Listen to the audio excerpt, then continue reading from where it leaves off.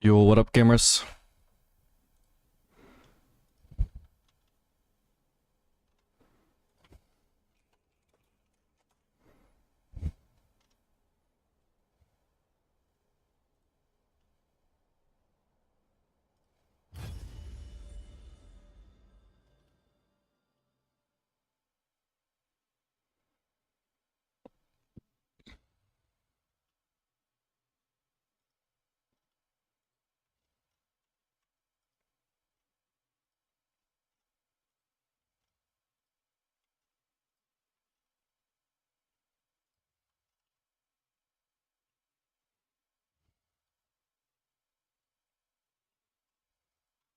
Good afternoon, Kajit. Hello, Draco. Hope you're both doing well.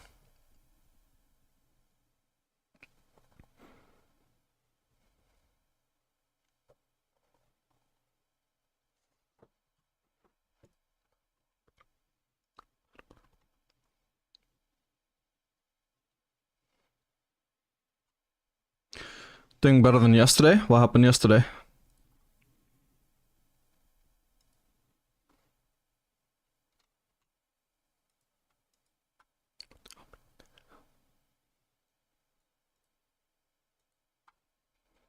I'm doing good.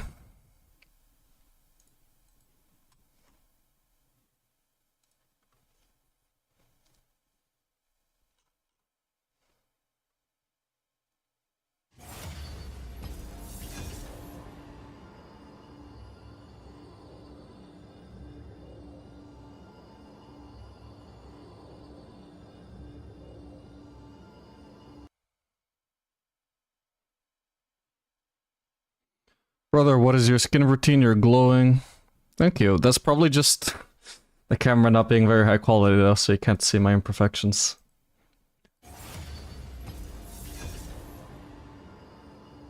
All I do is just shower every 3 days or so. Usually I use some moisturizer, but I've been lazy about that lately. And that's it.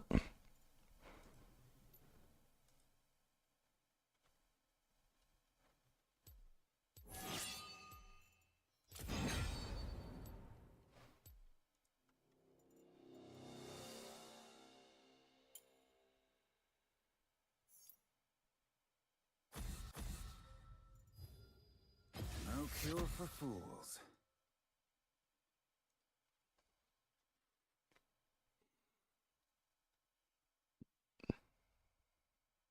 Just out of jungle with 1,000 games this season. That's crazy considering how bad he was. I mean, I don't think you can, like, even if you spam like 1,000 games in a short time period, it's not necessarily gonna mean like 1,000 games of improvement compared to if you play like those 1,000 games over like the period of, I don't know, like 2 seasons, while also watching like streamers in between and doing VOD reviews. A guy having 1,000 games just means he likes playing League of Legends and has a lot of free time to play it. If we're gonna have a Pyke, we can just blind pick Kai'Sa, I suppose.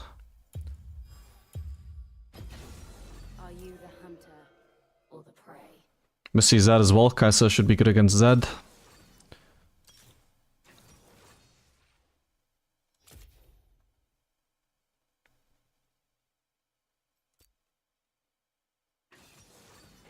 How can I make a fellows easier to play and use early?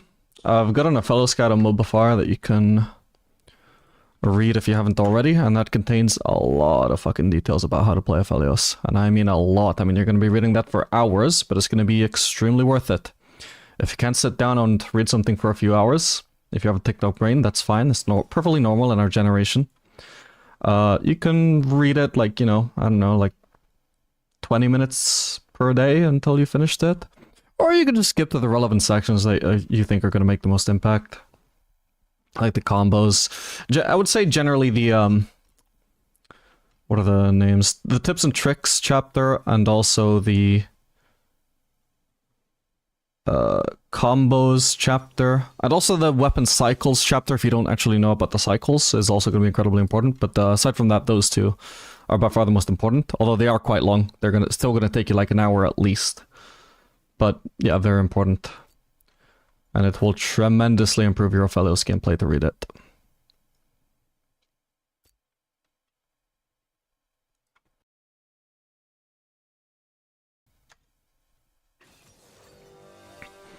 The player with the most amount of games on EU West.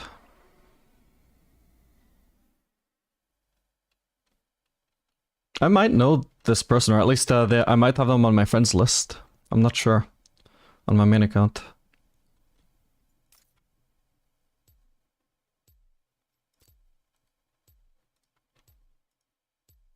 That's crazy though. Wait, he switched to Zillion? Wait, you're kidding me. What? What a troll! He hovered Pike, baited me into picking Kai'Sa, and then locked in Zillion? Who does that? How could you be so cruel? Let me check, Zillion Kai'Sa synergy. I can't say that I'm super optimistic about it, though. Oh? He's actually good with her? I never doubted the Zillion pick, personally. I always had a feeling it would be good with Kai'Sa. Gotta say, I definitely would have liked Pike in this lane, though. These guys are so abusable, and I need to beat the Smolder early. It's not gonna be easy to do without engage. But we'll see how it goes. I mean, Zillion only has 1 CC, though, and that's even somewhat conditional. I don't know how he's so good with Kai'Sa.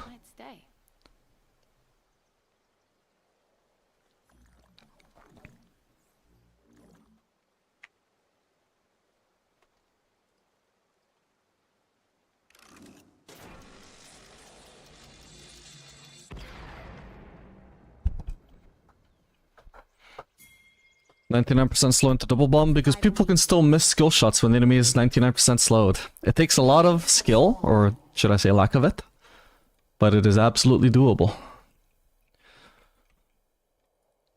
That's why I said somewhat though, is because like, yeah, technically, you know, it is kind of easy to land if you slow them first, but it's not guaranteed though, is what I'm saying. It's not like a fucking Nautilus passive.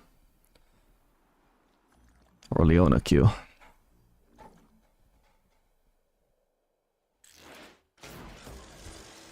Okay, that's good. I won't quit.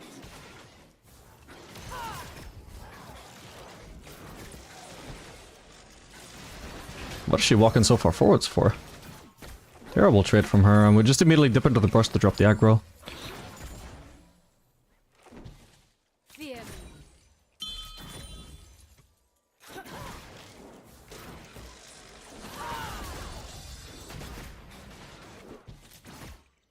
Okay, we're stopping them in trade so far.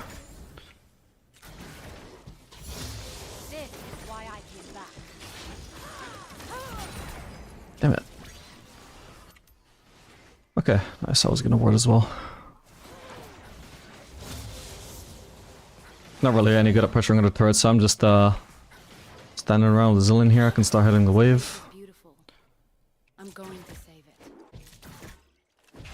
Might as well shovel them with the turret again. Potentially Zillion can poke them there.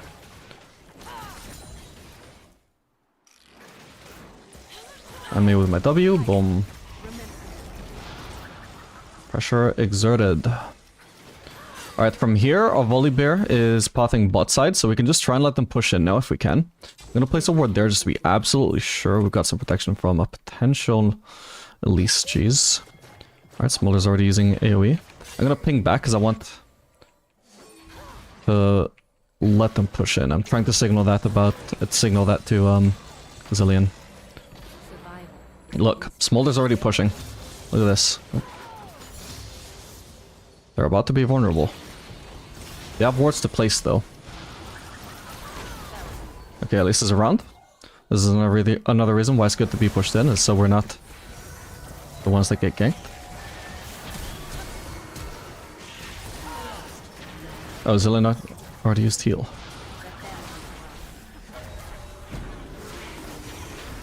I got barrier. Fuck, I could have flashed. I should have flashed away, my bad. This Volibear is greedy as fuck though, going for the Smolder instead of peeling his ADC, but whatever. Do this. Hope he kills him. Nice, well played.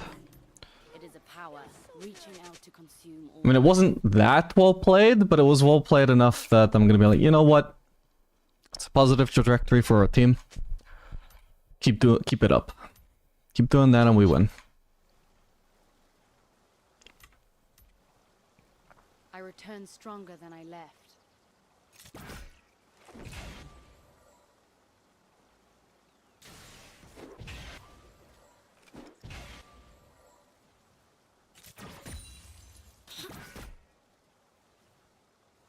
Hit and move.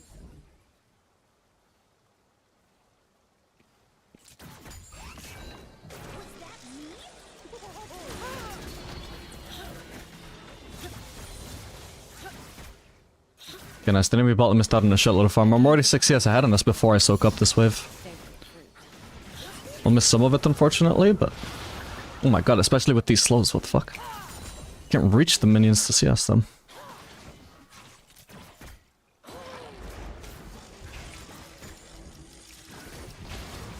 Hold our ground. Attack them in theirs.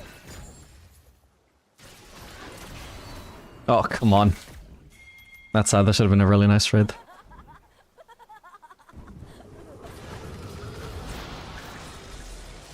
Not a guaranteed stun, as I said. Make a difference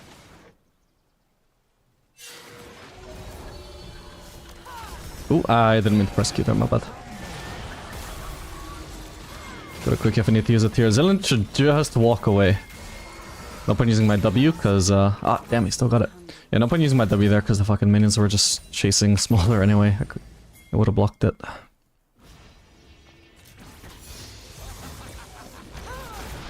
Oh, we're getting ganked. Do as much damage as I can, but there's not gonna be much to do. Hopefully he actually gets it, but yeah, I feel like if his bot lane needs to crash in a wave, he needs to actually help them shove it in instead of immediately rotating to the Drake. Oh well. For now, I'll just settle for a dagger. I'm gonna need my best on the next base. I didn't actually check that I can afford to go AD this game, but yeah, like another comp. That should be fine. I can go Yuntal.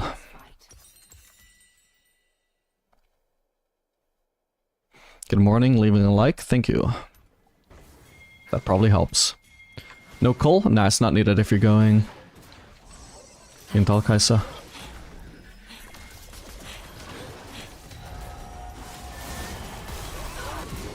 Huge. First kill of the game, let's go.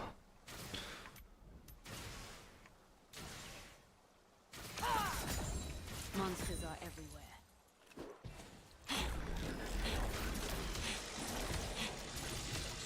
An ally has been slain.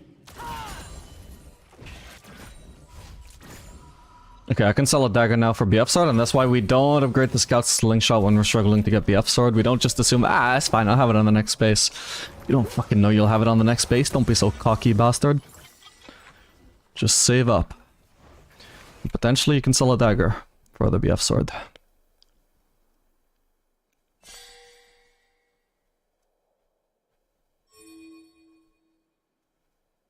With this logic, Leona slash Nautilus can auto the minion instead. Yeah, but that's not not as likely.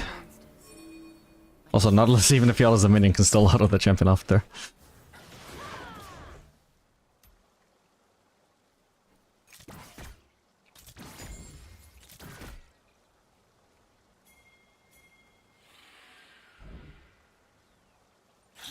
It's fight or flight.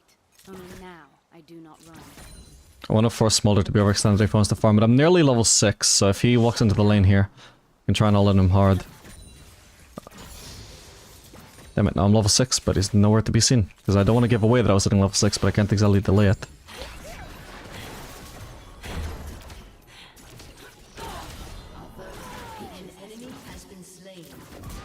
Cool. Well, he needed to respect the level 6, he didn't. I'm not going to bother rotating over to that farm, it's gonna die anyway. I can maybe get a little bit of XP from it, but better to just start clearing this wave early. Deny the most CS possible from Smolder. There's a chance I'm getting ganked by Elise here, but I think she probably would have been topside since there was a huge fight there. So I'm gonna risk the plating. Even if I die, it's whatever, at least I still get the plating. Where are you from since you stream so EU-friendly times? That is probably related to the fact that I am from EU. I am British.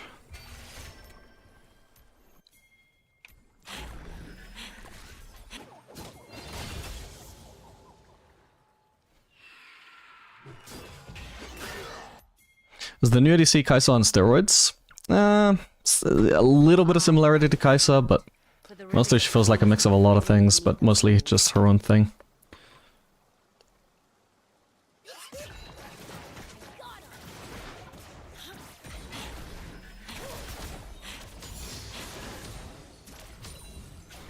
Okay, Kai'Sa, or sorry, Janna is currently mid. It's a good day for a hunt.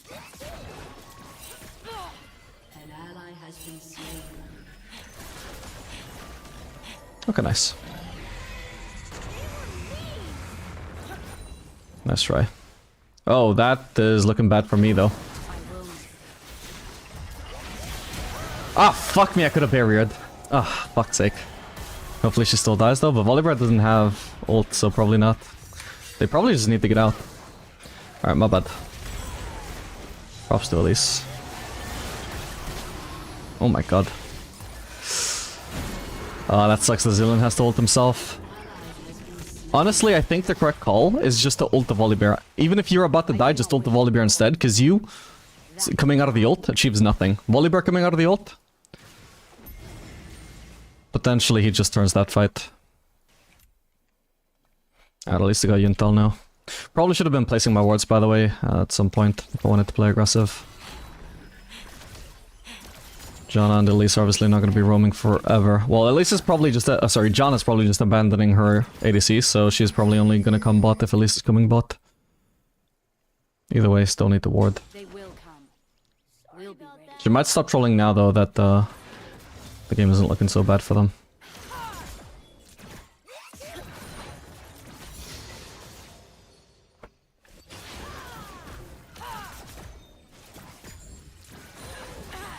Exploit.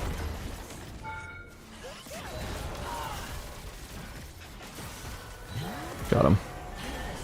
I wanted to ult him there. It looked a bit silly, but I knew I was going to get so much fucking damage from that passive proc. I didn't want to pass up on it. This is my purpose. Learn from me. If I don't ult in, then it's going to time out.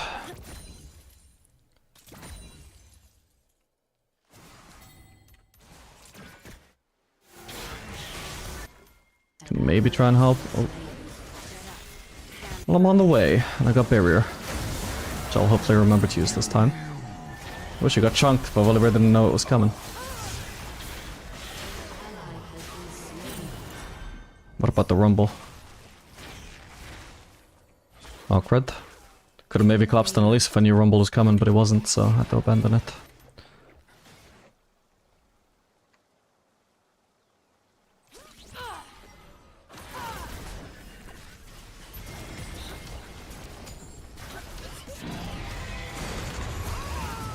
I came back. I hardly needed the barrier there, he didn't actually hit me with enough. Fuck! Oh my god. Like, just could have got lost hits, I already would have enough for the F-Sword. It's annoying just having to overstay, well, stay here anyway. And just let Smolder free farm, let Smolder get platings for free. So I can't actually fight back. Alright, time to base. Yeah, it's cost me a lot of tempo, hopefully it's worth it for the BF Sword.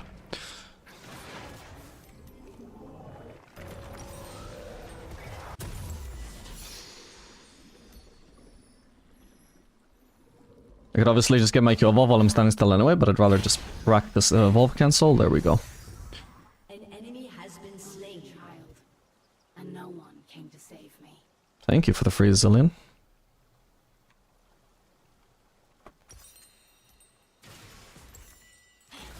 Turret plating will soon fall. Okay. Now my wave clear becomes a lot more easy now that I have this much AD and Q evolve.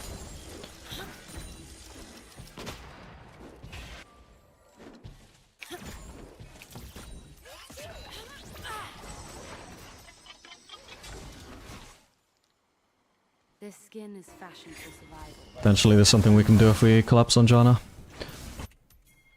Obviously it's gonna turn into a bigger fight, so I think the correct call here is to dish the turret. Sadly it will be first turret if we give that up, but... Nice. What the hell? Okay, she's dead. Ah, I shouldn't have cleared that, my bad. Okay, I'm good. Apparently. Nice. Okay. I'm not sure that was worth me rotating for, though. Just ended up being one random-ass free kill. But the reason why it might be worth the risk is because... potentially that just wins a whole-ass fight for our team that turns into a huge snowball. Oh, trees. Oh well, Smolder gets free from, Smolder gets free first turret. It is what it is. Can never guarantee that that choice like that is going to be the correct one. It's just a flip, which I feel usually works in your favor.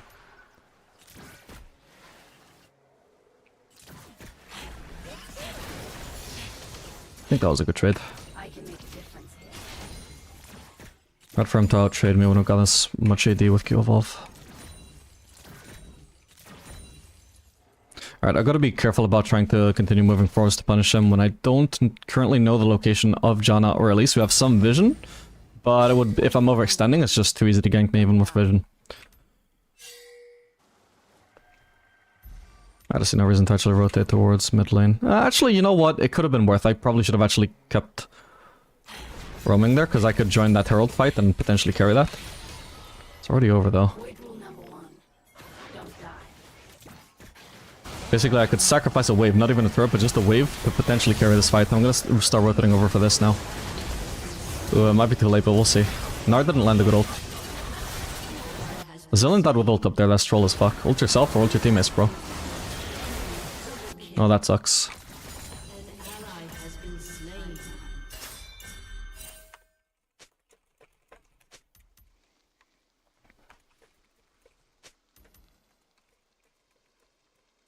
This is a bit negative, but like, that guy needs a reality check. Like, what the fuck? He's flaming me for not participating in the fight, but I wasn't even around to join that fight. Ah, fuck me. Nah, that's unreal. That is unreal. What? That is fucking crazy. How much HP did I leave him with? That's fucked up. He only even got away because of the movement speed buff from the fucking upgraded boots as well. That's insane, man. God, that was unlucky. Wait, why does he have heal instead of barrier as well?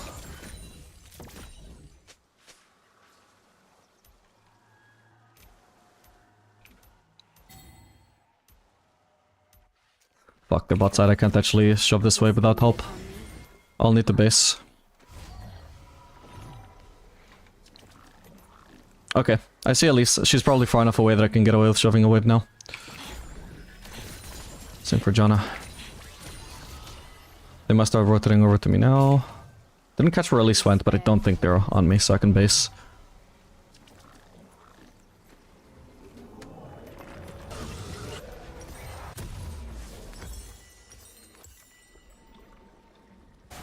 I'd probably rather get Berserkers and a dagger than the full Infinity Edge, I think. Maybe I'm wrong about that, though.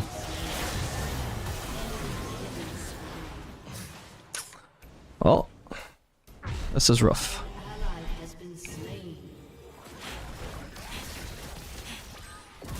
Okay, well, that guy's just dead. He kind of sort of feels like he's trolling, I don't know. At least that death was just really weird. Hey, thank you for the redemption.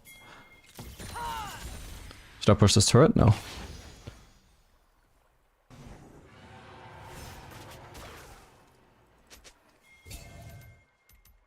Feed the TPZ. albeit meal.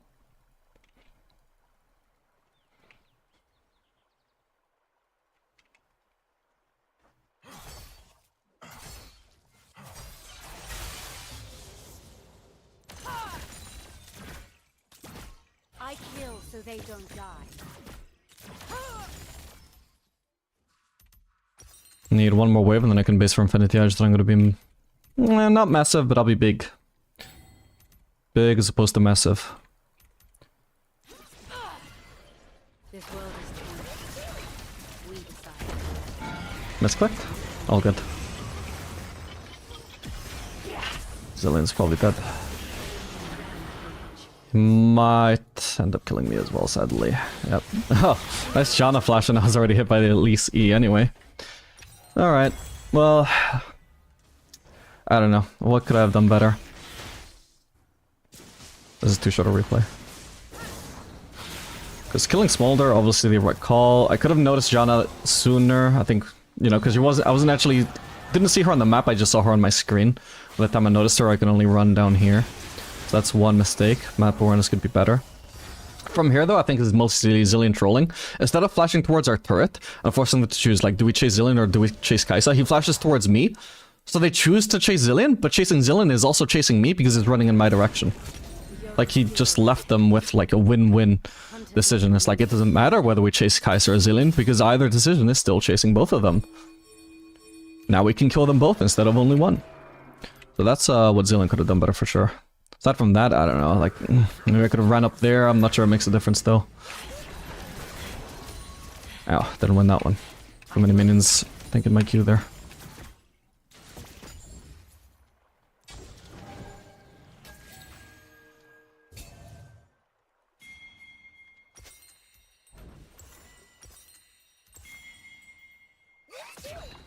I like it here. I just might stay.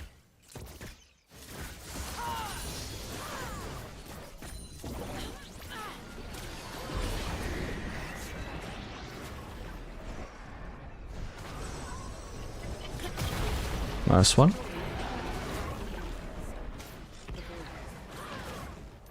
Okay, they did Atakan, probably not worth for us.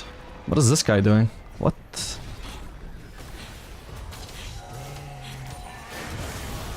Should I go for it? Nah, I shouldn't have fucking done this. Too late now, my bad. I had this like voice in my head as I ulted in, like I shouldn't be doing this. It's too fucking deep, but I didn't listen to it and this is what happens. My bad. I don't know what the hell Volibear was doing, they're just slamming into the turret.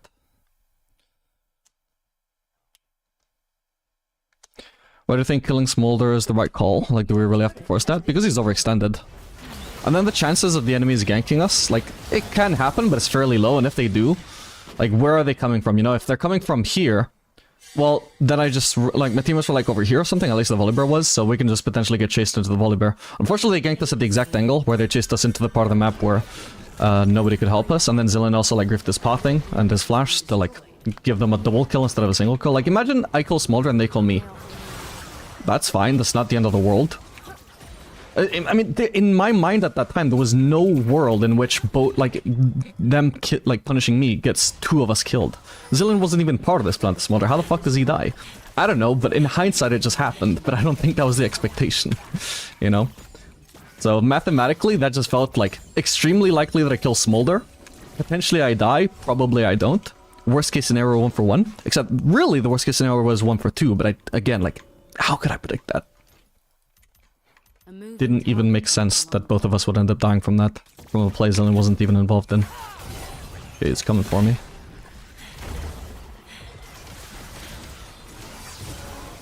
Okay. Jesus Christ, I'm permaslowed. I can't touch those shurikens. Can I get this wave? Suppose so. I do need to leave now though. I need to base and get my HP back. Drake is gonna be up soon. Whoa.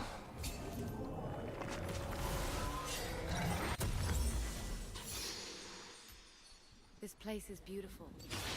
Fuck, I failed it.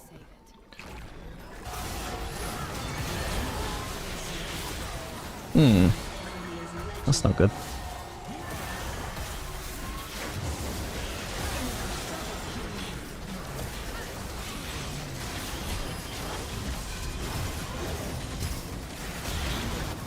Okay, huge shutdown.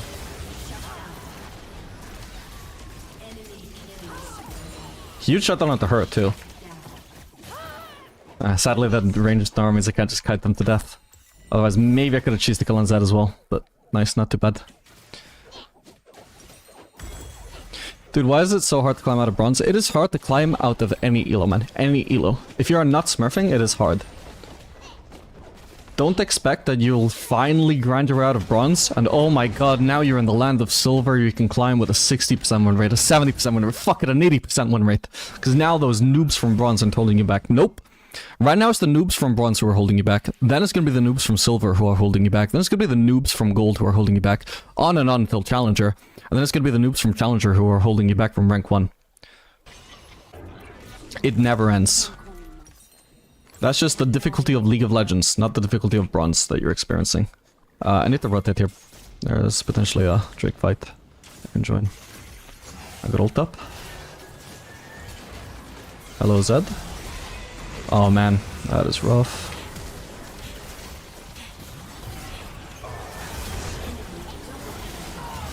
May as well let them kill me. I've got flash up if I need it. Ah, there's no point. Doomed. Yeah, I don't know, our team play sucked.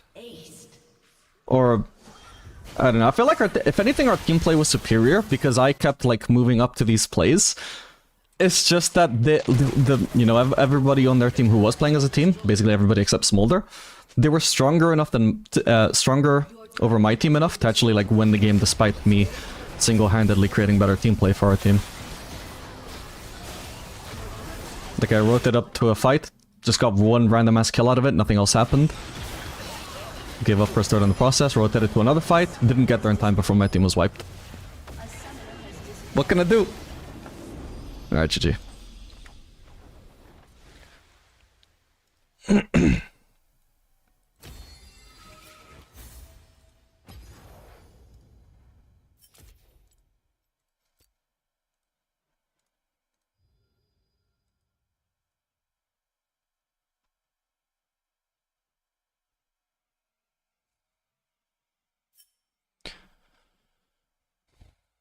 Because I wouldn't go for that, thinking if we 1-for-1, me, more worth than Smolder overall, so not worth.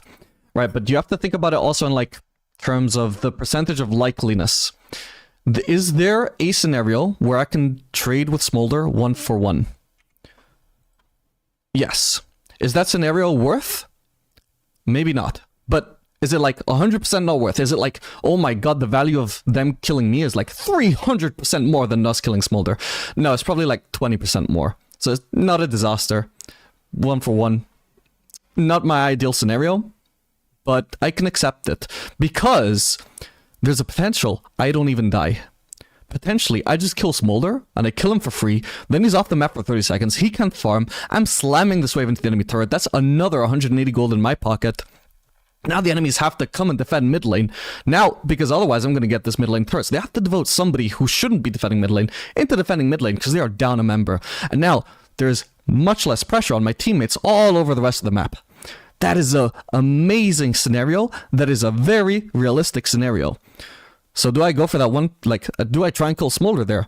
When I consider all of the potential options, you know, I don't think them through that in that detail, but in my mind, you know, I shorthand it, and I'm like, yeah, this is a worth play to go for.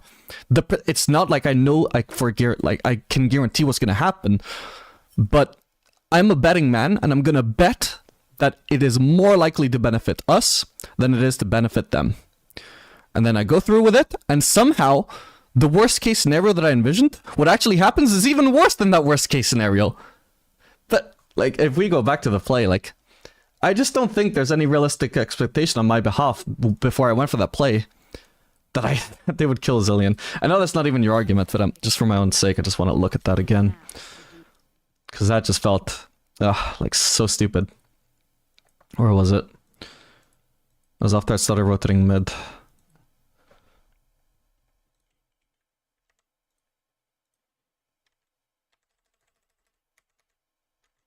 So I already killed Smolder once. Then I kill Smolder again at some point here. Like, he's just straight up disrespecting there. He can die, but he walks up to trade anyway, so we can kill him. Okay, so where was Zilean when I went for this play, by the way?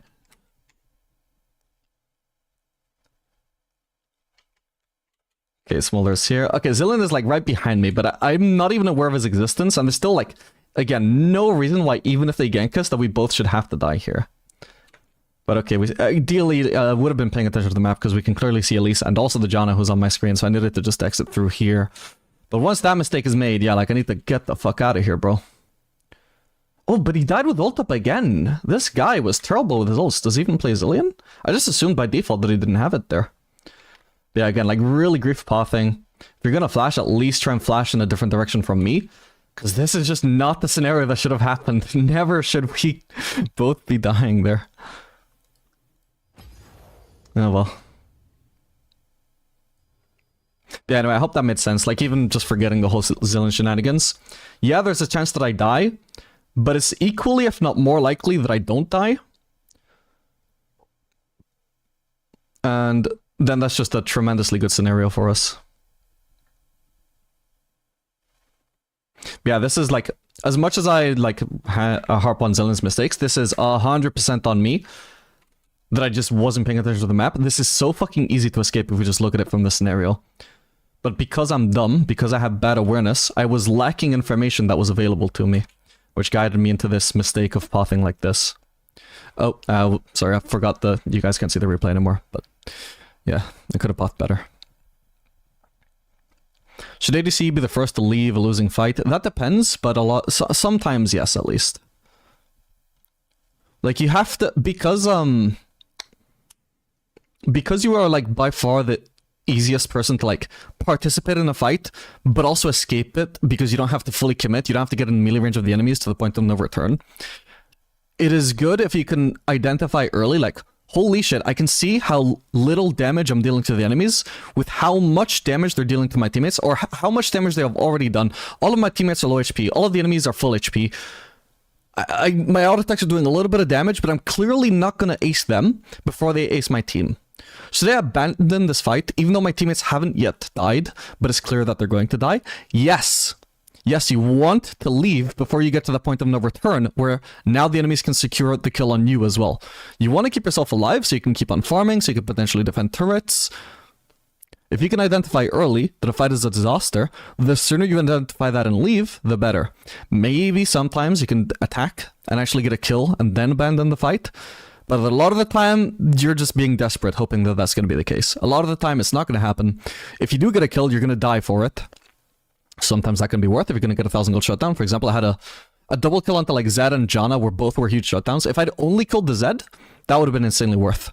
I also got the Janna on top of that, which I didn't expect, but thankfully she disrespected, so I did get away with it. Made it even more worth. Those kind of deaths can be worth. If it's a guaranteed double, go for it. If it's a guaranteed shutdown, go for it.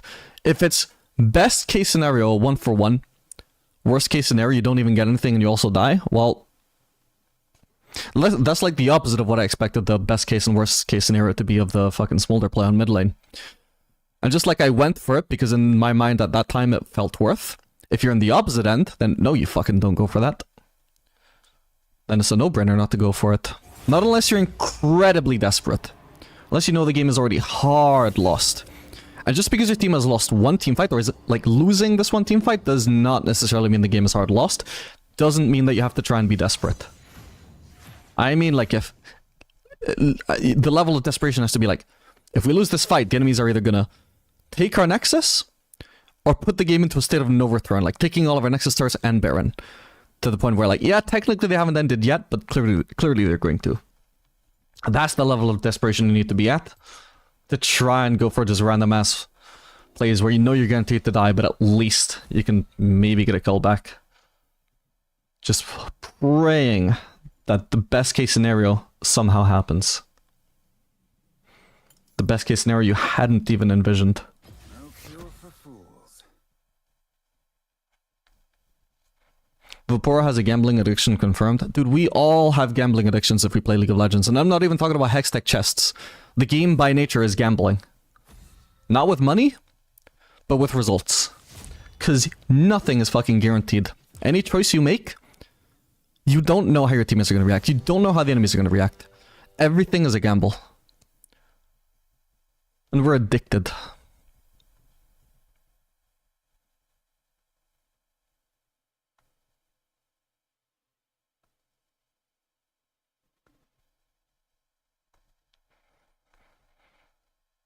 I'm an ADC main. My champ pool now is Jhin and Kai'Sa, but I'm looking to add one more. Who should I add?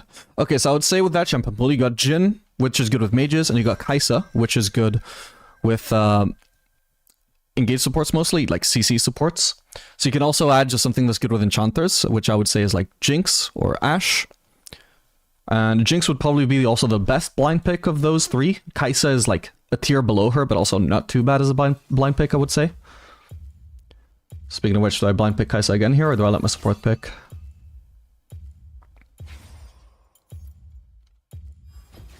We pick Kaisa. Hunter or the prey.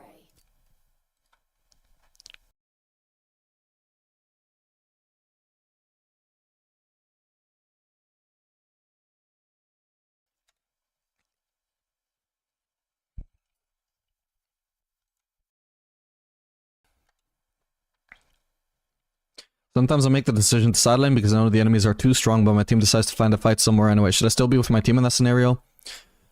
Depends. Like, if you look at the map and you see, oh, I can literally tell my team is posturing to fight, even though they shouldn't be. The enemies are posturing to fight, and they should be. Then you can be like, okay, do I think we have a chance of winning this fight? Okay, do I have time to rotate? If yes, then rotate. You know, if yes to both questions. Do I think we lose this fight? Yes. Well, then don't rotate. Do I think maybe we win this fight? But I probably don't have time to rotate, then stay where you are.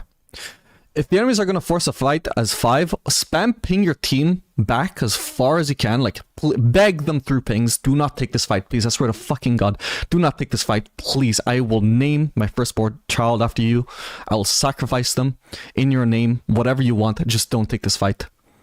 If you can communicate that through pings while you just continue pushing, that's the best you can do. It might not end in a great result. Your team might still die anyway. But it's the best you can do. You know, it's like I said, it's a gamble. Because the best case scenario in that scenario is your team listens, or best case scenario, they don't even need you to ping. They'll just come to their senses and realize, oh, we shouldn't fight 4v5, so they just back off. Now the enemies are grouped as 5 and not defending the lane, you're split pushing, and you get free farm minimum, maybe even a turret. If it's a tier 2 turret, you get 700 gold for that. If you got 2 waves on top of that, you got 1,000 gold in 1 minute or less just from pushing. That's an amazing best case scenario. Worst case scenario, your team loses, which they were gonna do even if you joined them. That's not a sacrifice. You know, it's a no-brainer to just fucking push. What you don't want to do is be on a side lane, knowing that there's a great likelihood there's gonna be a fight in 30 seconds, and knowing that you are the game changer. Like, if you are in the fight, you possibly win, like 50-50 you win. Or even stronger, like maybe 70-30 you win. But if you are not there, you probably lose. Then you're trolling if you go bot lane, knowing there's probably going to be a fight. If you're not sure there's going to be a fight, there's still a place to go side lane or wherever. Yeah, bot lane, top lane, wherever, whichever side lane, to obtain farm. Especially if it's also like defending a lane in the process, if it's pushing a turret in the process. It just depends. Why am I pathing mid? Why do I have a TF support? This guy couldn't have picked oh my god, he got kind of picked by Sivir as well. That has to be terrible. He couldn't have picked before me, so I could pick like a Jhin alongside it. Forces me to blind pick Kaisa. Then picks a TF. Oh yeah, never checked whether the previous support actually played Zilean or not. Because it felt like no with how bad his ults were, but I'm aware you don't have to be a new Zilean to mess up Zilean ults. You can also just be a terrible Zilean main. Wow, that guy had an 86% win rate on Zilean, really? What the hell? That has to be like pure RNG. There's nothing from his gameplay that suggested to me he was super good at Zilean. It was out of like 14 games, but you can fluke 14 games. I have done it.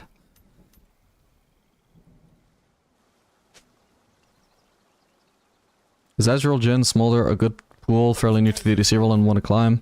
It's not the worst. You got 2 different ADCs that are good with mages, and especially one that is really good against them, which is Ezreal. And then you got Smolder, which is kind of good into tanky supports in general. Which sounds counterintuitive because he doesn't have a lot of DPS, but he just likes fucking hammering them with his abilities to get stacks.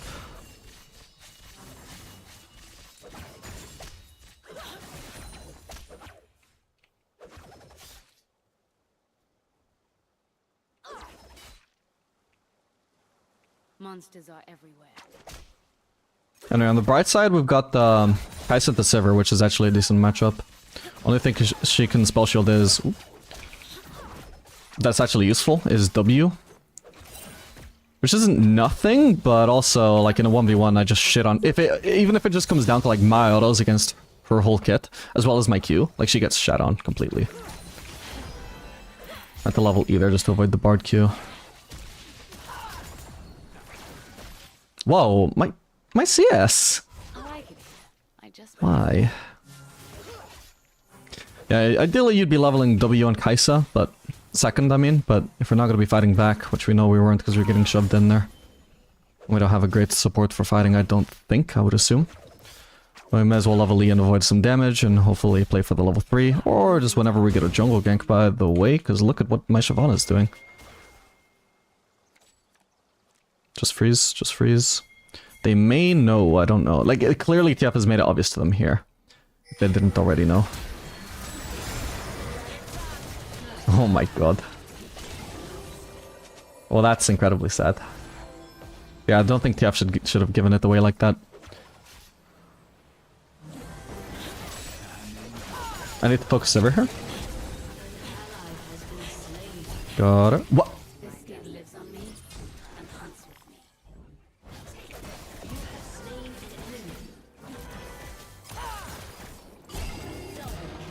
Got him. Oh my god, we are so lucky this worked out and so heavily in our favor. I'm gonna kill this cannon before I recall though. Overall, I do want to leave the wave here. I definitely can't push it all out. I think I should have thinned it further, but I can't just keep cancelling my base. I think this is fine though. It should be fine. It's not gonna crash in time. But I'm so close to BF start. Fuck. Fuck, can I go AD this game? Yeah, I can. Fuck, I'm gonna have to wait. Fuck, I should have farmed one more minion. I didn't notice. But so very well. Oh god. There we go. Let's try and get into Lanius up now. Okay, disaster averted. I mean, it's still like double kill versus a double kill, but the wave state is amazing for us, although I'm going to be a little bit late into lane. Even so, I'm still going to get much more farm than Sivir, or at least XP. Oh my god, don't mess it up with AoE. We'll be ready. He just made like all of these minions die one turret shot sooner. Disaster. That minion wasn't going to die before I got there. He's just well, so much for my superior wave state. He just cost me like 3 CS minimum. Fuck me. I don't know if they're basing, but it kind of seems like they might be. Yeah, Sivir is based. I'm just gonna push this turret. It's unlikely I'll get there in time to do anything useful anyway, I think. Oh, these bounces. I return stronger than I left. Is Bard coming through here? I don't think so. Oh. I think the game is more boring with the vision plants, by the way. They just give away plays all the time. It's so lame.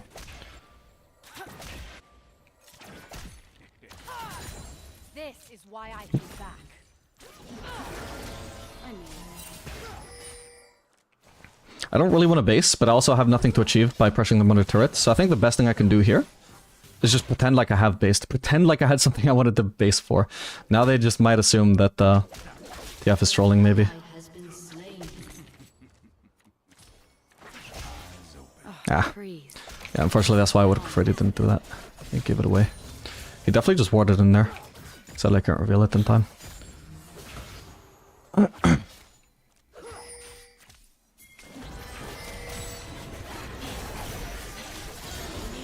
Huge. That is a cane. What? Oh my god, okay, Hui is here as well. I'm gonna pop my cookie. My first one anyway.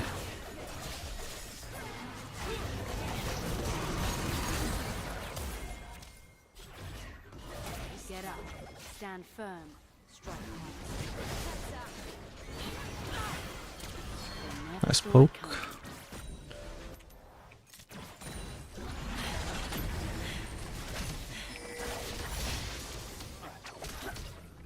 Okay, just landing against Wayne now, I suppose. Oh god. Got it. Why did he go for gold card there? That must have been a misclick. I meant to use blue.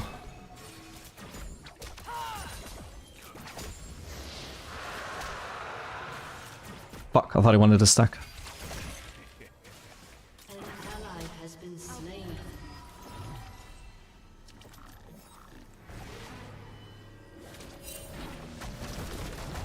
I don't want to base if it's gonna get immediately crashed.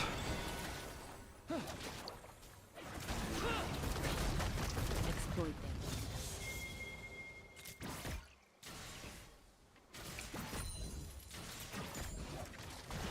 How the fuck has he recovered this much mana? And how the fuck did that hit me? Oh my god. Holy fuck, how did I die still? Oh god damn it. Can't say I saw that collapse coming. A 3-man. I bet I needed to flash the whale. The vast emptiness. Fuck, I was close as I well. do not wish to grow old in one. Oh, I didn't even notice that. I was focused on Bard. That was dodgeable for sure.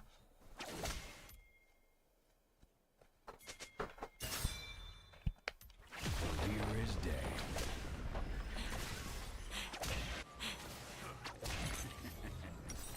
I return stronger than I left.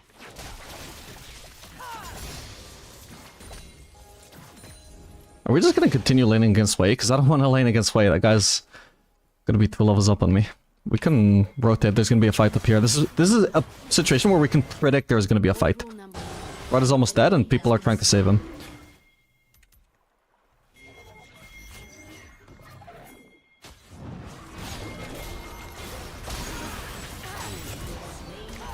See how predictable that was? I think so. They're gonna chase after Yorick, but I'm not sure how likely this is to be a fight that actually needs my assistance. Yeah, Vex can base and go bot lane and we can just stay for the grubs. This is so much more useful, even though I don't think I was even really needed. I think my team had it with the TF ult. But still, just on the off chance that I was needed, and just the fact that I managed to pick up a kill anyway. So much better that I run for that fight, instead of just like fucking trying to do like 3 autos to that turret. Oop.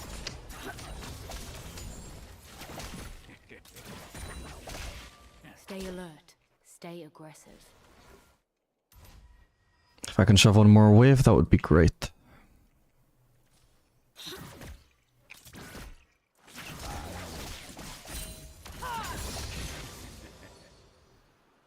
If he freezes, it is what it is. I can't really risk walking up to him to force him off the freeze.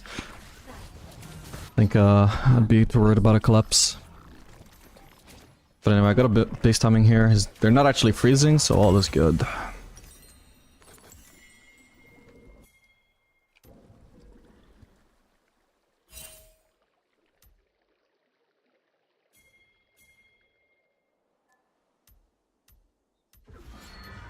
Look closer. What's the software called? Replay HUD or Replay HUD?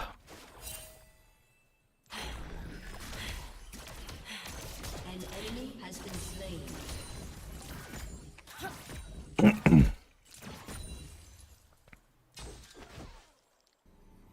I will make a difference here. Wait, just TP'd. I just saw a mark on the map. That's the only reason I know they're fighting. Like, or rather, I just saw a mark like travel towards Bard there. Wait, I thought he left.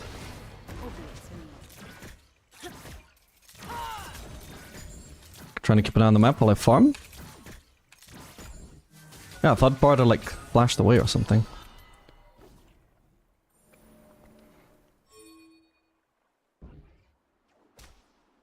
This world is changing. We will suffer. Shut down.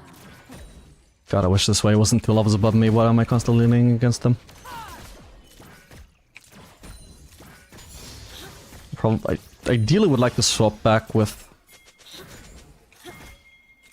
Vex. The void will not Or we can try and catch this guy out now. but I know others will not be. If he kept chasing, I would have probably ulted in.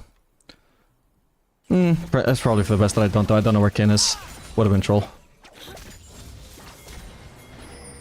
Maybe we can catch up Bard, though? Or no? Exploit their mistakes. This is doable, though. What's one more grave? It ain't blood.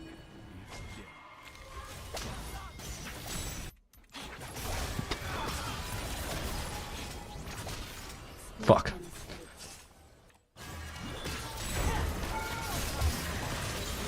Okay. Was hoping I could get that done without needing to ult in. Think I may as well stay top here and... maybe I'm the one that needs to base. Actually, I'm low HP, low mana. She's leaving now though. Or maybe that's the reason why I need to stay onto the lane where nobody's actually pushing it and she rotates where she can fight. Hopefully Yorick doesn't have TP, otherwise I'm gonna have to leave unsatisfyingly early. Are those creatures I smell? Doesn't look like he's TP flanking.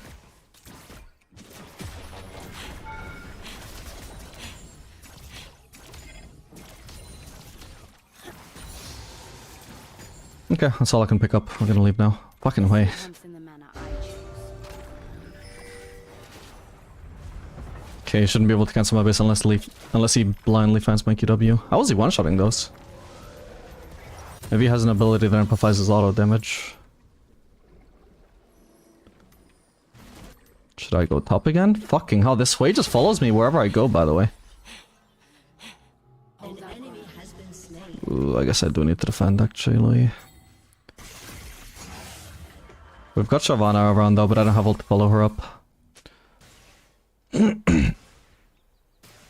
How did he know? Did they have that worded? They must do.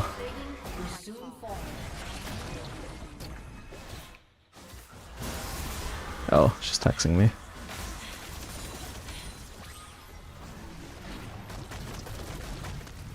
Can't do anything. I was spared for a reason.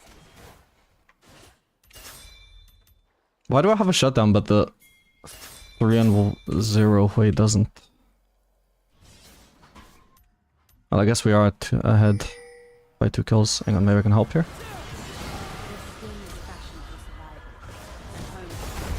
Fuck it.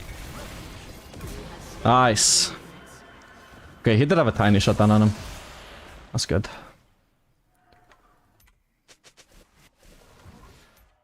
Wasn't gonna be able to kill him probably until Shyvana landed the D. Then I realized, yep, this guy's burstable. And now the platings are down, so hopefully this just leads to a turret. Just want to see if they're flanking me from there. Okay, I see Yorick on the map though, that was the most likely person. Oh, come on. Fuck. I came back. Okay. That's 5.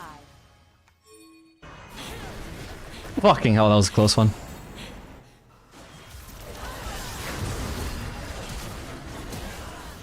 Oh, fuck, that was his goddamn ult. My bad. No, I didn't. I thought it was like. I find it hard to identify his abilities, to be honest. I thought it was the projectile was gonna fizzle out before it reached me. My bad. Shut down. Your team has destroyed a turret. The biggest tragedy here, though, is that fucking unnecessary turret shot I took. I could have buried the Kane ult as well, my bad. That was bad reaction times. I got really lucky there, though. That should have been even worse for us, Not weigh us down. the way I played it.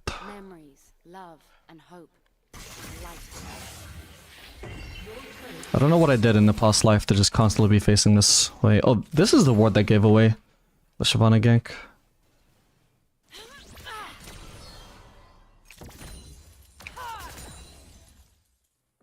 It's a good day for a hunt. I mean, Hui shouldn't have ult, so I shouldn't have to be too afraid of face checking into him.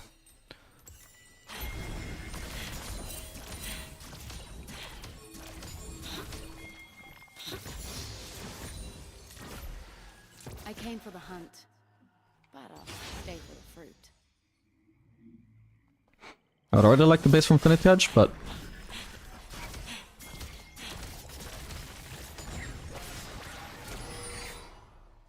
But there's objectives to be contested.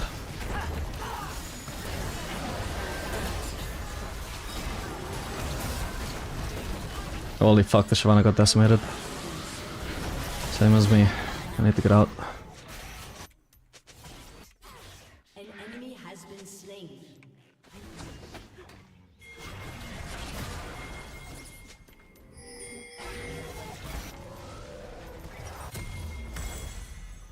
Killing Killing spree.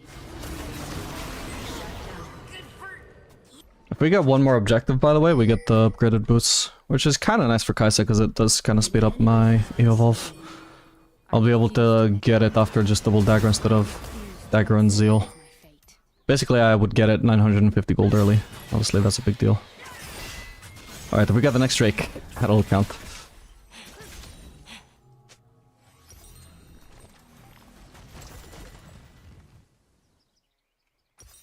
The skin grows restless. It needs to feed. If it doesn't,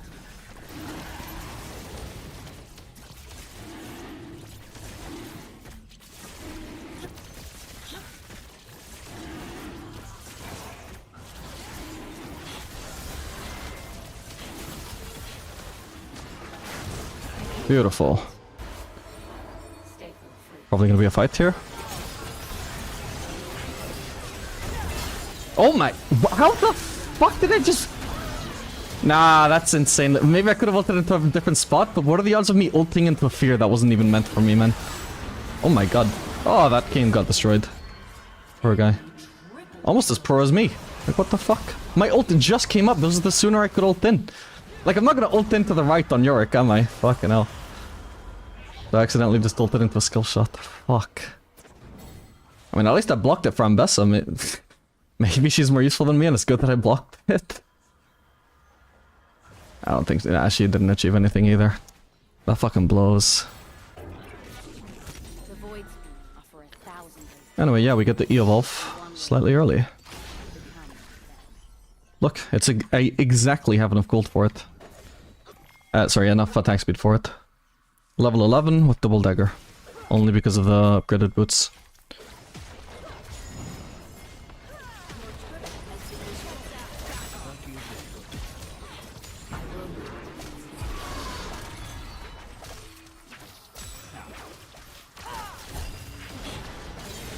Nice.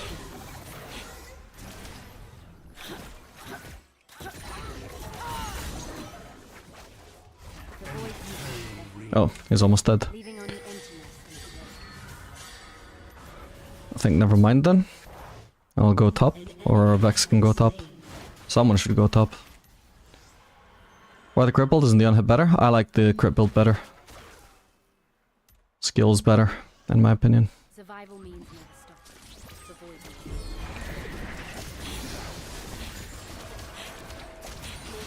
Has destroyed a turret. Let them come. An enemy has been slain.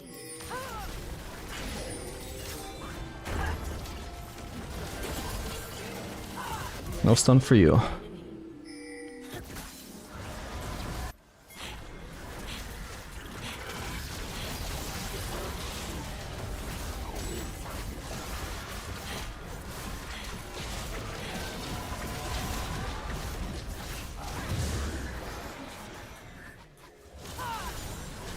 Should probably just let Vex farm that second base. Has been slain. An ally has been slain.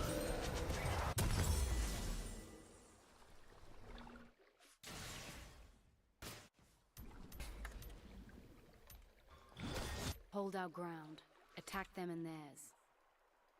I think I'll shove in a mid wave and then rotate towards bot lane and maybe we can collapse on the Yorick.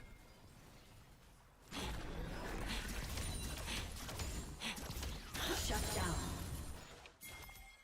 Might run into Kane on the way though. This place is And beautiful. he's Shadow Assassin, isn't he? I'm That going could be an to issue. find it. Yeah, there he fucking is, goddammit.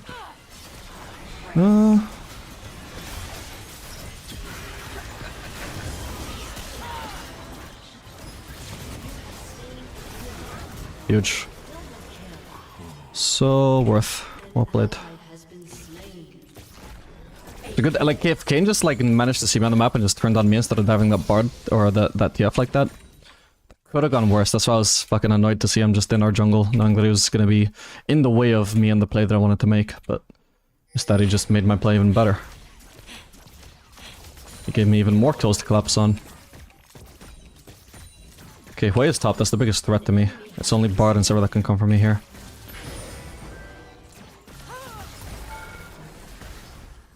This part is unironically just too much wave clear, too much poke for me to fucking get that.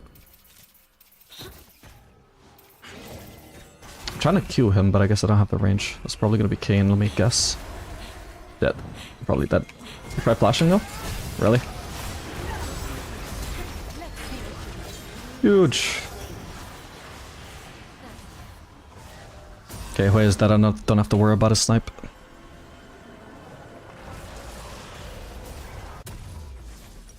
An ally has been slain.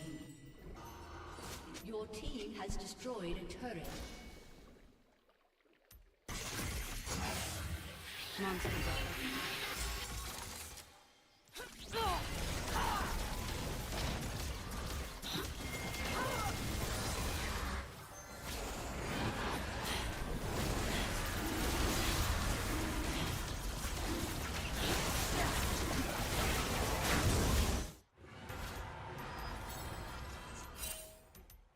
Lose the pep.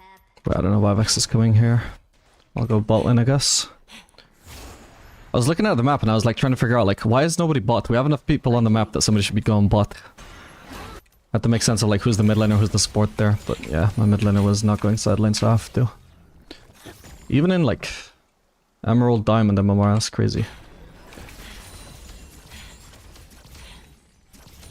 Forgiveness is hard. And she knows how strong I am. So very worth it. Or she should know.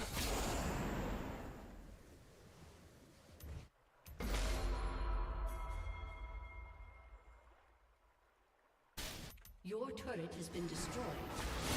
This place is too An enemy beautiful. has Nice. been slain. Arise and return to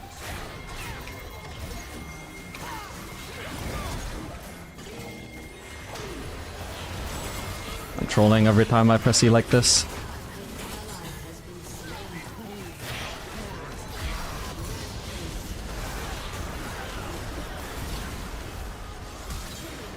Think I'm dead? Yeah, sadly. Shadow Flame. Oh well. Not too bad.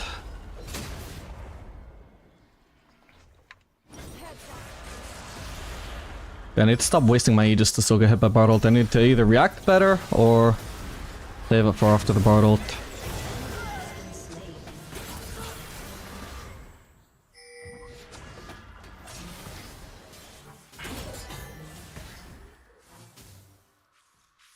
I guess that was a bit of an awkward angle because I'm next to this turret. There's only one angle I can dodge this from and it's up here. And if I fail to identify that in time, this is an impossible Bard ult to dodge. Unless maybe I react instantly.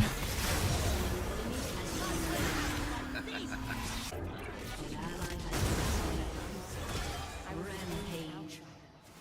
Here, people are everywhere. And they are all The team that gets Atkan gets the rest of the flowers on the map? Yes. I don't know if it's for the rest of the game though, or like if flowers just stop spawning for the rest of the game. Try and pay attention to whether this ever goes up from 54. a moving target lives longer. I can kill Sivir here if this lands. Oh, Clumsy. nice try. Kayn is dead. We have no jungler.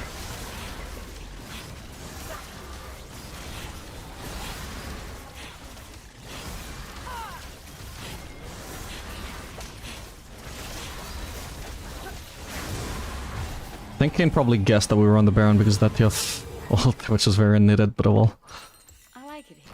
I just can't stay. No harm, no foul.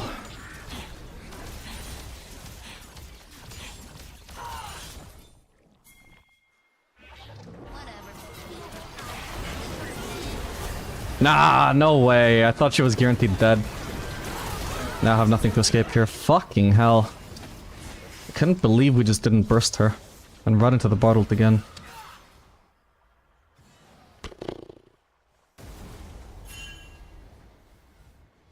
She saved their spell shield until really late. I would have assumed she failed her spell shield somewhere here. Oh, she tried the spell shield, but it just kept on until we sent the next ability at her.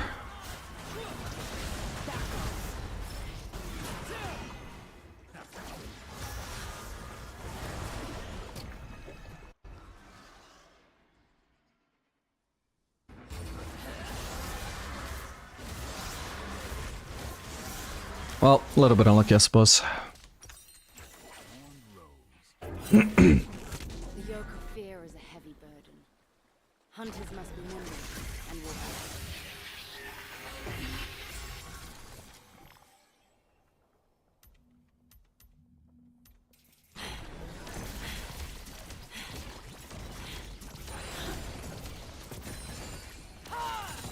A moving target lives longer.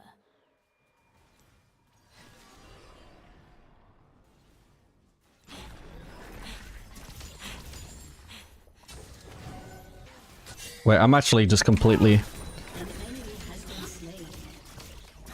out of position for this Baron, but I may as well commit to this point, or... Okay, I've already baited Yorick into coming to defend, now I can just start rotating. Can maybe join this fight in time. Oh. Yeah, flashed for a... I was already ulting too. Sad. Okay, there you have GG.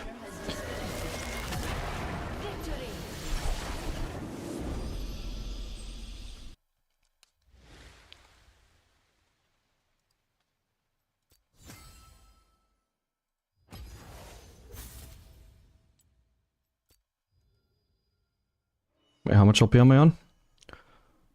42.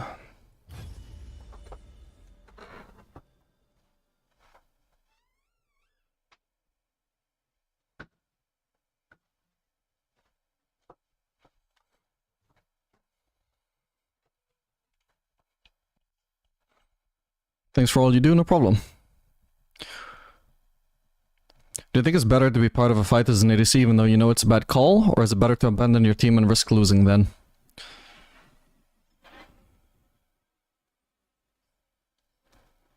Hang on.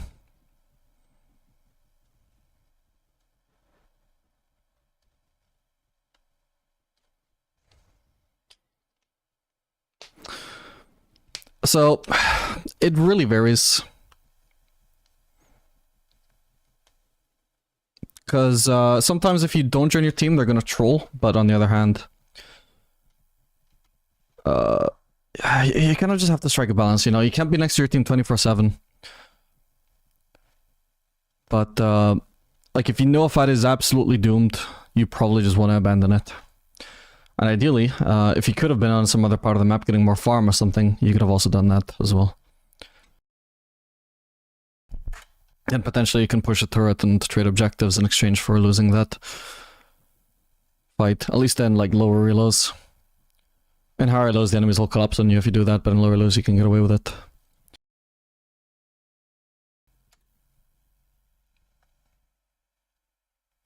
What do you think of Kaisa, Manamoon, Luden, Voidstaff, and Shadowflame?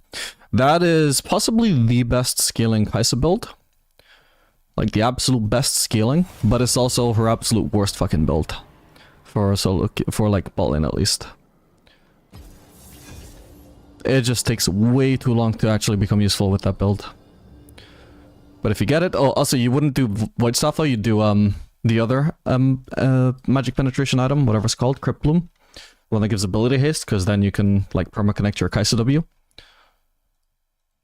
But yeah, I don't really recommend it. Maybe there are some games where it would actually outperform the main build, because I know I've, like, played at least one Aphellos game against Kaisa, where I only lost because the Kaisa went the hyperscaling build, and even though I stumped her early, or, like, won against her early, because Aphellos is supposed to win that matchup, then late game, I just couldn't fucking touch her anymore. She just kept, like, fucking sniping me from across the map, and I just had no way of fighting back. So, like, you know, it has a certain win condition that is so different from other Kaisa builds that maybe some games going for that build could be the correct call.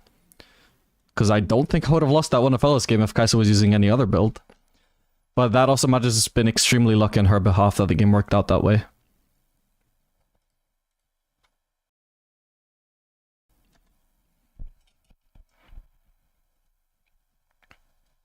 Good game, even with the way desperate for your ass. Yep, that guy fucking followed me all over the map, isn't it crazy? I came bot, he went bot. I came mid, he went mid. I came top, he went top. He always wanted to match me. Like, what the fuck? Bro was in love with me.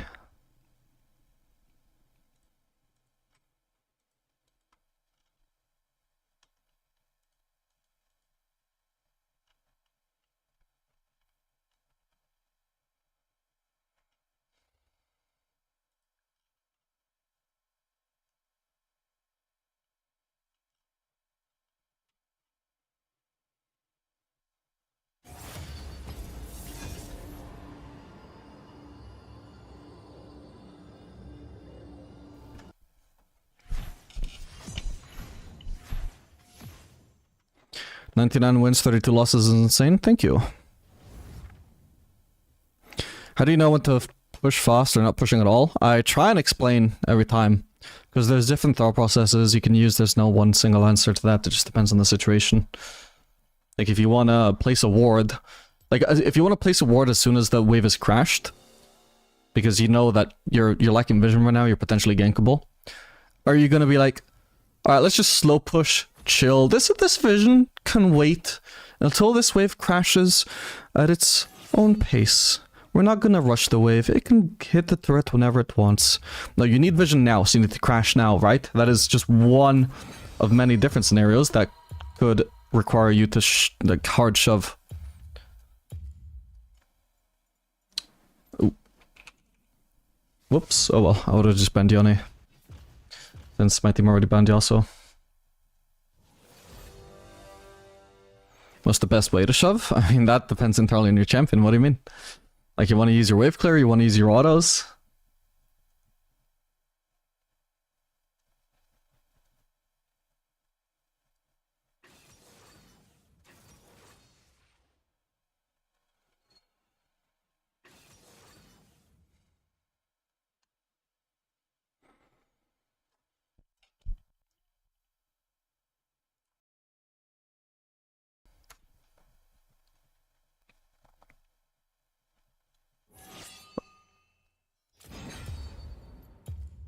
Playing against the Felios, we could do Twitch.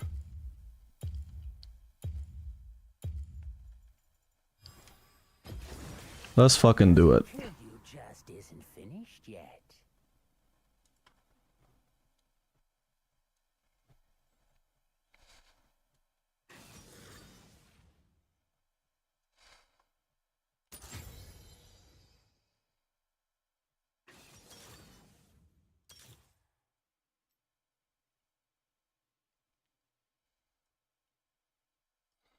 I'll probably rush collector.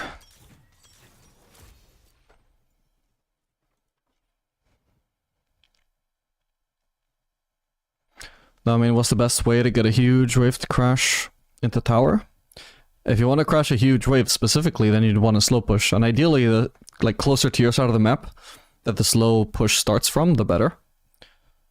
And slow pushing is just, you know, you only go for last hits, while also like looking to zone the enemy so they're not doing any damage to your wave. So they're not pushing, you are, but you're minimizing the speed of that push by only last hitting.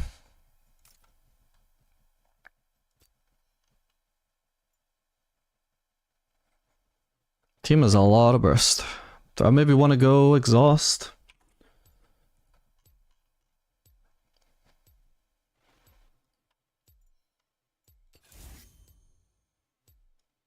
Nah, I'll stick with barrier.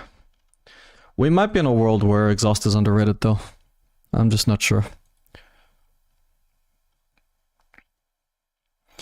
Is Caitlyn, Jinx, and Zarya a good champion pool?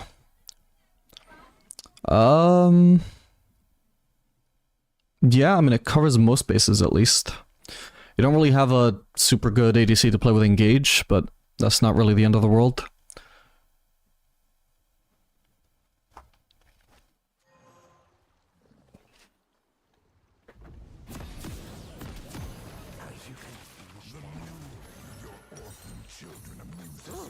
This'll put hair on your tail. Most don't forget their sense of humor.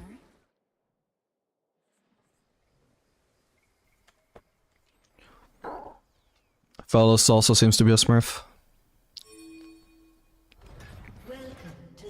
Only 4 games on a Felios though, at least on that account. Oh, we're invading, my bad. 30 seconds until minions spawn.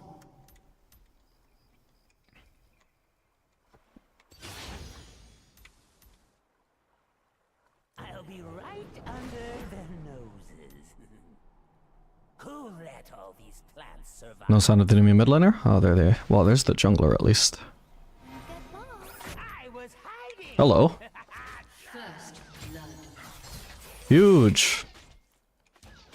This gives him no time to recall. Well, he has TP actually, so he could.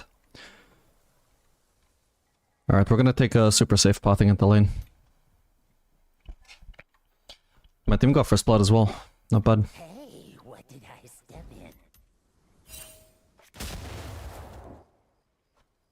Wait, what is Blitzcrank doing? Dude, so much for counterpicking this Aphelios to stop him scaling if my supporters are gonna leave me 1v2. What the fuck?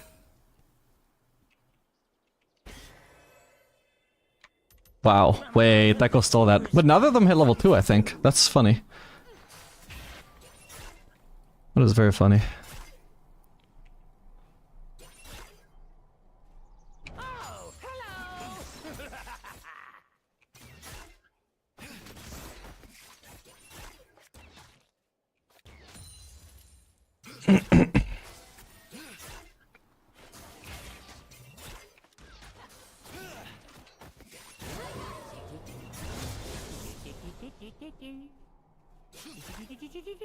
Trying to stay in XP range of that one caster. Nice. It's me!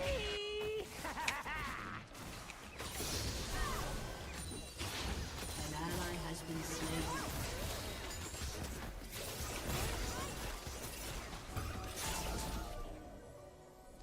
Oh.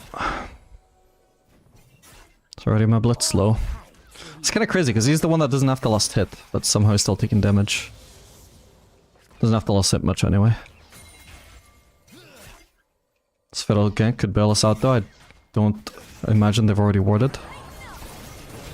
They definitely know they're getting ganked now though. Nice, big. It's just him dead. Well played, team. Kill to me. That's huge. This is a lane where Phyllis does not want to just be dying for free.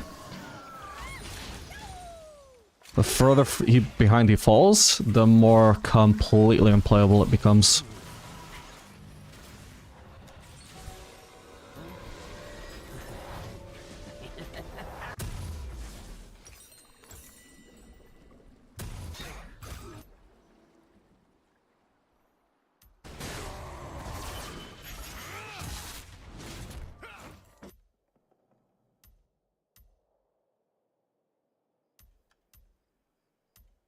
Don't trust any liquid you can see through. Well, like it's easier to carry with champions who play crit, like Caitlyn or Twitch and Elo. I also get that impression. Especially Twitch. Right under their noses. There's a very high card potential. ADC just like Jinx. Usually I would opt to trade with the Fellows here, especially since I have a lead now. But since I don't know where Emilio is, he could just always get shielded and kick my ass in return. So we're gonna have to play safe, even though it's not how I'd like to play the matchup.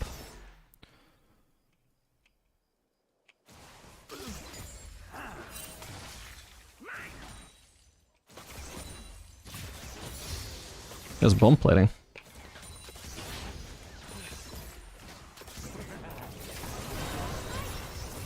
Fuck.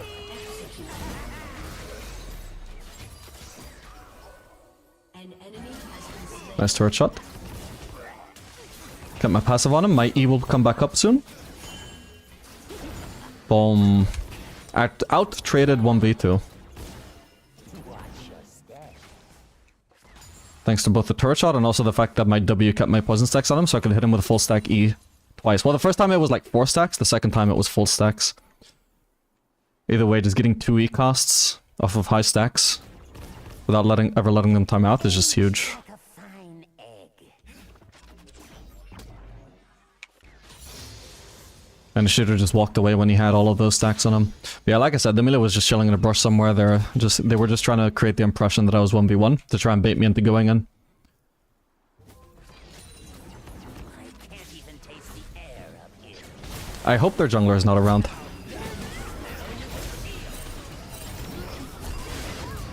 Fucking hell, that Milio timing. Alright, their jungler is around. I'm gonna back off. You have slain an enemy. Do I just want a base here? I think so. You can tell that fellow is just picking echo off the wave. He's like, no, no, no, it's pushing towards me. Leave it, leave it, leave it.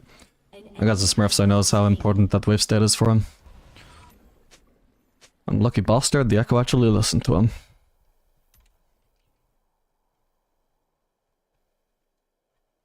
Wow, we have 3 smurfs though. Well, this guy also has a smurf tag. Maybe he's also a smurf. Whoa, that was a misclick.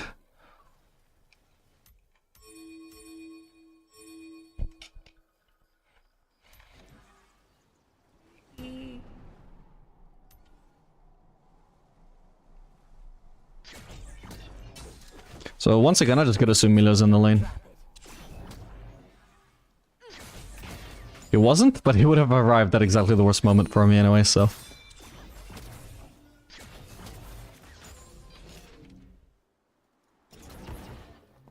But anyway, for a lane where I'm like laning 1v2 half of the time, this is obviously an incredible outcome. Like the Blitzcrank has 6 scope participation, so he's getting a lot done on the map. And then when he comes back to bot lane, we just fucking win that as well. Even though he has no pressure at all 90% of the time. All thanks to the Fiddlesticks, of course, though, bailing us out of that situation when initially the Blitz was very low.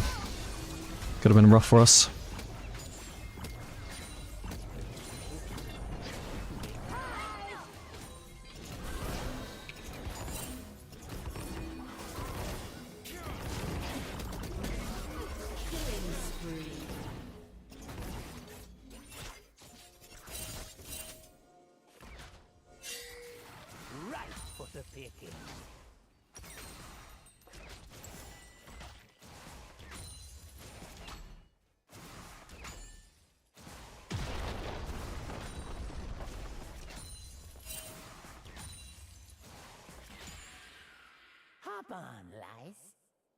Where are they?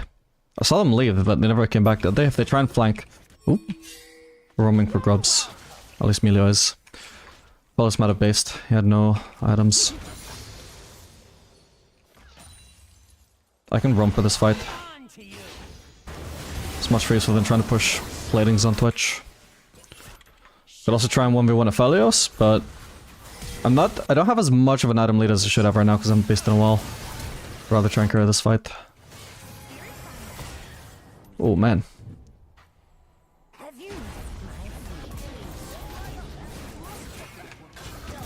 Got him. Yep. This is riskier because it's like less guaranteed than trying to kill Aphelios. Who probably couldn't kill me, but there was just a decent chance I couldn't kill him either.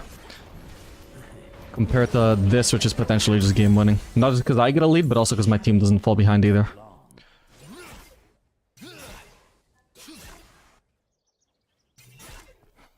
Under what conditions do you choose to play Zeri? Mostly with enchanters, especially like Lulu or Yumi. Maybe even with a Braum, and just generally if I think she's gonna survive the matchup. Or also just because I find her fun at the moment, I just will like lower my requirements a little bit, like relax them.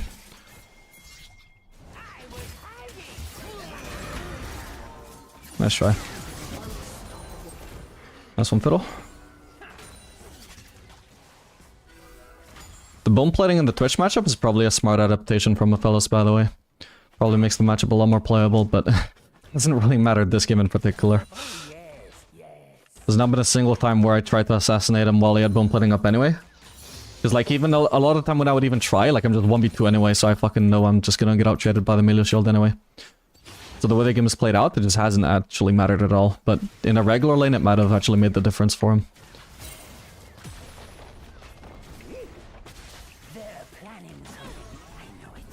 What the hell?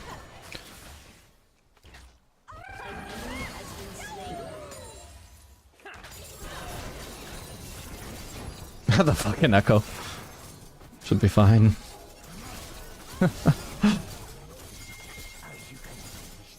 Should I go for it?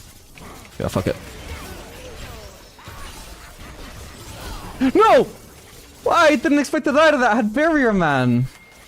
No! Fuck. He was about to fucking die himself. I was just trying to see if I wouldn't need the barrier. Fuck. Ah, that was clean from him, though. He managed to land the double auto reset is what got me. Was that the perfect distance to do that? Then I didn't respect that. Fuck, but like it's not overall a fight he should have won.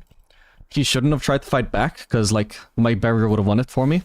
But because I misplayed, just benefits him. Anyway, whatever.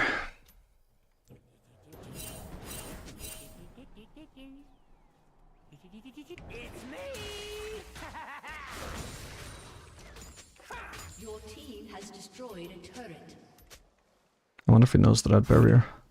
Oh, now I have it for the next fight. We should probably camp this. Ah, there's a ward. He's probably too smart to walk up, but... Oh, he's not even showing anywhere. Oh, he's right there.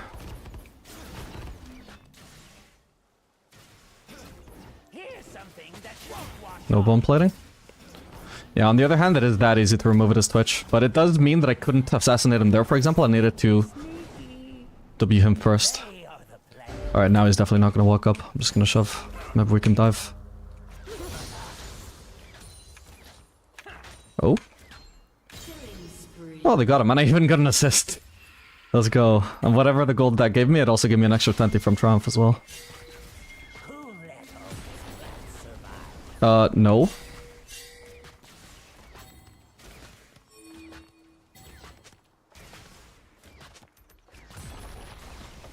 This guy wants me to, like, lane swap and go against Zed. Fucking no. Oh, for the love of God.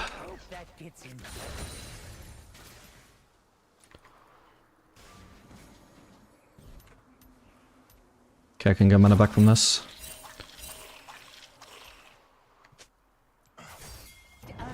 Maybe we can kill the Zed here.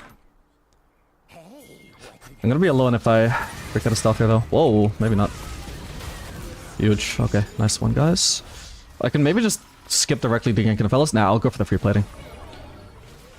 Not for the plating already being so low, though. I would definitely gank Aphelios. Wow, he's already dead? What the fuck? Weird. Did Sound even ult? No. Interesting. Somehow this worked out way better than it should have. We killed Zed, which is fair enough. We had a gank, but like...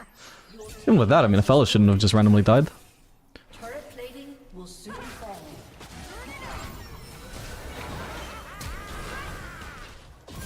Okay, I got him. Fucking hell, my attack move was targeting the ward behind me. Okay, I'm not sure that was worth my flash, but it will. My shutdown isn't big anymore. It's not super necessary to save my flash to protect my shutdown. Oh.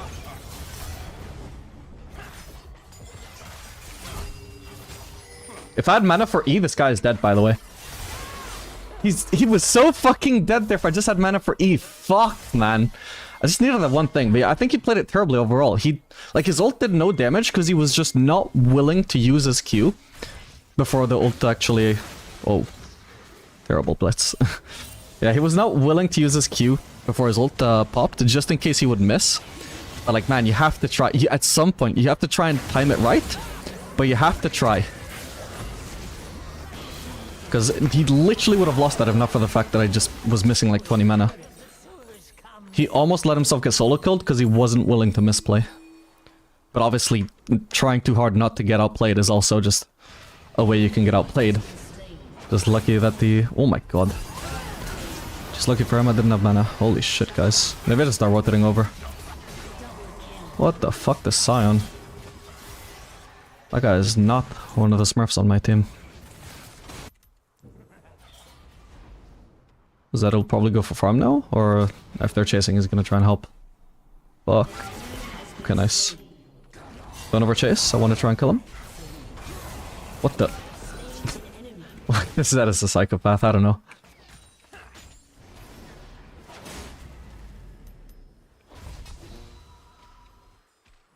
What a sound building lethality, yeah. We can predict that Aphelios is probably gonna go bot. He might have vision. Oh, he's not. Shit. Then I'm in a useless place. Alright, whatever, GG.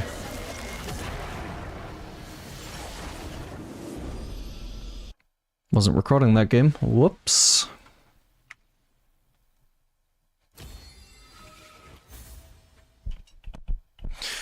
How did you know that rotating to the fight is more important than farming? I don't know which time you're referring to. Can you clarify?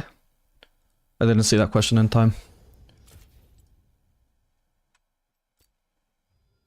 But yeah, Aphelios versus Twitch, or Twitch versus Aphelios.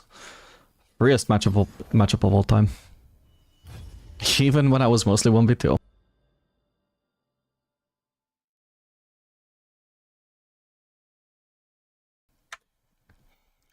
Even the time that I died 1v2, that should have been a kill for me. I just needed the barrier.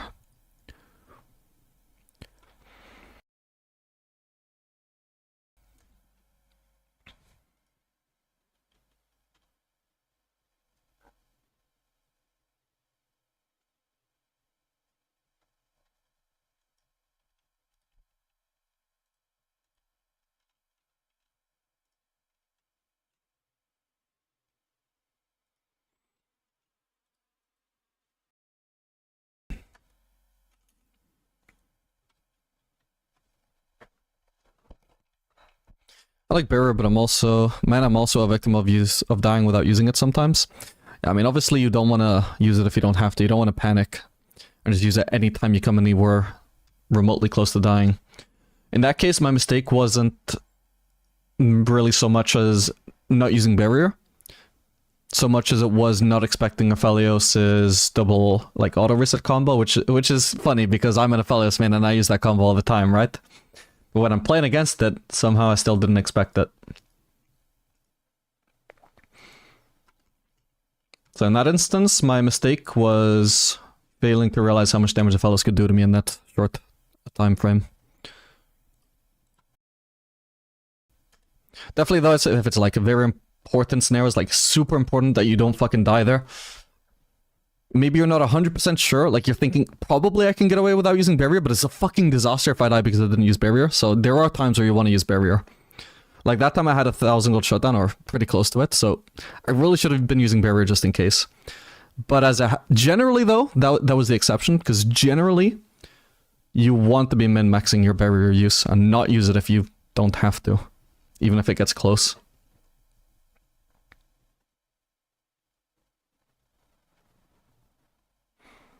How do you feel about Ashe? She's okay right now.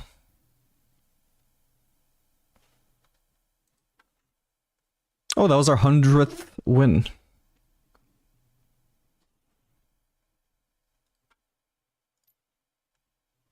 And we're now 63 LP, so if we get a 2-game win streak, touch wood,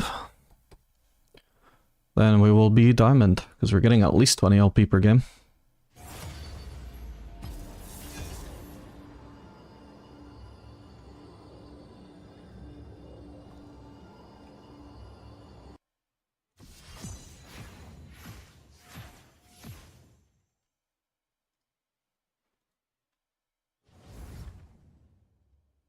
As an Aphelios main, who is your favorite support to play with? Braum, but it depends on the matchup.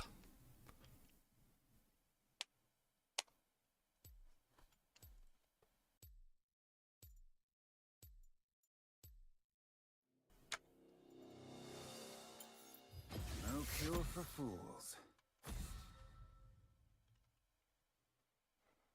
Holy shit, my Kai'Sa win rate is exactly 50%, which stands out. Because all my other top played champions are 78% on Jinx, 78% on Smolder, 80% on Jhin, 91% on Xayah, 79% on Senna, 81% on Aphelios. And then there's Kai'Sa with 10 games and a good KDA as well. Just actually at a 50% win rate. I'm assuming that's mostly bad luck. Because that KDA doesn't look like I'm playing bad.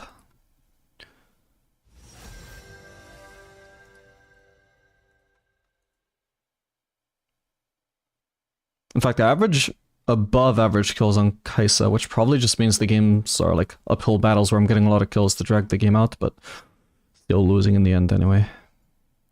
Let's see if the Spore wants to pick by any chance. Oh, somebody's already swapping with him. That's unlucky. Now I can't offer it to swap, in case he would want a first pick. Oh well, wait, I could have swapped with the jungle, I'm trolling. Why would I make the support first pick? My bad. I'm not used to Pantheon being a jungler, I think. He didn't identify my brain as a jungler that I could swap with.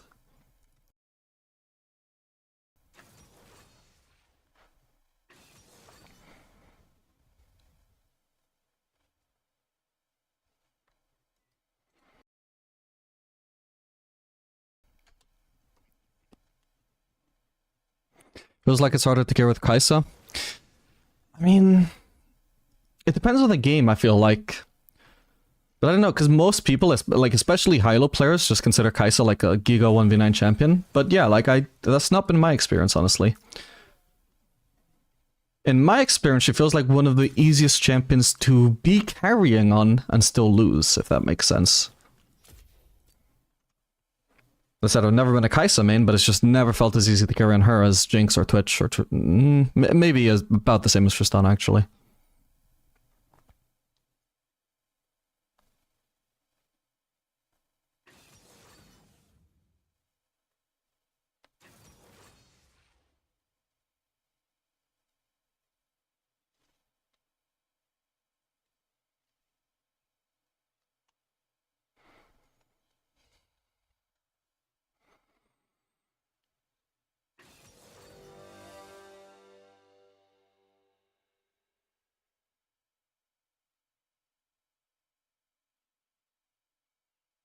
Will you try the WASD movement if it comes out?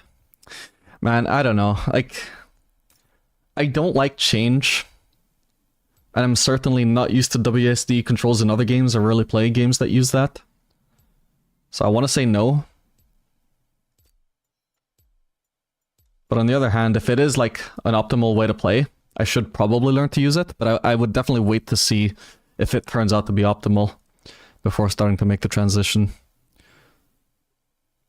It's the sort of thing that I would be very stubborn about, and usually I would just keep using mouse movement for way too long, even if it was the worst way.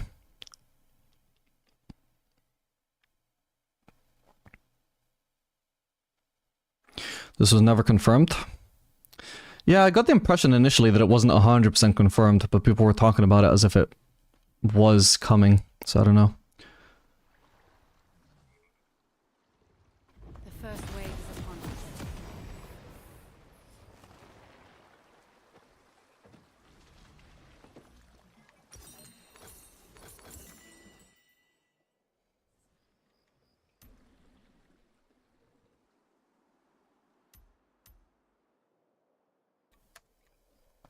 I'm not sure how this matchup is supposed to be for us. To Summoner's Rift.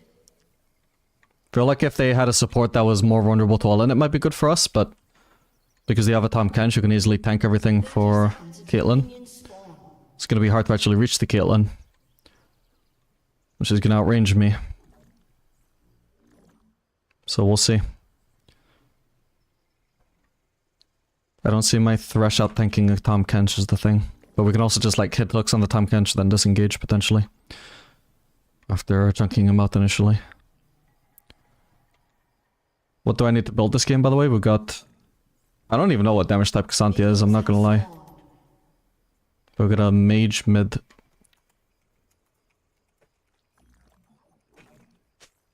Exploit their weakness. Suppose there's always the option to ask the Xanti player, he probably knows. Okay, so I might want to go hybrid this game then, or AP. They've got a lot of frontline, at least, like, especially given that I'm going to be facing frontline, so maybe I'll do Kraken Slayer into on hit. We decide into what.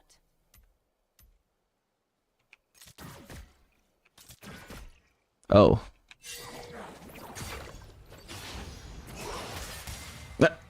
Wait, did that hit me? No, that was a kill in auto. I came for the hunt, but I'll stay for the fruit. Oh my god, I'm getting guided so hard because of that slow.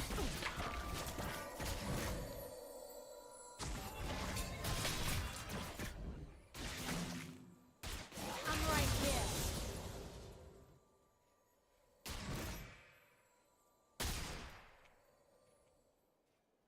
Got the XP from that caster.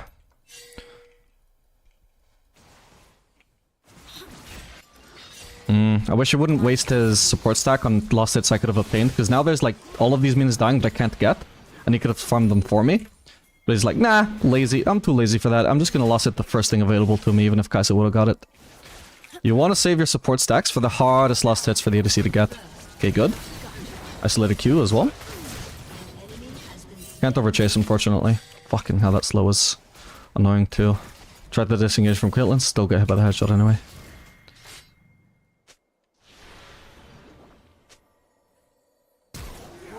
Whoa. I don't have a W, unfortunately. What the hell? Sadly, I'm dead here. Did what I could, but yeah, too much minion block there, sadly. Fuck. That's sad. I don't think I should have gone for that. If my W was up, that was insanely free. But I didn't have W, so... We also got a little bit unlucky though, I want to say. Alright, we're doing non-Yuntal, so... Actually, this isn't even so bad for us if we just get a freeze. Nocturne should gank. I don't think Tahm Kench will be here in time. Thresh. I mean, Nocturne. Nocturne should have taken that probably. Oh my. Okay, well that's on Thresh. Fuck. Actually, maybe Thresh did mess it up though, because I'm not sure Nocturne... Nocturne would have been dependent on... Oh god. Would have been dependent on Thresh hitting the hook instead of Nocturne just flanking Caitlyn. So maybe Thresh just forced it too early. Monsters are everywhere. I'm not sure, but it's kind of sad because definitely somebody fucked up, even if I'm not sure who did it.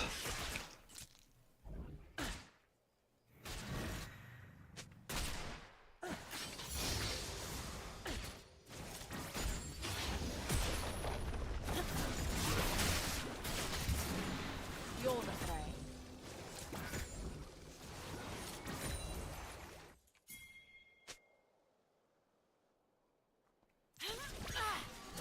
Prepare for what? It's protecting your recall. They will come. Okay, he's chunked. We'll be ready. Wish Thresh would have been walking forwards, because obviously Kaelin, you know, she may be like really ahead, but she hadn't spent any of her gold. She wasn't actually strong. We don't have to be afraid of them. But obviously I'm not going to run forwards and contest a recall 1v2. Survival means the void means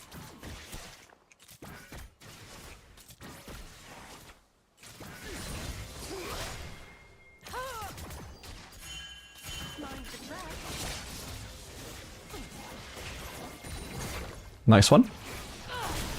feed the beast.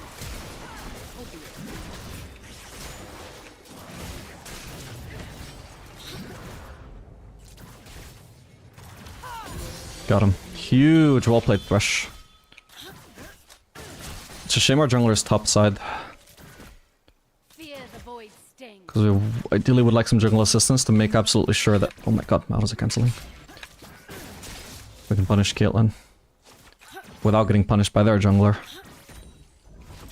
But I think because we're potentially weak side, we have to leave it.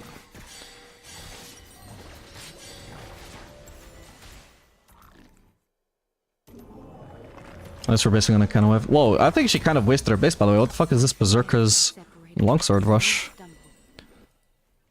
She does no damage with that. It's one of the hardest AD scaling ADCs, by the way. Spent it all on attack speed.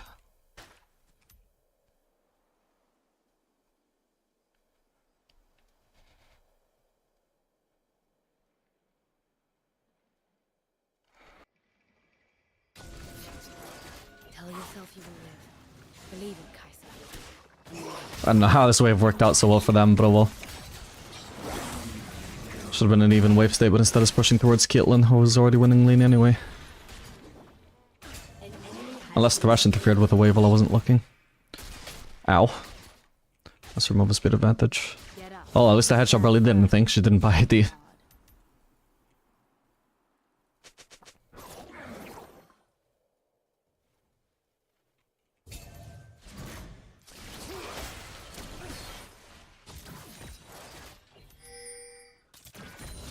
I'll be your monster.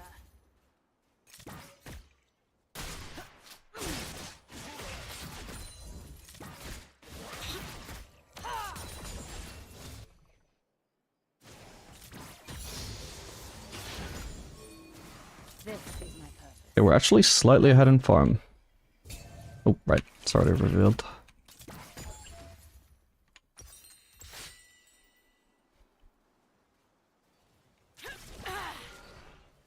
Whoops, probably shouldn't have wasted that. Just for poke when potentially. Yeah, there could be a fight where I could just save my W for following up.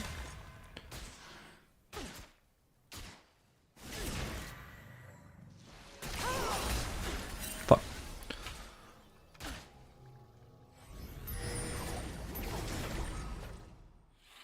It's fight or flight. Only now I do not run.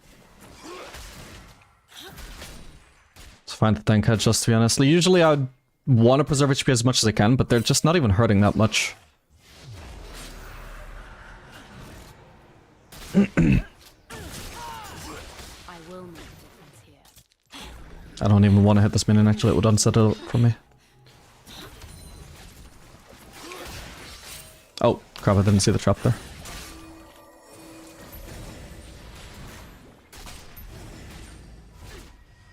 This skin is I don't dare proc that. I think she'll headshot me.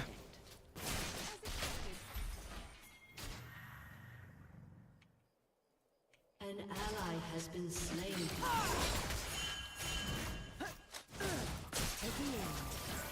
Should be fine. Again, she has no AD. This should be an engage from Thresh, yeah? Okay. This did nothing. I shouldn't have bothered using W when she had such a massive shield. Let them come to us. Still got barrier and I've got ult, so I've got a lot of potential HP to fight with. Just in terms of shielding.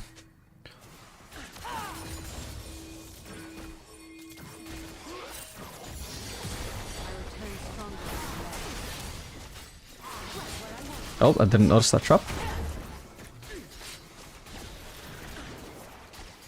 An enemy has been slain. Nice, bit it into her shot. Again, I've still got barrier. Thresh is out of mana though, fuck, so I can't hook them under turret. Yeah, he needs to rush over bot lane this knockdown. Potentially they're gonna overstay. Trying to punish us. Good. Beautiful. Oh, I'm also ignited though. But I had Trump. Oh, let's go. I can't really shove that wave, unfortunately. Even though it's only Tahm Kench, in theory, you're like, ooh, surely you can avoid dying to Tahm Kench, right?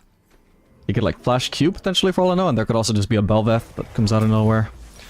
Still have, even if Tahm Kench wasn't an issue, which he kind of is, sadly. Oh, nice. Only a child Oh, fuck my wave. and no one came to save me.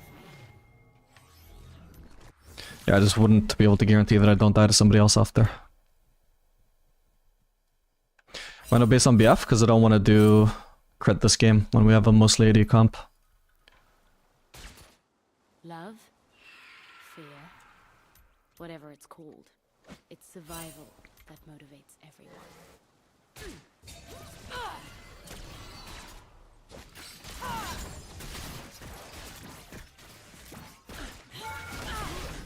I'll take a throw shot and I still win the trade. Just because of her no AD build. This place Like, even though she's only bought AD since then, it just doesn't matter. She's already just invested way too much gold in just movement speed and attack speed. Her build is basically weak for a while until, like, I would guess until after Collector, and even then, she'd be stronger with just like a BF sword purchase. Or pickaxe. Oop.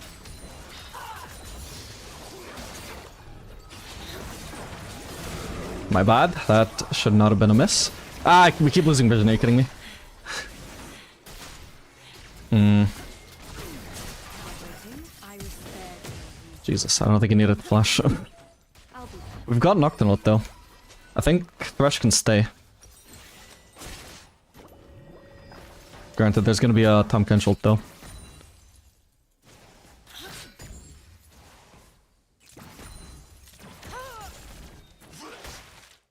Stay alert. Stay aggressive. Okay, she's still here. Okay, wait, what? Huh? No way, she just killed me from Tahm Kench's belly. Oh my god. That is insane. Yeah, I think Thresh should have stayed for this play though, but oh well. What the fuck? Like, I can see what happened. She queued while she was outside of his belly, then went into his belly, and the cast still went through. But like, what the fuck? I can't even see that she's casting it. How am I meant to outplay that? I can't flash it because I don't see it. Not That's wait. crazy. Memories, love, and hope.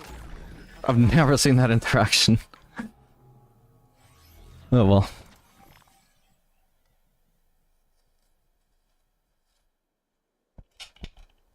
Was that program, Replay HUD, or Replay HUD?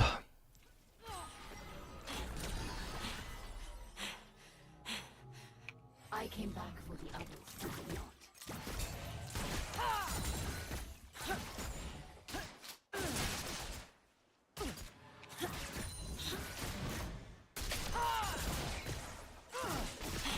Wait, that hit me through minions, what the fuck? Okay. But so be it. What the fuck? This is not the first. Ah, I can't avoid it, even when I'm out of vision, it still kills me. Holy fuck, this collapsed, by the way. Well, that blows.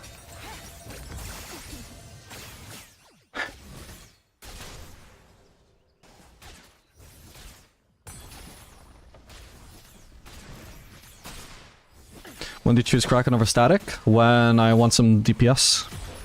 When I'm going either hype, well, either AP The yoke of fear or on hit build. Like if I'm going AP, I can do either Kraken or Static Shiv, depending on whether I want the DPS or not. But if I'm going the on-hit build, that by default probably means I want DPS, so I would always do Kraken with that. What is this pinging? Let's see what you're made of. If they keep doing that, I'm gonna mute them both.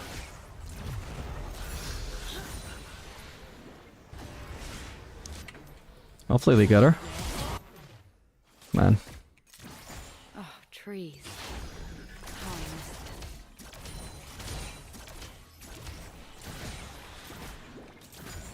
it. Yeah, I was gonna say that gank looked far-fetched. I don't want to be matching Ori. This place is too beautiful to be decimated by the void.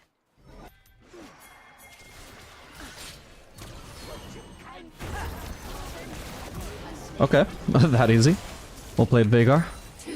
Badly played, Caitlyn.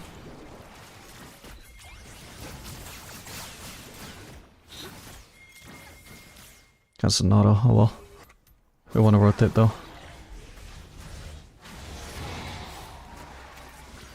Exploit their mistakes.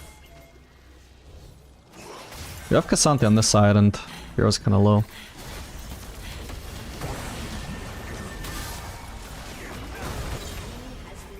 Nice. We can stay top. Cassandra is too low. It's a good day for a hunt.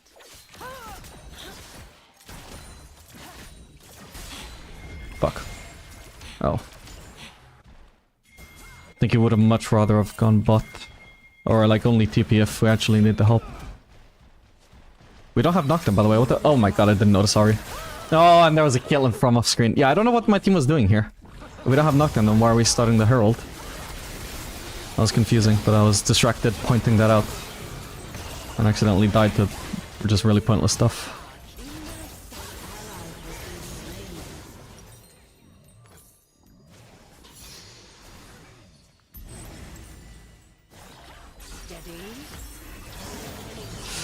Fuck, this would have been such a free fight if I just wasn't distracted, man. For 1,000 Nocturne being there also would have carried it, even with that mistake, but yeah, I don't know. fun like them. I'm gonna meet the Xanthi at least.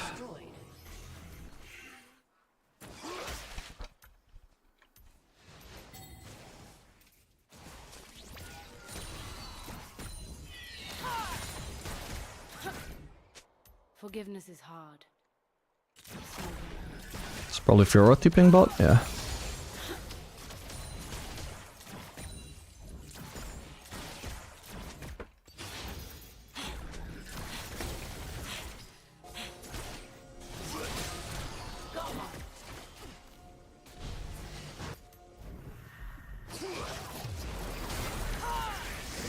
Oh man, Nocturne is just off to another world, man.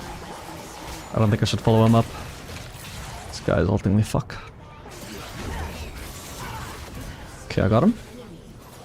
Or I might try and ult me here. I got barrier. No, but I'm still dead anyway, fuck. I wish it died sooner. Ooh, clean. Shame it doesn't matter.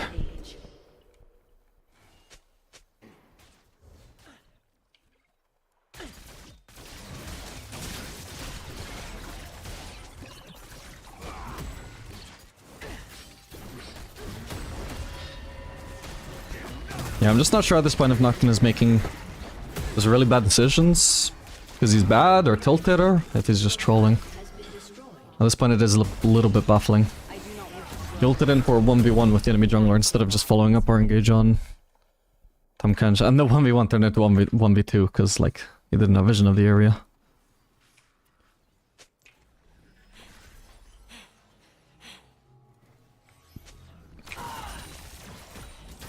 I won't quit.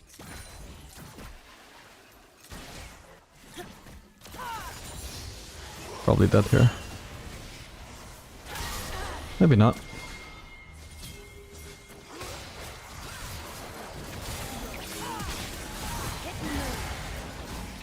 I'll need to focus Fiora here, I think.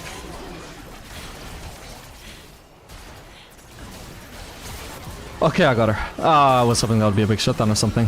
Just a random kill. Not bad.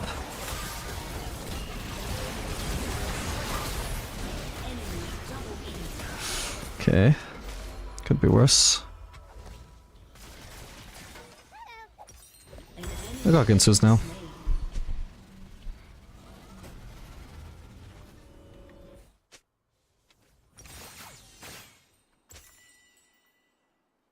Heroes are born from crisis.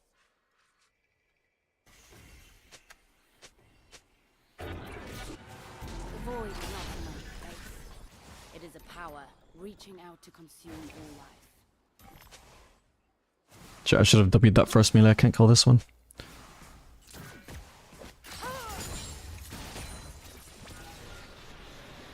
If I'd hit that, I would have just all in, to be honest. This skin lives on me. Ah, shit. There's nothing to do here. I would have gone in if I actually had a mark on kill in there. It would have been worth the shutdown. And maybe still sniper. Oh, fuck! Is an instinct we God, that's a really important W to miss. My bad.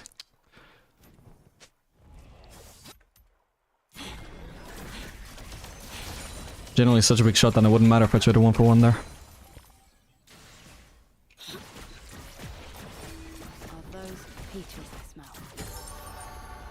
I guess we just keep pushing, we can't really win at the Otacon. I think I saw Fiora's TP, right? Yeah. Just tank it. Oh, tank it for me. Oh, good. Your team has destroyed a turret. An enemy has been slain. Fuck it, I'm going for her.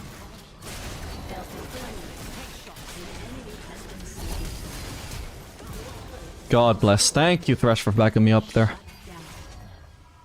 They all died. Well, mostly all died. Bot as well. I'm gonna try and greet for another wave. It's not like I have a shutdown anyway, so... Not a huge risk. Perfect.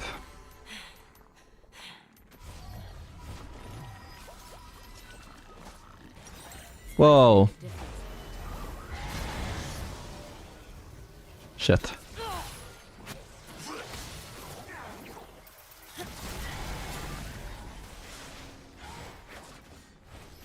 I could do with basing. Question is, where am I gonna base? Holy shit, they have 3 drakes, by the way. Which I guess isn't shocking.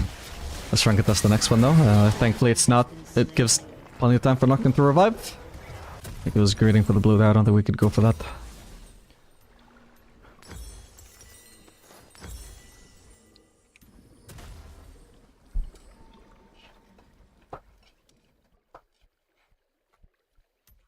I can rid them of these monsters. But who will save them from themselves?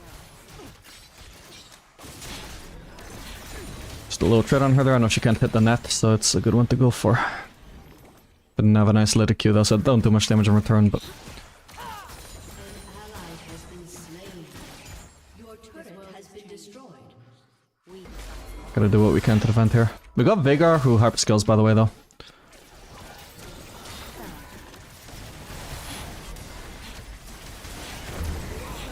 Really? She just tilts away, or like dashes away from me? Okay, yeah, I think nothing gets her. Oh my god, thank god.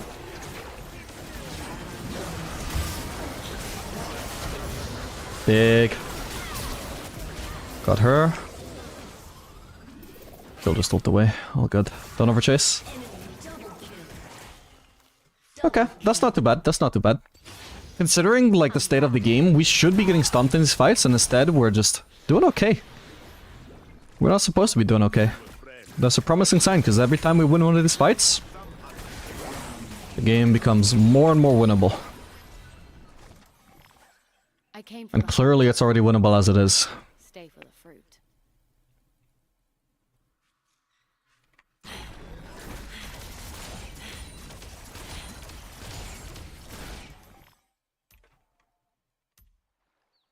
Should I go for this turret? Nah, it's not really that important, to be honest. I need to get ready for this Drake. Yeah, holy shit, this is spawning soon.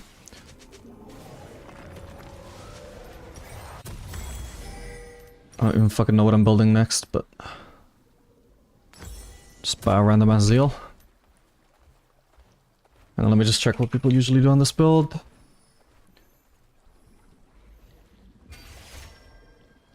I don't know. And then I'll have to look at that some other time. Skin is cooler. The needles. Itch. Time to hunt.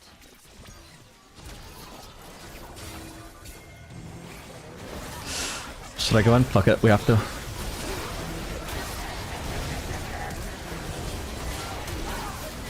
Dead. Holy fuck, that's unreal. I think Hero's gonna get an inhib though, right? If she's already splitting? Yeah. So we're gonna need to base after this. Oop.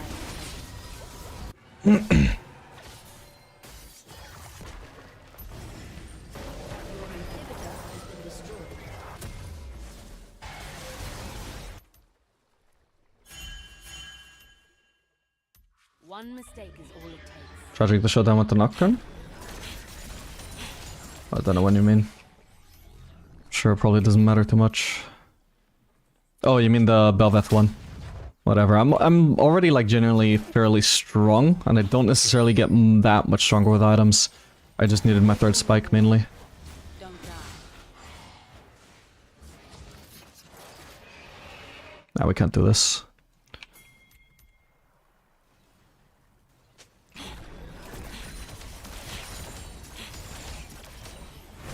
I think maybe I'll do Runans actually. Yeah.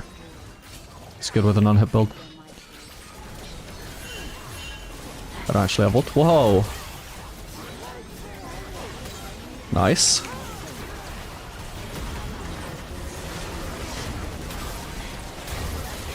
Ah, fuck. Holy fuck. Can we bear enough of that? Our jungler died though. I don't think we can. Like if you're at TPs, she ends. That's enough for the moment. The hunt will resume.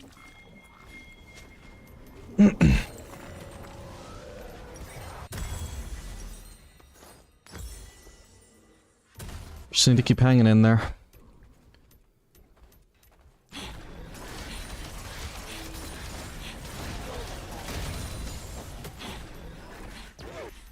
Can go for the bot lane farm. Which is probably what Xanthi probably should have done, but oh well. Get up. Stand firm.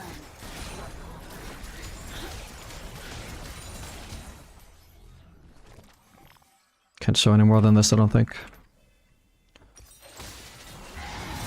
Oh, biggish collapse? Yeah, that's a big one, I need to leave. Has been slain. Too greedy. Hold up. Attack them in theirs. Or disrespectful, I should say. Technically this is as well, they could have puffed to there. Shit, they probably get better enough of that, but we'll see.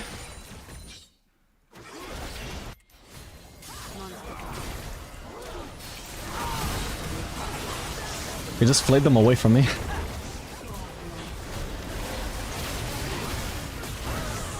Did what I could. Hopefully they kill Belveth while Belveth is alone. Nope. That sucks.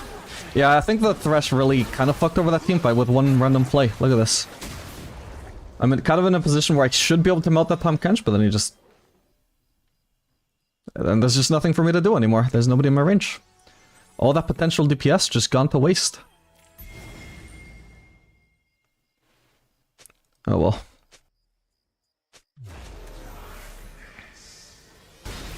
Oh. Oh no. Nocturne.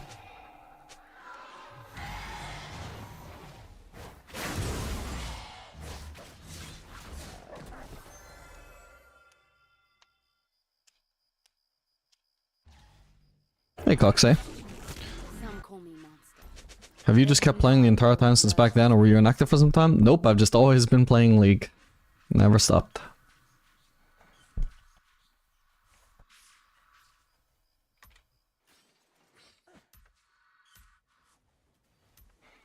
Are you single by any chance? Depends who's asking. For you?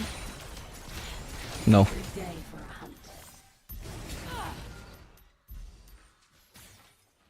Whoa, what was that freeze?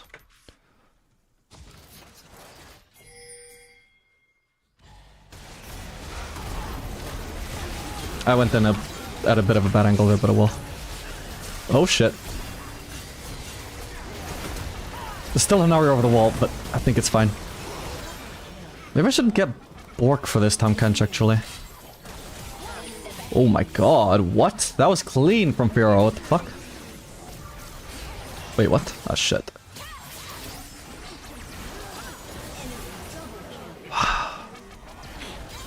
Oh, nice. I should have flashed that Caitlyn E, my bad. Oh damn, did Xanthi need to be there?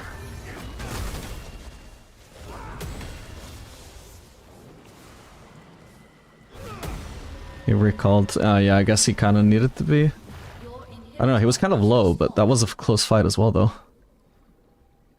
I think it was also out of mana, though, actually. Yeah, okay, he needed to base, I guess. Wait, no, he wasn't out of mana. Maybe his ult ran out.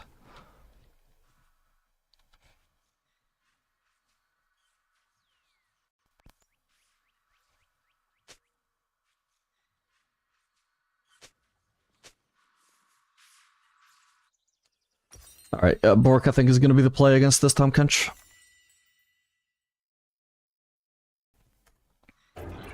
That guy's tanky as fuck. I was a doomed outsider. Here, people are everywhere, and they are all mine.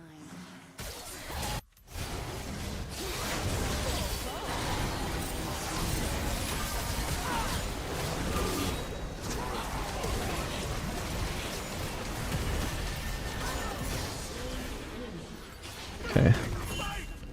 Your turret has been destroyed. Could already base for Bork, but no time to base.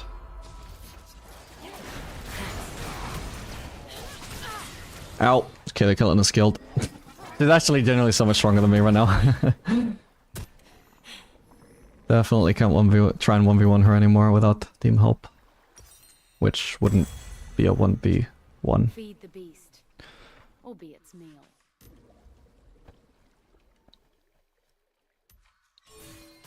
And that's actually even though I'm full build. Like, I genuinely think she's stronger than me even though I'm full build. Oh. Well, she's not stronger there. Fucking hell, she's so fast and I'm so slow from her fucking Drake Soul. God.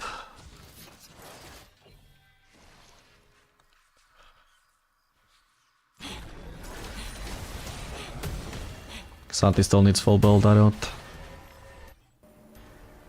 Next objective is gonna be Baron. Shame we can't get anything anytime we win a clean fight.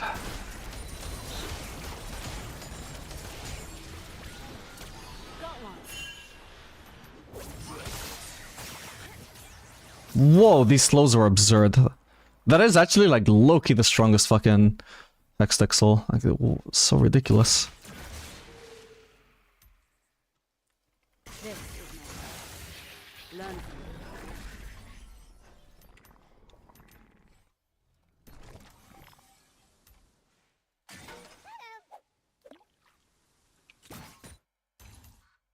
Strongest soul is Cloud too? It depends. I would say this is just more universally useful though. I came back for the others Heroes who are could not. born from crisis. Like if I'm ulting in as Kai'Sa with Cloud Soul, like if I need to dodge skill shots it could be useful, but a lot of the time it's gonna do fucking nothing. Oh fuck. But I'm just perma-slowed. Thank you, Veigar. And I'm slowed again. Okay, he lives. There's not a chance we can turn here, I don't think. Whoa. Just try and get out, try and get out. I'm just looking at my teammates being perma-slowed and I'm like, yeah, this soul made this game unwinnable. No other soul would have made this game unwinnable, but that one has, I think. Now, I do not run. My god. Yeah, kind of rough for us as well. Like, we kind of need to kill the Caitlyn. Ooh. But this Tahm Kench makes that fucking rough. I'm just dead. Unless... Okay, I'll live for now.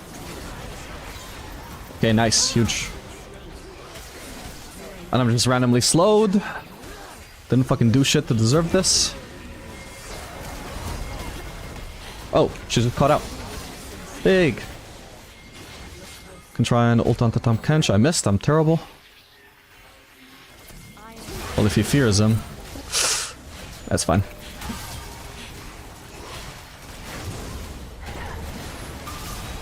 I'm willing to dive in 1v2 here. I don't care. Ah, Get this Velvet. If I can just fucking reach her, man. Okay, she died. Let's fucking go. What do we do here then? Baron is up. We need to get this Baron because we're not going to be able to end, but getting Baron is realistic. Absolutely. We might need our jungler. Oh god. He's not rotating. Oh, but he can tech skate though. Be as lucky. He's surely not going to troll and just not come for this, is he? Just ignore this. It's not important. I don't think he should bother defending. So fucking hope we get this.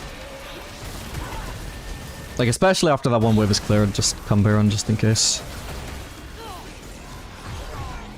Okay, is there anything I can do to enhance my build here? Maybe swap out Runelands for Wit's End? Let me see what people generally do with this build. Bloodthirster. Fuck it. We'll get really tanky with this. It's only a small loss in damage as well. And honed by instinct. Well, it's a big loss in damage if I'm actually needing to AoE, but... Oops.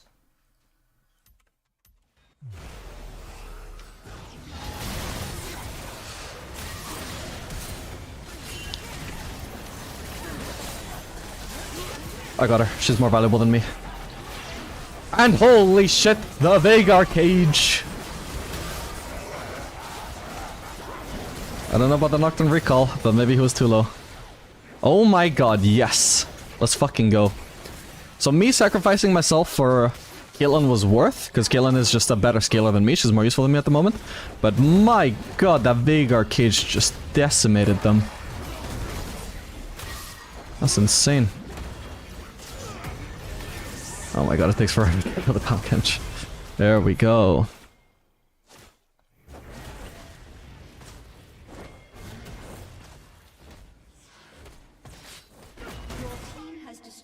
Boots for Swifties? I don't know about that. Ooh, actually, you know what? Purely because of their Hextech Soul, you might be onto something. Fuck, this is gonna be so clunky though, giving up so much attack speed. But we'll try it. The things we carry should be We'll figure out whether you're correct or wrong. memories, love, and hope. Life. Yeah, because suddenly I have just so much less attack speed than I previously had. Whoops, I could have taken that.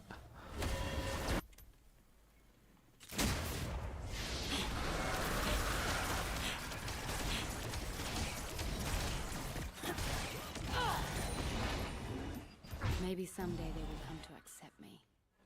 For now, they will need me.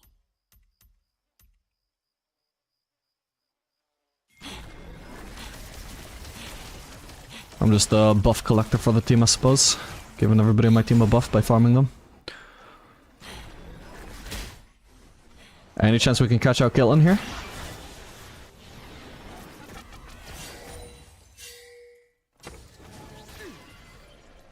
If that landed, bro, fuck.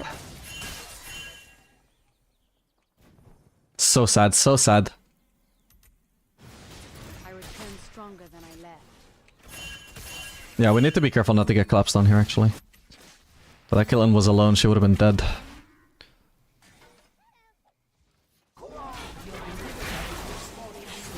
Ooh.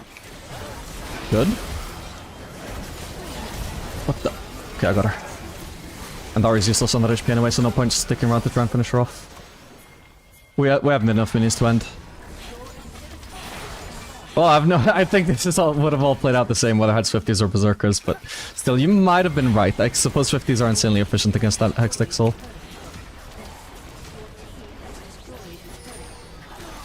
Kill her for fun.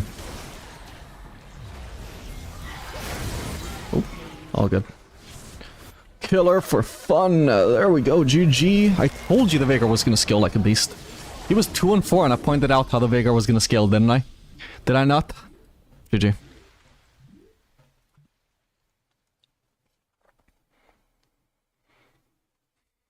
I'm honoring the Veigar only. Fresh did find so many good hooks, but too toxic to honor.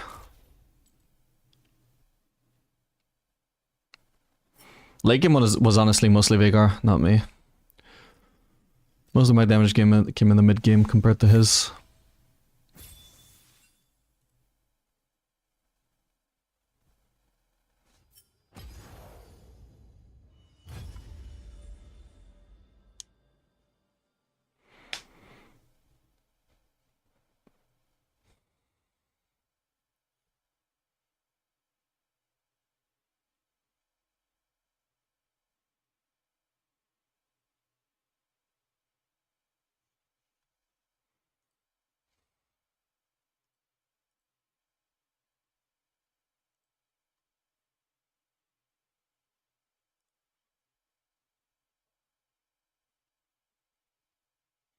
What's your type? Not Twitch chatters.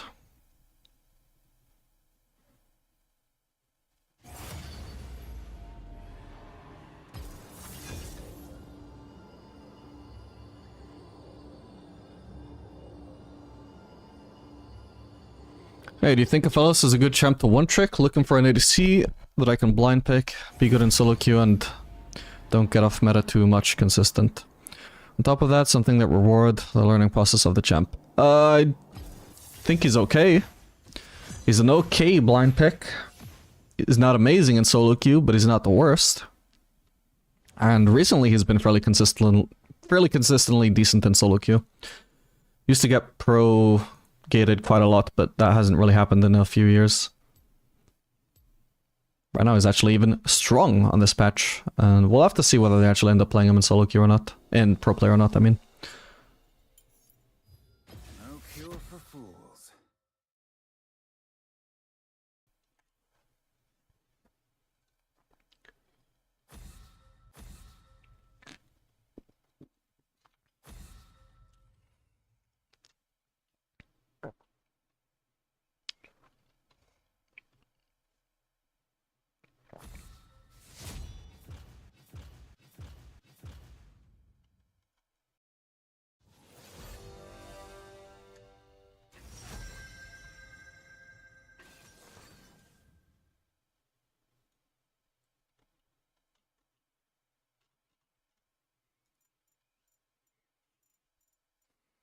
Okay, we got Bard support.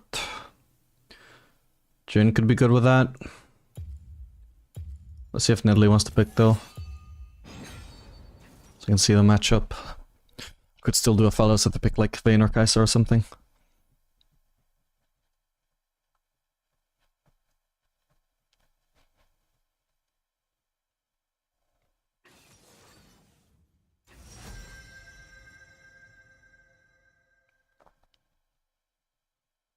Holy shit, I picked Kai'Sa. Well, what can you do? She just forced me to pick Aphelios. What can you do?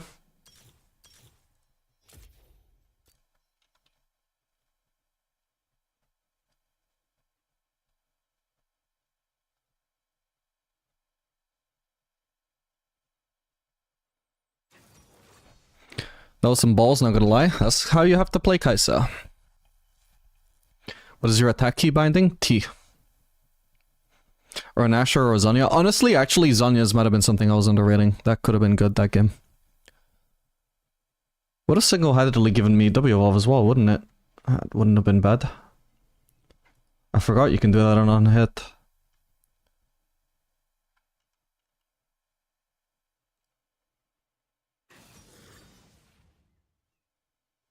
I could have gone Nashor's Tooth as well, actually. Again, I forgot you can do that on hit. I think Zonya's would have been better, though.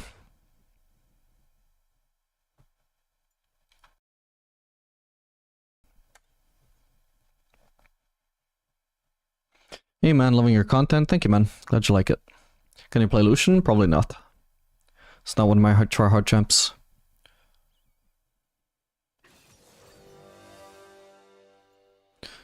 Okay, so are we gonna be against Kai'Sa, Nico?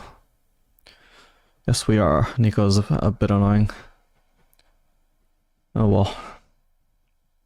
Especially bad for me, my ADHD ass brain. Always forgets to keep track of her.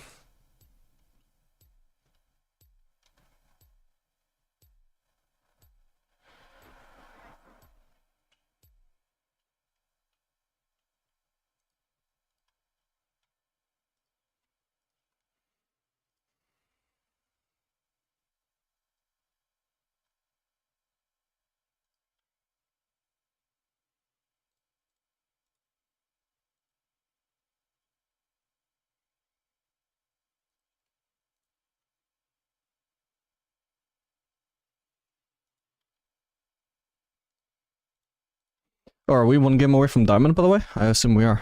I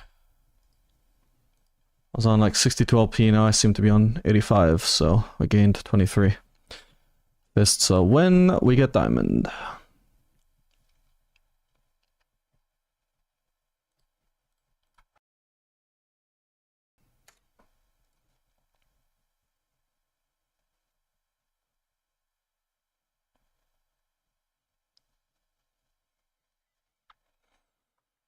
This has definitely been a much smoother climb through Emerald than I've had in the past. For whatever reason. There is a lot of smurfs as well. So I've been playing against a lot of smurfs, but still winning anyway.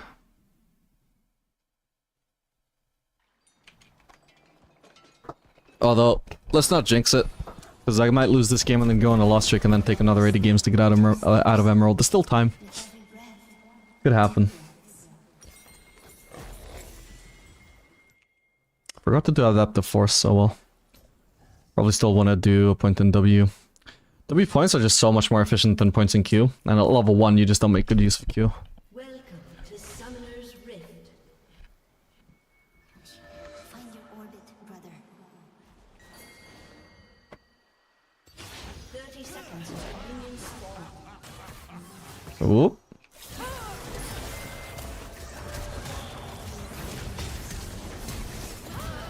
Huge! First blood for the Fel. Let's fucking go. God, first blood needs to give just 50 more gold, that's right. Just 50 would be enough. Then I can get a longsword. Instead, I'm gonna have to settle for lame ass boots.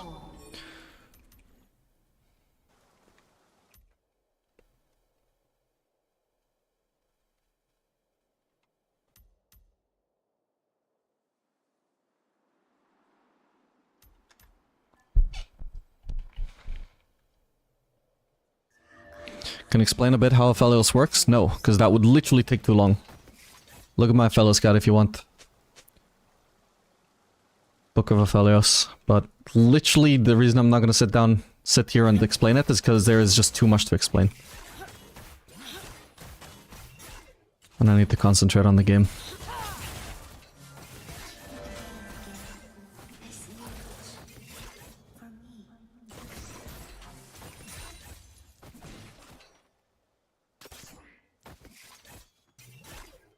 Whoops. Big bard. Big.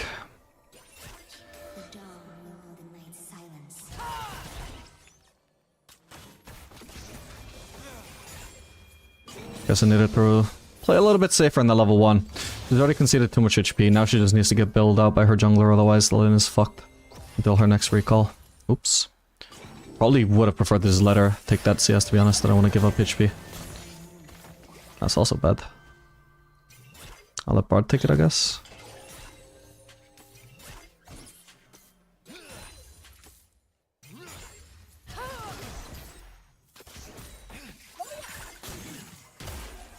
An ally has been slain. Remember what you have learned, brother.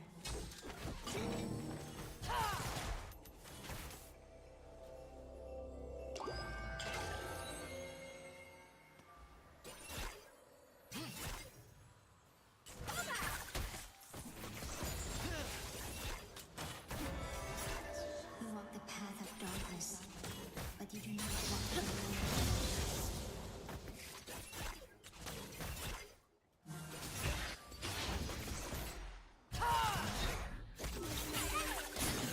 Ow.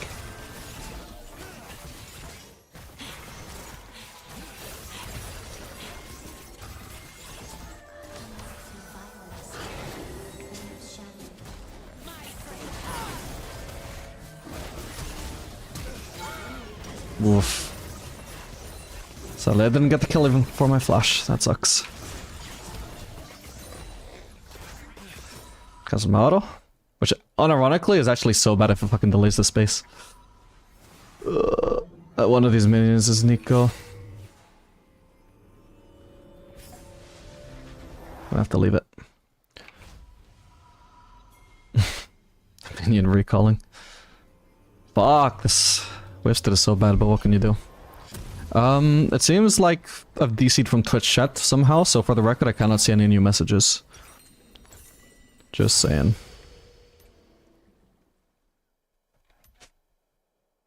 Nice one. Ally has been slain.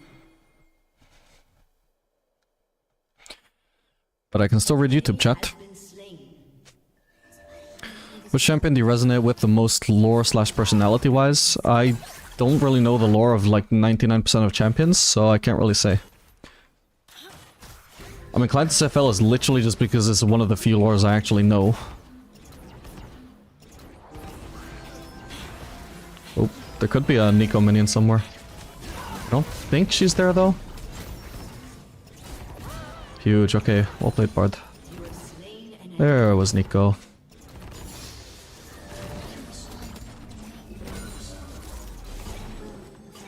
Oh, there's a Shaco here too. Jesus. What the fuck? Literally ganking just to freeze. What a bastard, man. What a bastard. Like, there's nothing I can do about this or I just get reganked. This is what it is. Yeah, we're not getting as much of a lead from these kills as we should be. Like, yeah, we're like 2-0 and Kai'Sa's 0-3 and holy shit, she's going for the minimum build. So like, I'm significantly ahead, but I should be significantly aheader. But I'm just not getting a CS lead because of weave circumstances.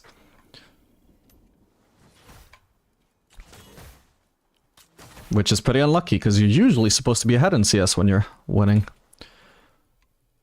But these freezes keep working out in Kai'Sa's favor. Worst part is, I think when Nico was a minion and, like, tried to freeze, I think she was low HP. I think she hadn't recalled and come back at the lane. I think she genuinely was low HP the whole time, but because she was a minion, I couldn't fucking tell. I don't know what her real HP bar is if she's a minion. And Bard wasn't around, so I couldn't just bluff, like, call her bluff. Because either way I was low as well.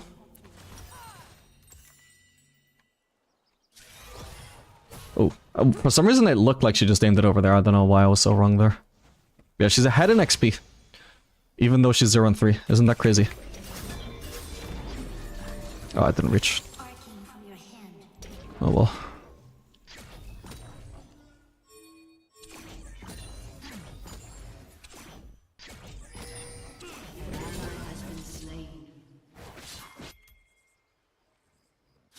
Kind of giving it away, but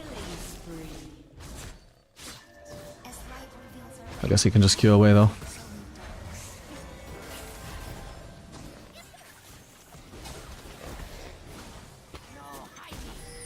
Because I need to help. Nice. Giving up some CS, but it's just important that I'm here to protect my teammates. Like I'm obviously not able to join in on those kills. But I need to be around to protect my teammates in case they go on my teammates. Oops.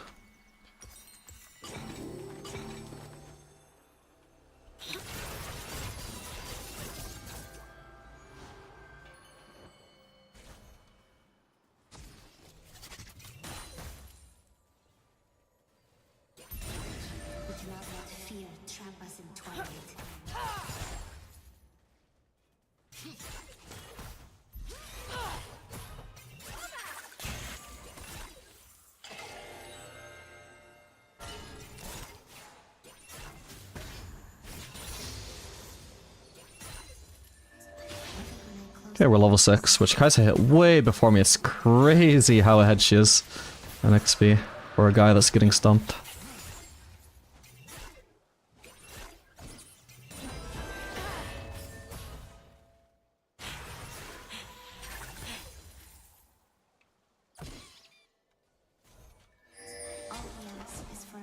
Okay, I want to keep this on our side of the map, but I also don't want to freeze it too deep. Oh.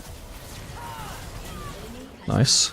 I also don't want to freeze it like too close to our turret to force them to overextend more, because it would also be just like very limiting to us if I have to stand in this corridor as opposed to like out here in the open.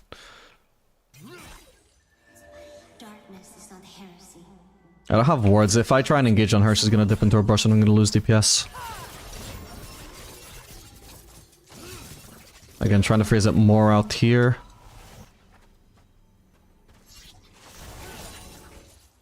I don't really care if she bases there.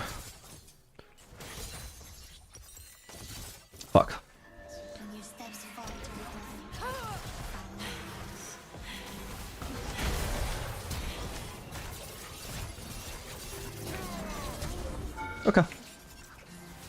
Not bad. It's just missing out on farm more than I am.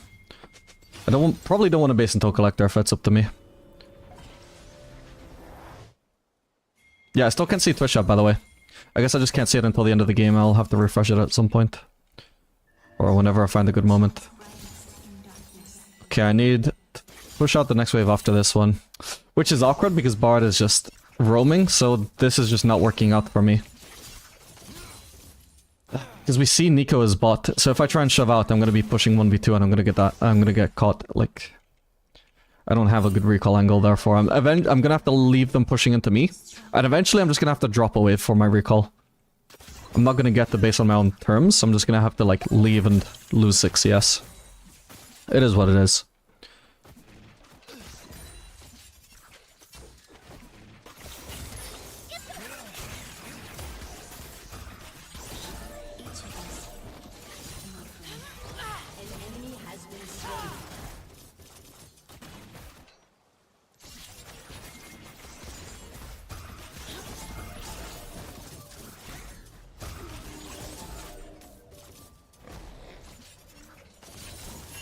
Or potentially because Nidalee's around.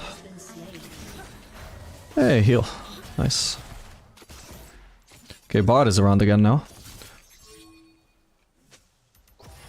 Oh. I was about to fucking start typing to my teammates.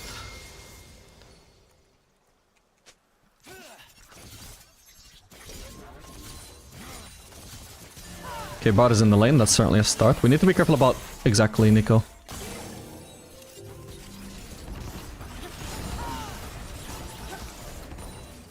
Okay, big. Should hopefully be able to get my base off now.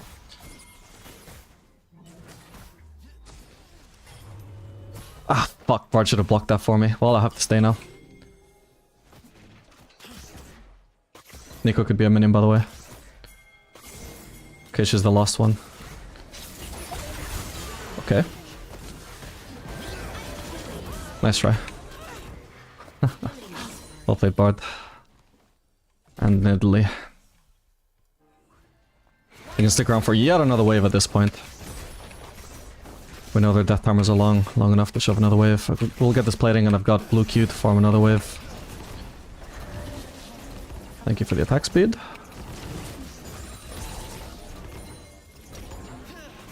Beautiful. Tremendous lead for being so weak-sided. Obviously not weak-sided right there. But by my own support usually, I mean. Why does Kai'Sa have Ghost as well, actually? Unstoppable. Shut down. Oh, I can see Twitch chat again, I think. If you've said it, the last message I saw was, or the last two messages were, not really and ahaha. So if you've said anything that you want me to see since then, you can repeat it.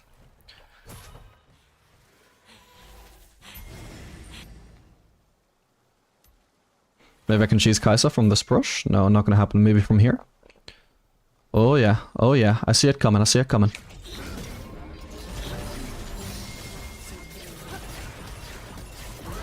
Beautiful. Let her make a mistake. No need to show myself before I confirm whether she's gonna make the mistake or not. I know a potential mistake she can make is just walking forwards without letting the minions get vision of this area for her.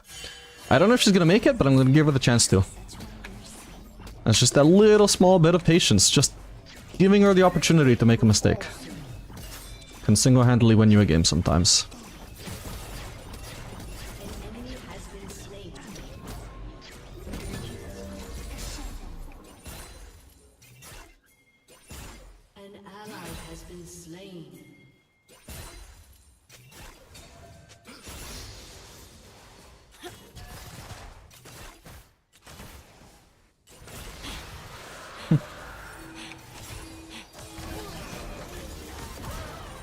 Jesus Christ, this Kai'Sa. Letting her down so I can one-shot this.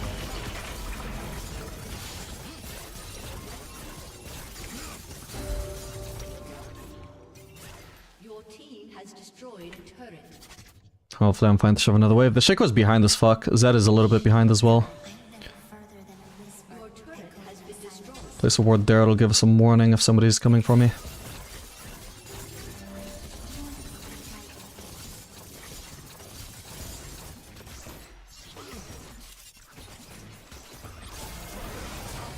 I think I kill him here. I might die. Yeah, sadly. I gave him a big shutdown too, sadly, but oh well. I already farmed the wave. He didn't get any farm. He's probably worth 0 gold though, right? Let me check how much gold that gold is worth. If the replay app will let me. It's just a black screen. There we go. An enemy has been slain. Man, I was hoping that I would live though. I think I only died because of Ignite. That must have been insanely close, right? Oh yeah, that was insanely close. Fuck. Oh well. I forgot to see how much gold it gave me, but oh well. It's not really important. Hey, Dragoon.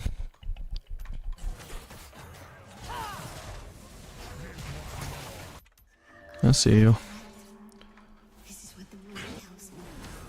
Okay, I might want to switch to the regular cycle from here. Or maybe once I have Infinity Edge at least.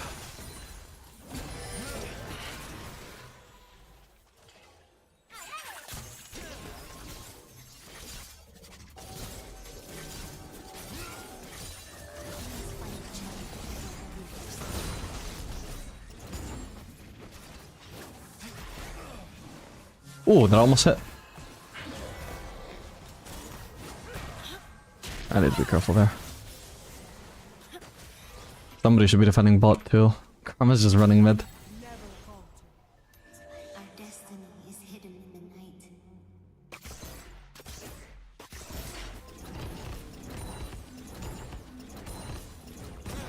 Your team has destroyed Are they not going to defend this, or are they trying to bait me? Either way, my shutdown is gone and this turret looks free, so...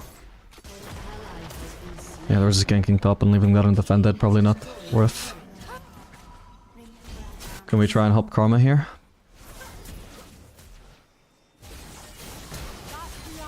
Oh, cool. Well played, guys. Kaisa might try and W me here. I can try and dodge it. an ally has been slain. Okay. Walk where I cannot.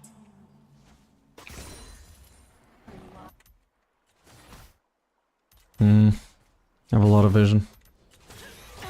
Yeah, this is the Kaisa build that I exactly talked about before, and that it counters a fellow so hard I could get outscaled in the matchup.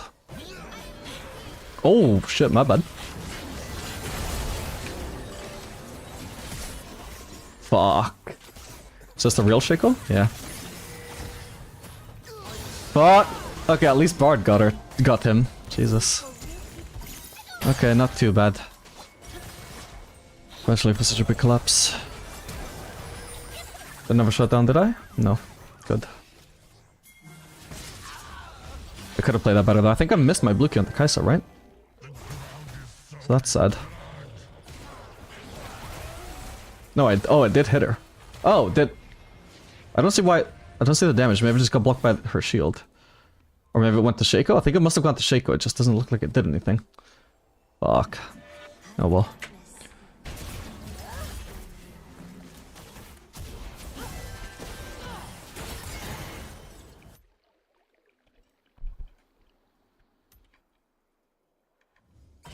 Yeah, in regards to like the Capellas versus Kaisa matchup here, I outscale, like this is like her best scaling build. And I still outscale it, but the playstyle of that build counters Aphelios playstyle. So she might end up effectively outscaling me, even though my champion is supposed to outscale. Because like, what do I do about her trying to promo poke me with W? Right now she doesn't have her W evolve, and she doesn't have super big poke. But when it starts to be a problem, like what am I meant to do about it? And there's very little I can do besides just build Bloodthirster. This is gonna be sad TPing on me.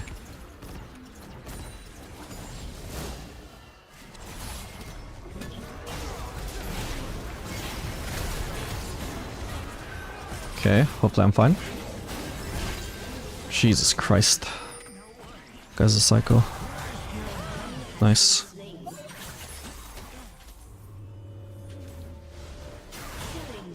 I'll stay.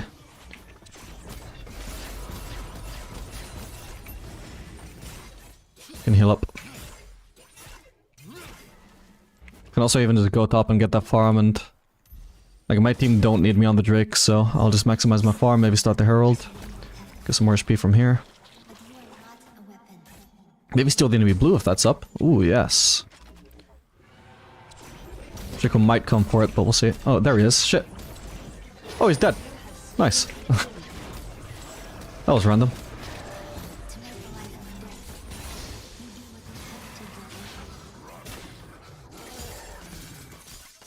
And we just get a free wave here as well. Leaving Karma to get a free wave mid. Because if I stayed mid, Volibear would be farming bot, I would be farming mid. No waves for Karma, who was on Drake and obviously can't reach top lane. Me going top lane here, team play. Let the whole team farm while I know that I'm safe to farm top by myself.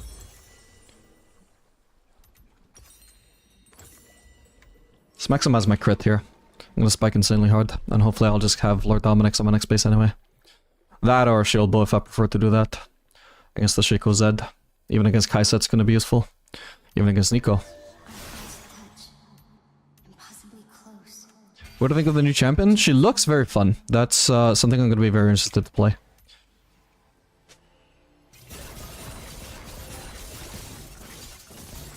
Possibly the most like traditional ADC release I've actually done in a long time, which is exactly what I like.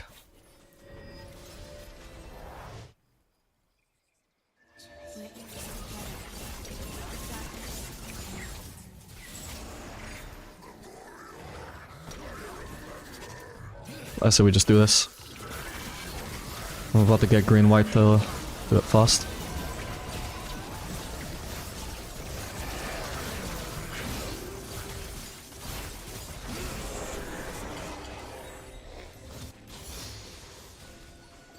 Likewise, it would be great if Karma, knowing that I cannot possibly reach top, would have been leaving mid-waves for me. And also, obviously, we don't want to send our Aphelios against the Assassin. So if anybody wants to farm top, it has to be Karma, or Volibear, just anybody but me, please. Likewise, I'm also like a hyperscaler and she's a support mid laner. Even if we're on the same lane, she should just be letting me have all of the farm. All of it. All of it. Not a single one is worth more in her pocket than mine. Not until I'm full build. I promise.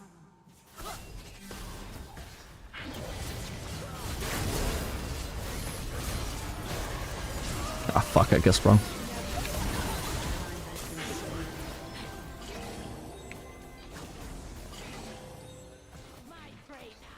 Zed might be roaming.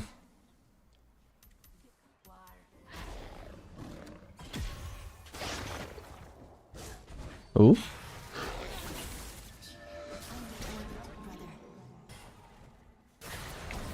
Okay, Kai'Sa has W evolve now, I think. Yeah. So her poke is gonna be obnoxious now. Oh, dead. Nice. Just in time to turn it into a 1-for-1. And there's the Kai'Sa poke that I was talking about. Gonna try and stand behind minions as much as I can, and she's gonna be actively trying to position to hit me as much as she can as well. Maybe try and outplay here. Oh, the whole wave is dead. Now she can try and poke me. We'll see.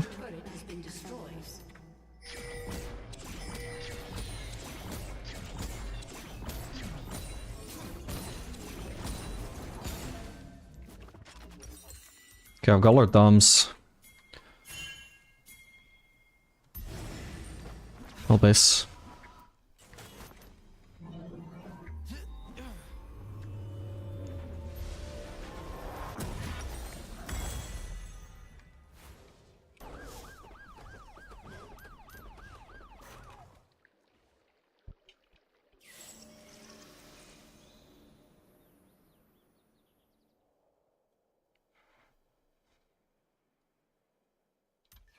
Can you link us your mobile fire guide for Aphelios? It's just the Book of Aphelios. If you Google it, you'll find it.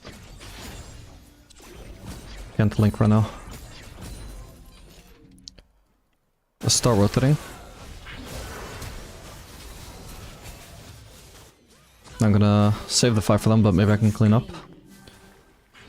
Drake is up very soon, so they might start running over to it. I'm gonna just hide over here. Where are they? Oh, they just fucking recalled. How boring. I thought they would go for Drake. Alright, we'll get that.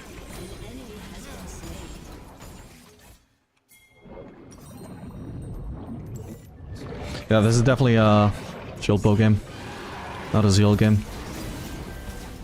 Nice, I think this Volibear skilled Seth or something. Because he's killing him from behind now.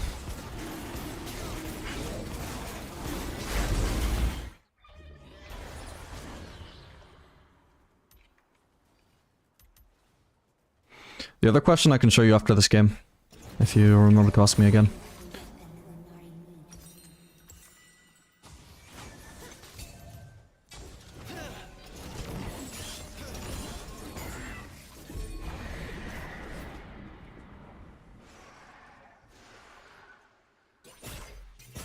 Your team has destroyed a turret.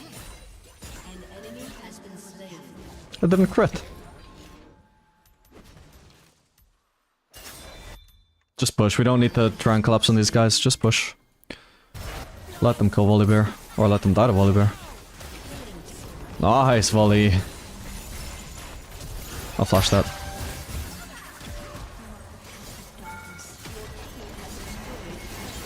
Jesus Christ, set. Nice. Damn it, I didn't preserve my chakrams. Oh well.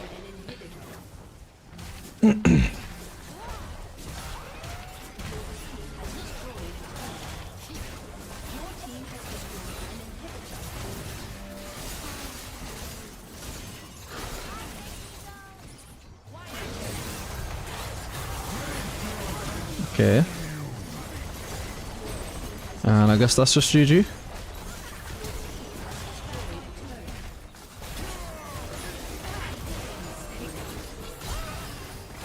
Oh, almost had them both. Oh well, GG.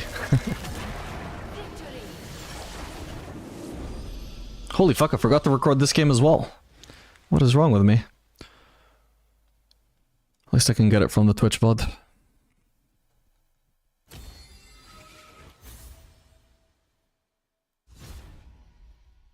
Oh, let's go Diamond. I completely forgot that game was the promotion game.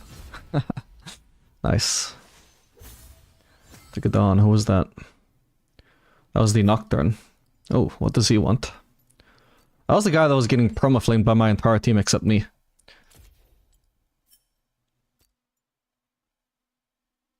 I'm curious now. Don't want to bother him while he's in game though.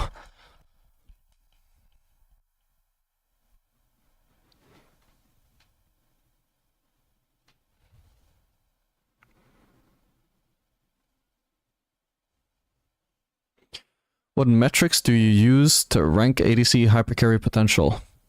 Basically, and there's two different questions I'll answer through Lolalytics here. How I judge a champion's hypercarry potential is, for example, Kai'Sa. We look at her win rate over time graph. But also I have like a very specific definition of hypercarry, like at least how I think of hypercarries. That is not necessarily how other people think of hypercarries, but it's also the only sense in which statistically hypercarries make sense, right? So if we look at Jinx, for example, she starts off like really weak in lane phase, then spikes really hard in the mid game, then falls off and doesn't even shine that much late game. Like her late game win rate as a ADC with a 51.3% win rate is 52.1%, like barely higher than her actual just win rate in the like highest possible peak in the very late game. But she has a really strong mid game, like it peaks fairly high there, and stays like fairly consistently high throughout the entire post lane phase basically. So in this sense I would say Jinx, even though she doesn't actually have that high of a peak at any point, because she spikes in the mid game and just never really falls off, like it's not as good as her mid game, the rest of her late game, but it's still fairly good. I would say it makes her a hypercarry because she's got all of her strength concentrated pretty much into like all of her mid and late game at all stages, no matter how many items compared to other ADCs. She is strong at all stages of the mid to late game, whereas if we look at other ADCs, for example, like Kog'Maw is considered a hypercarry. he spikes very hard in the mid game, then actually falls off a cliff in the late game because he gets countered, I guess, really hard by resistances, and he can't actually itemize to maintain his damage. Like, itemizing attack speed to enhance on hit is not actually as effective as itemizing crit and AD to enhance crit, right? So Kog'Maw spikes really hard in the mid game after the early game, and his early game is actually very strong as well, by the way. But is he really a happy carry? Not really. Barf, thanks so much for the prime sub, I appreciate that.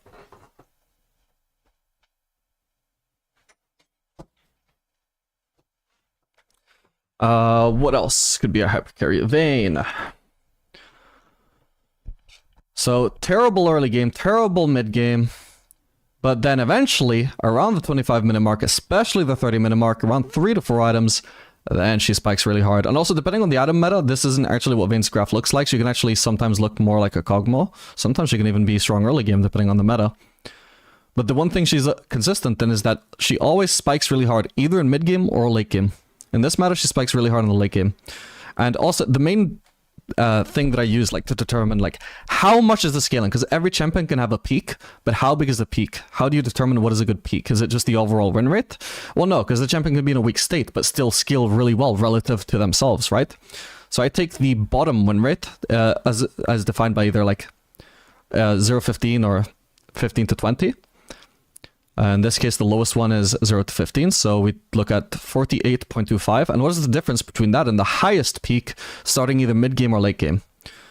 That is 52.28, so it's about a 4% win rate difference.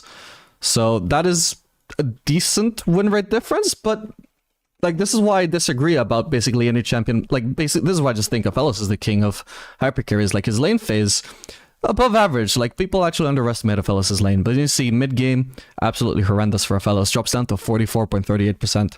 But then his late game just keeps getting stronger and stronger and stronger as he gets more items, as he gets more levels in his passive stats. And his late game is basically 54% win rate. So a 10% win rate difference from his low to his peak. Vayne's was 4%. How are we considering Vayne a happy carry when Aphellis is like literally double her scaling, more than double her scaling, statistically? At least by this just random ass method of determining it. This is just how I tend to think of things.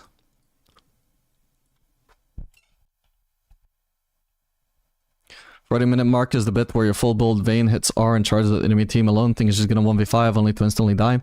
Yeah, but I also think like this is the sort of thing that is like, you know how we're bound to remember negative stuff more than positive stuff? I don't think that sort of thing actually affects win rates. It's just that it's so memorable to you because it's such a memorable thing. But it doesn't actually influence stats. It doesn't actually happen that often. If you have a champion who is incredibly strong late game, you are incredibly likely to win late game. But you're gonna remember that like 20% times where the Vayne just ints her ass off. Although in this instance, I'm actually positing that Vayne in modern League of Legends doesn't actually scale anywhere near as strong as a modern hypercarry, which would be Aphelios. And Zeri also used to have a graph very similar to Aphellis's, but she's been made into much less of a hyperscaler. She still scales really well. There's still a difference of like 6% between her low and her peak. But yeah, it used to be like Aphelios level where it was like 10% plus. Now it's not nearly that big. Random balance changes over the years. Since that champion has been through a balance roller coaster, has just like slightly changed her strength over time. If you hit diamond, are you done now for today? No. I also wanted to answer another thing. And how do you prefer to check if Zilla's a good champ or the Kai'Sa bot lane in your first game? So this is another useful feature of LoL Analytics, and definitely slightly closer to an exact science compared to the win rate over time thing, because that's just like me choosing to interpret data in a certain way, and I could always be wrong in doing that. But basically, we look at normalized synergy delta here. We look at the support. So basically, synergy delta, we look at delta 2. This is basically how much does Kai'Sa win with Zilean compared to both of their win rates. Because if this is the like noob way of looking at synergy, right? There's like, you go on good synergy, and this just tells you what are the highest win rate supports with Kai'Sa. Problem is, that is influenced by what is the support's win rate. Like if Nami is a high win rate support, which I'm gonna guess that she is, then she's gonna appear near the top, even if the synergy is bad. Like if you look at delta 2, 0.44, It's slightly positive synergy, you know. I mean, Nami does bring 2 CCs for Kai'Sa, which is good synergy, but it's also not actually like the sort of support that Kai'Sa would actually prefer. But if we look at normalized synergy delta, this tells you, okay, even if the support is terrible, like at least it's overperforming their expectations when paired with Kai'Sa, and that overperformance is what we call the synergy. Because how else would they be overperforming? Is it because these Alistars are just smurfing when they're with a Kai'Sa? Probably not. It's probably synergy. So synergy delta 1.15 with Alistar. So Alistar very good with Kai'Sa. I think anybody who's played Alistar with Kai'Sa can also confirm that. Nico, take the exact numbers with a grain of salt, by the way, because you would probably need a lot of sample size to actually get accurate results, and Nico support not that common, especially with Kai'Sa. So it's probably the best mage support with Kai'Sa. It's probably a decent support with Kai'Sa, but I wouldn't exactly say to a science, like the science says Nico is her number 1 support. No, take that with a grain of salt, you know? Yeah, basically that's how I determine champion synergy, is I just try and see what the delta says. Tarek, for example, like relatively high win rate support with Kai'Sa. Like he's in her top 12 or something. But if you look at synergy delta, the synergy is probably quite bad because they're actually hard underperforming when put together, is what the delta 2 says. What about Twitch? So Twitch, when I used to play him back in 2017, this guy was the hypercarry. He was like up there. I think it was like him and Vayne both had like hard scaling graphs. There were the two clear hypercarries in League of Legends. Nowadays he goes through a bit of changes. It like varies, I guess, depending on build. Like if you're gonna build Yuntal, for sure, I guess he seems to be a hypercarry again. But yeah, you've also got to realize like scaling relative to a champion self also depends on champion balance. It depends on like what meta builds are available to them. Sometimes a hypercarry can just stop being a hypercarry. And that happened to Kai'Sa, for example. She was a hypercarry when she released. Hasn't really been a hypercarry for a while. Or at least with most builds, she isn't. Twitch, right now, fairly strong early game, as you can see. Falls off really hard in the mid game. Then gets incredibly strong late game again. And really, this is what I've noticed with Twitch, is like, no matter what build he's using, even if it's AP, no matter what balance changes he's going through, he's always strong late game. It just depends. Like, the AD build kind of gets weak around the mid game. The AP build gets stronger around the mid game, I think it was. And sometimes he's very strong early game. Sometimes he's very weak, very strong mid game. But the late game is the one that is always consistent no matter what the build. Anyway, right now, like his low, for example, is 46%. His high is like all the way up to like 54%, 55%. So that's about 8% difference. So he scales insanely well. But also, like, this is where people's definitions of hypercarries also might be either a little bit correct, or maybe they need to just make it a little bit more flexible, because traditionally people think of hypercarries as weak in lane.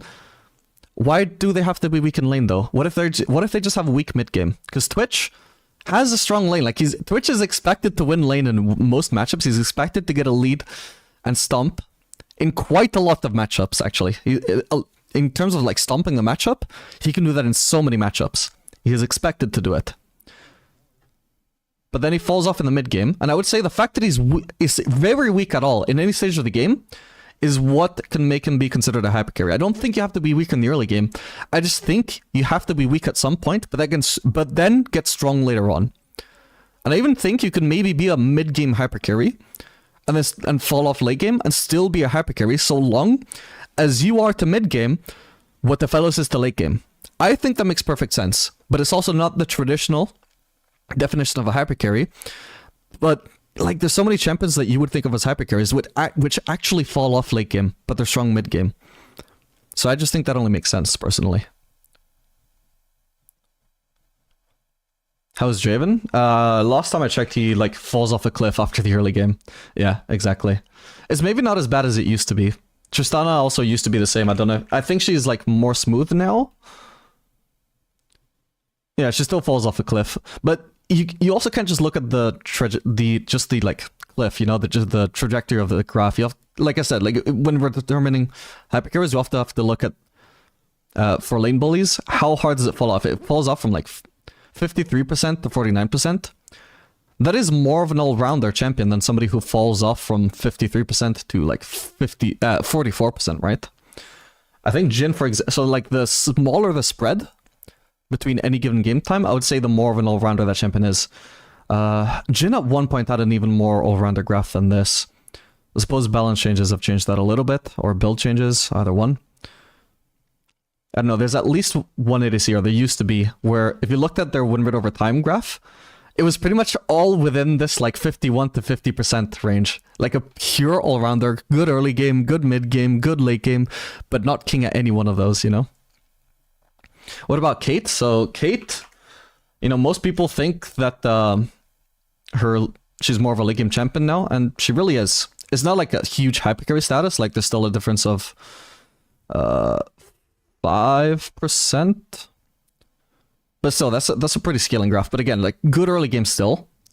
Then it's an okay mid game, I guess. We also, there's no hard definition of when mid game starts, you know, because good at the 15 to 20 mark, bad at the 20 to 25 mark. Technically, those are both mid game, but you know, whatever. It's a bit muddy. But yeah, definitely just starts to, after the 20 to 25, just starts to scale up and get stronger and stronger and stronger. But yeah, like,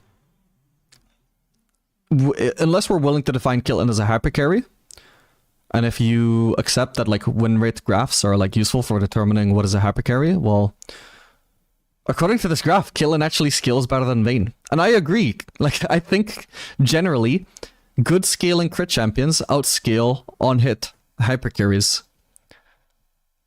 Generally. Or at the very least match their scaling. If we're not talking, if we're talking about an ADC like Caitlyn. What about my best boy Varus? I think he was early game focused. The thing is, what you gotta realize about a Varus graph is that it's a fucking mess. Because some people are doing on hit, some people are doing lethality, a minority are doing AP.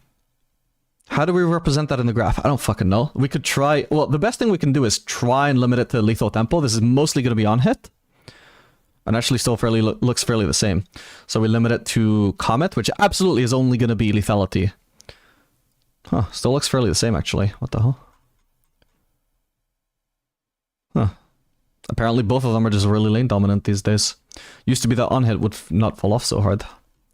And if we look at, the thing is, there's no like good way to look at AP, because the moment you select an item, now it looks like AP Varus is insanely strong early game, but this is just because you're looking at games where Varus completed his first item in the first 0 to 15 minutes, which is more likely to be games where he had a lead.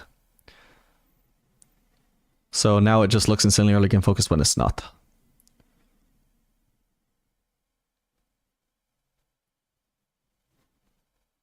But probably it does fall off as well. Wasn't Ashe a hypercarry? No, Ashe has recently been changed to have a smoother win rate over time. Oh yeah, look, this is a pure all-rounder graph. Look at this. Her low is 40, almost 48%. Her peak is just barely above 50%. That's like not even a 3% win rate difference between her lowest low and her highest high. So like she's a little bit biased towards mid game, and even just all throughout late game, she's definitely more of a scaling champion than she used to be. But also she's not trash in laning either, you know, just an all-rounder. Anyway, what time is it? Should I end the stream here? I think I'll keep playing. Yeah, I find this stuff very interesting to talk about. Hi Vapor, I've been watching and love your content of Aphelios and other ADCs over the years. Thank you, man. Glad you like it.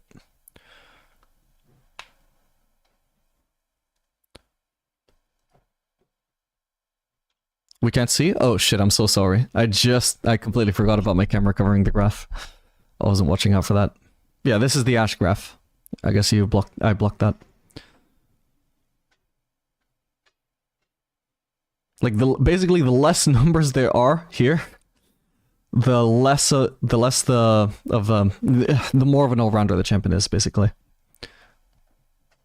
At least as far as win rate data can tell us, and obviously that is also limited by potentially by sample size, but that's why I always look at all ranks past 30 days, because a big mistake people do with data that is as limited by sample size as this, for example, is they'll look at, I only look at Emerald Plus because low elo data is shit, and I'm only going to look at this patch because this is the most relevant. Now you have a 50,000 game sample size as opposed to 1,800,000. And now suddenly it makes our early game look really shit. And maybe this is because it is really shit in high elo compared to in low elos. Or maybe your sample size just sucks. You know? You don't fucking know. So you just can't really use data that is just too limited by sample size.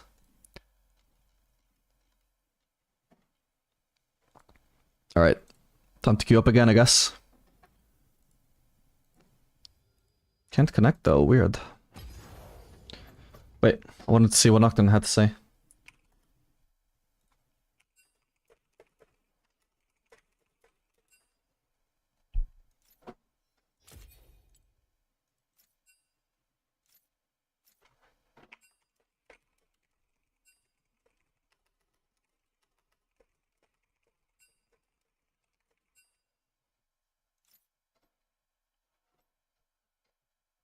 That Karma did a shitload of damage. All muted. Yeah, he wasn't really talking, so I figured.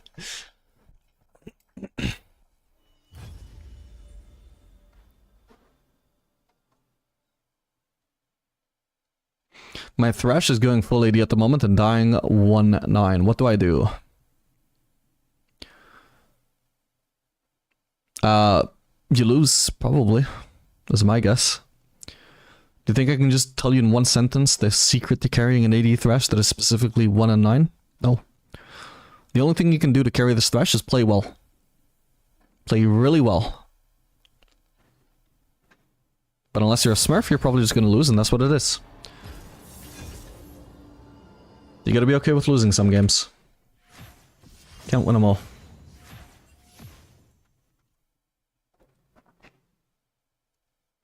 Are you sure you're an educational league streamer and not an educational mathematical literacy streamer? I mean, I've just always been really interested in league stats.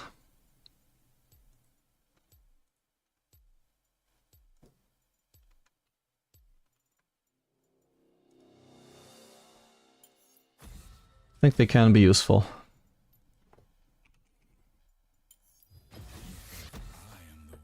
Although there's definitely a lot of like new mistakes you can make. Like exactly like sort of thing I used to do, for example, is just look at like the highest win rate support with Kai'Sa. That tells you synergy, right? Nope, just tells you what supports our highest win rate. There's a lot of like pitfalls you fall into and you don't even realize you're doing it, but over the years you just get slightly more literate. Okay, I'm disconnected from Twitch chat again on my OBS chat, but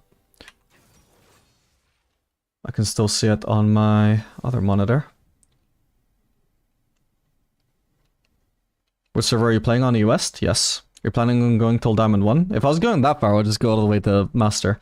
Maybe, I don't know, I didn't really have a plan for what to do after Diamond. I'm basically thinking I might do an NA climb and try to hit Master on NA.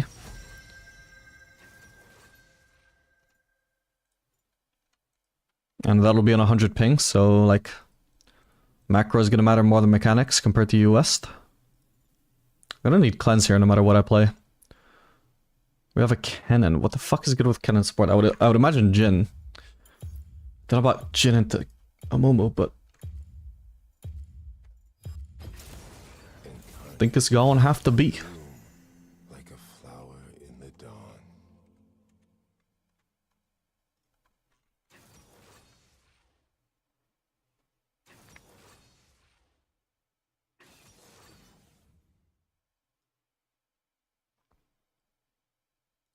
Actually, Sivir could have been sick. I could have like ulted whenever he ults. Okay, Nila. Into Jhin. I believe that's good for Jhin. We have so much CC for her. Right. Yeah, he's one of the better ADCs into Nila, although his win rate against her is still terrible just because she's, at the end of the day, still a counter to ADCs. I'd have to pick a mage bot in order to stomp Nila. Or, well, to have a good matchup against her anyway. Oops. I don't even know what the support is.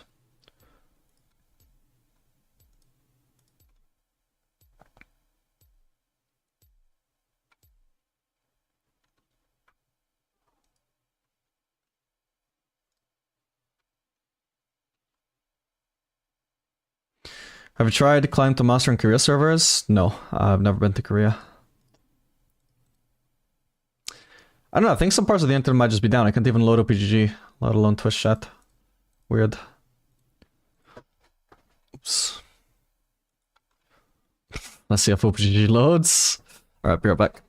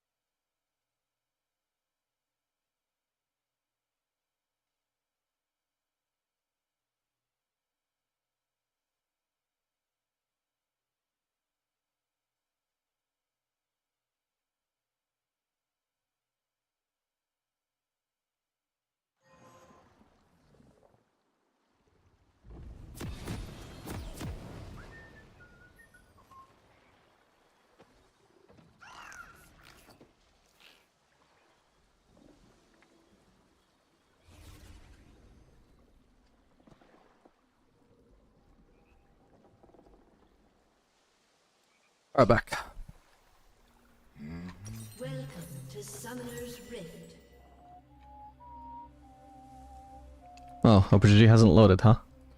Well, it has loaded, but it's a blank screen. Oh. 30 seconds until minions And spawn. now the diamond icon is missing, but at least it's mostly working. Whoa, I can't really fish check there. Okay, we saw Momo. It's very unlikely I'll run into someone here now.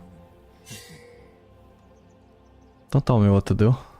Okay, Nila's running Ghost. She's gonna have an easy time running us down then, but also very little survivability. But also, she's into a range. Oh my god. Yeah, the cannon is gonna be awful for her, by the way. I would also assume Momo is not one of her best supports, since she ideally wants some shielding or healing. The ecstasy of killing. Yeah, sorry again, guys. I literally just can't see Twitch chat right now. It won't load.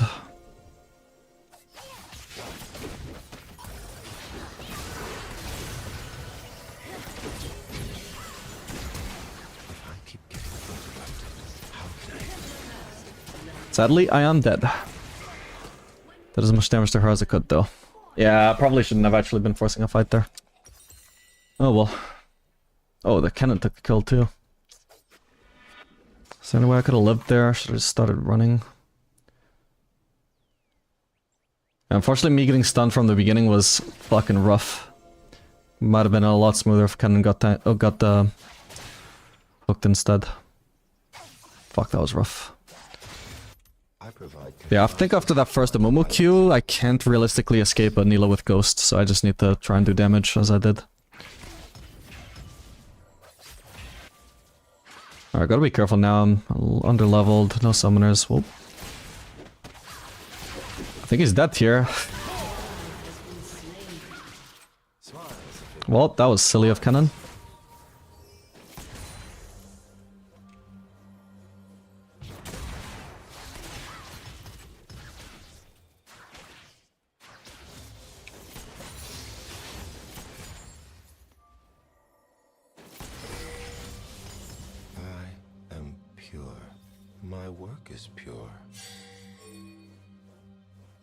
If we get Lisa and our cannon help soon enough, then they're just really trolling here. Oh, shit. Fucked it up. My bad. Ah, this lane is a fucking disaster already. Blows. Jin is getting to Nila because of his CC and I fucking died level 1 before I even had CC.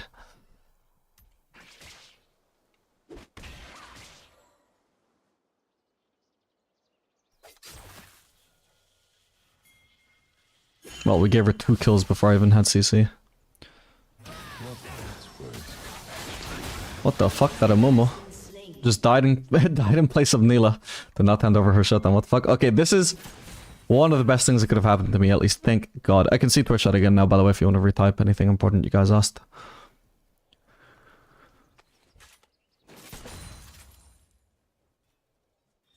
This performance needs more zazz. Yeah, we got the wave freezing for us, so at least I'm not going to be too far behind in farm. I might still be behind in XP because of how much I missed when they were freezing, but I'm just slowly clawing back. The end is important in all things. And in general, I want the waves to be frozen against Neela so I can't be all in by her. Oops. Well, I got hit by that, so that's fine.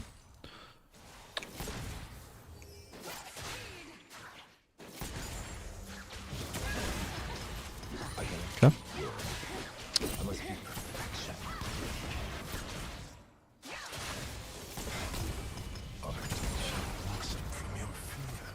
Yeah, I can't really maintain that freeze, unfortunately.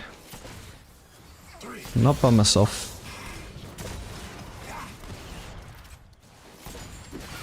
Oh god. What the fuck is he doing? Oh my god, I got sniped. Ah, fuck's sake. I don't know what that was by kind of man. We're in a good spot. We could farm, try and catch up. Guy just immediately runs into the bush and dies. They call me mad. This is sad. So mad.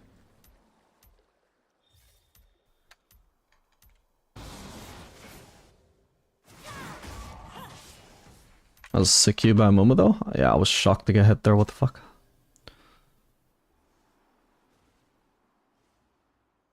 Shit, I just didn't notice it. It's literally just more like the entire wave just moved out of the way for him. Didn't have to thread the needle or anything. It had a straight line towards me.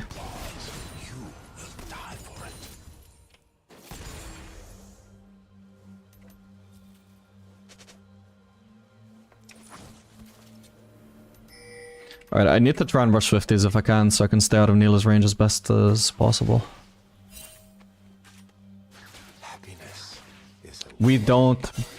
Like, Amumu might be in the brush, and even if he's not, we probably lose 1v2. There he is.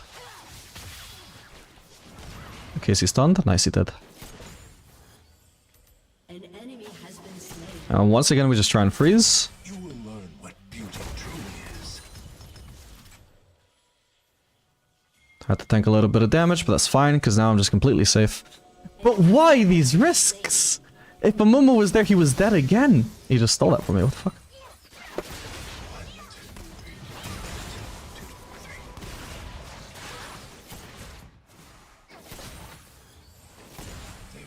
Try and keep this frozen again. Ugh.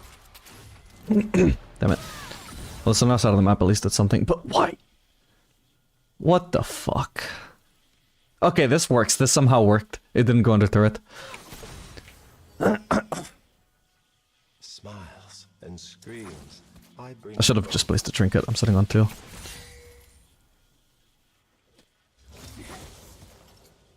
Okay, no Nilla. She's probably already based for collector, I was gonna say, but just a very needless risk to take. Well, I am dead here.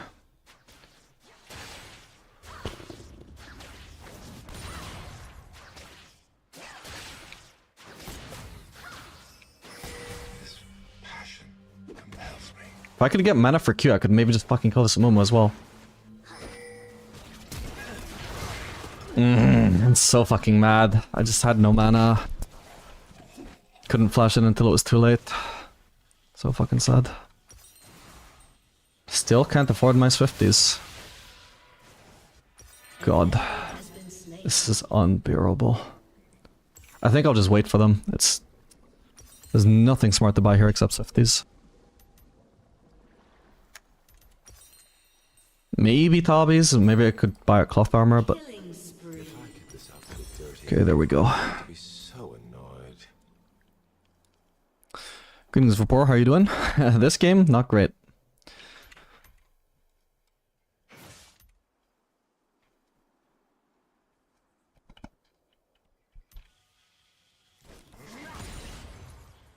There is nothing for me but this.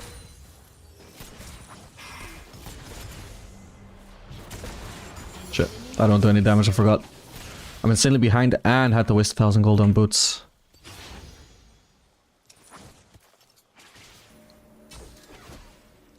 My genius will be understood eventually.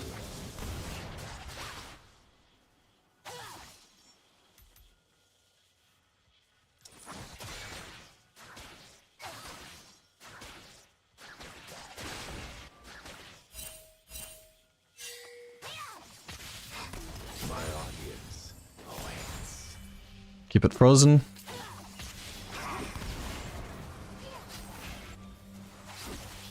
Oh shit.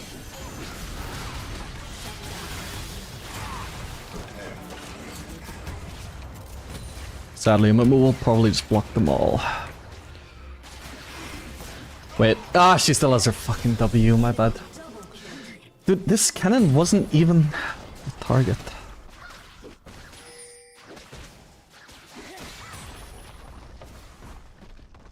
He just needs to be backing off there. Fuck. I must wait until the composition. I don't even know what I need to build here. It feels insanely troll to go collector, but what can I do now?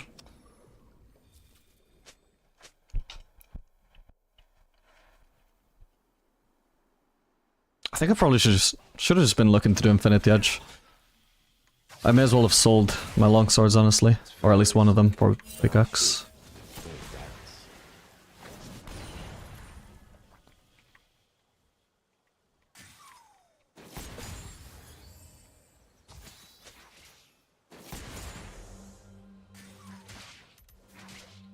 Wave's dead as fucked for us. Can't prevent it though. Because I must be loud. Oh, I'm probably dead. Don't try and save me! Just live, just live. I'll do as much damage as I can before I die. That's not gonna play.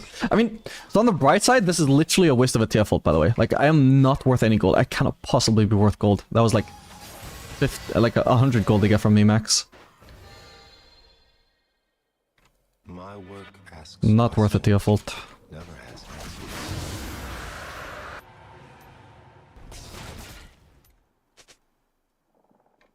Obviously, I still want to avoid dying, but if they invest in big cooldowns like that, I guess it's not too much of an issue.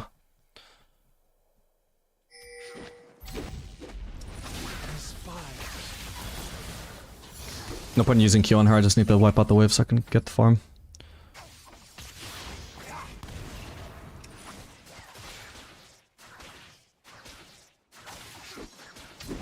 Oh my god. Well, that blows.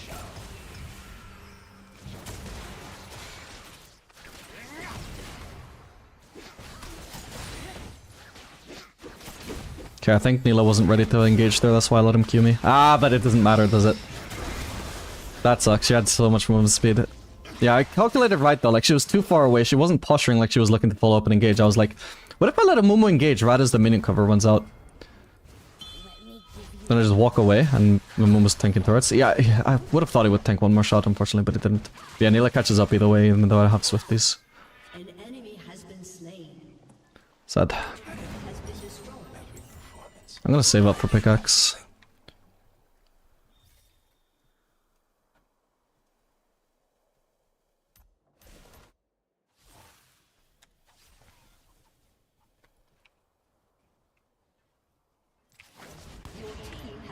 Alright, at the end of this game, it's just gonna be like, it's all Jin's fault, ADC death. without legs. Yeah, I mean, both of us, I think, needed to respect like how insanely stronger the level 1 was.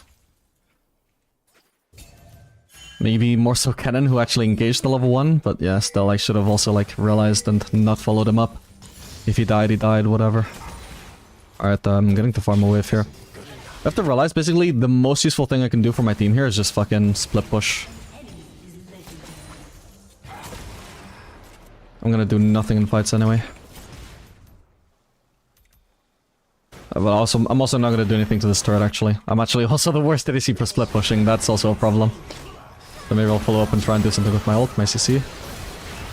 Oh my Ari. Okay.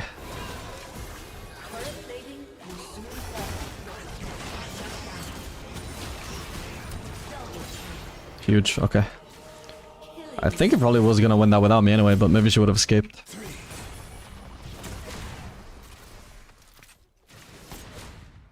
At least my team is actually popping off though, what the hell? Leeson and the Ahri both 6 and 1. Neela shouldn't be good into Ahri either. She will be good into Riven though. And Lee Sin.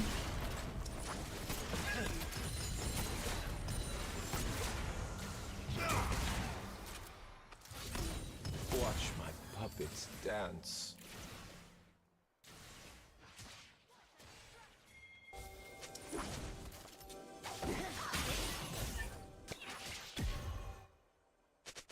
With my technique, killing blooms into artwork. Oh, she's forcing. Ah, shit. That fucking auto followed me. Alright, my bad. I should have respected that. I was hoping to juke her Qs, but either she was patient or it just came up. Maybe she'd already hit it. Ah, she saved it and hit it. I serve. Does your attack range hold when you show when you hold space? Yes, I can link you the explanation in a sec.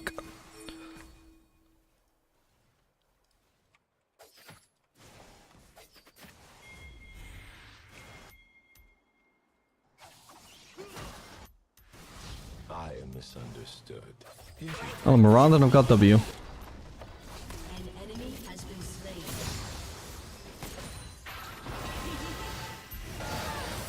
Honestly, I may as well let Ari take all the... Some people, especially low elo players, take the mindset like, oh, I'm really behind, my team needs to let me farm so I can catch up. That is the opposite of what you want to do. Whoever's the most behind, don't fucking let them touch anything. No matter what happens in the game, they are never going to deal enough damage. They are never going to be able to 1v1 anybody.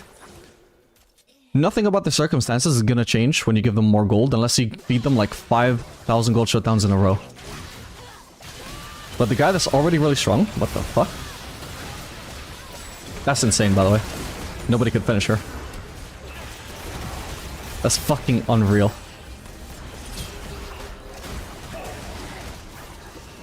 I'll try and block zero shots for him, literally. Maybe I could have cleansed that. All good.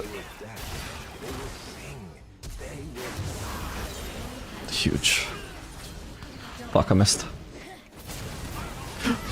Oh, I didn't need to cleanse, my bad. Thought I was gonna die to the ignite, but he shielded me. The world is cruel. Yeah, basically, you want the guy that's already fed as fuck to just keep getting all of the farm, all of the kills. Give him the ability to 1v9. Make sure he can always 1v1 anybody. Don't let him fall behind and suddenly, ooh, actually the enemy mid laner can 1v1 him now, or the enemy jungler. Ooh, now he's caught out, now he give over 1,000 gold shutdown. No, you keep that guy strong as fuck. Do not tax that guy under any circumstance. Hey, Fixor.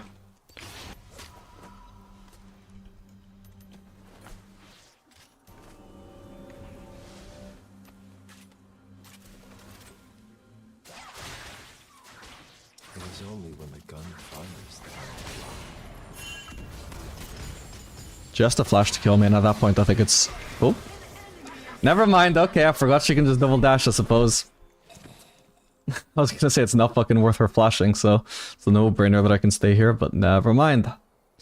Forgot she can dash on her own fucking minions. Shit. I don't even feel like I'm faster than her. Oh, because I'm not, what the fuck? Wait, where's her movement speed coming from?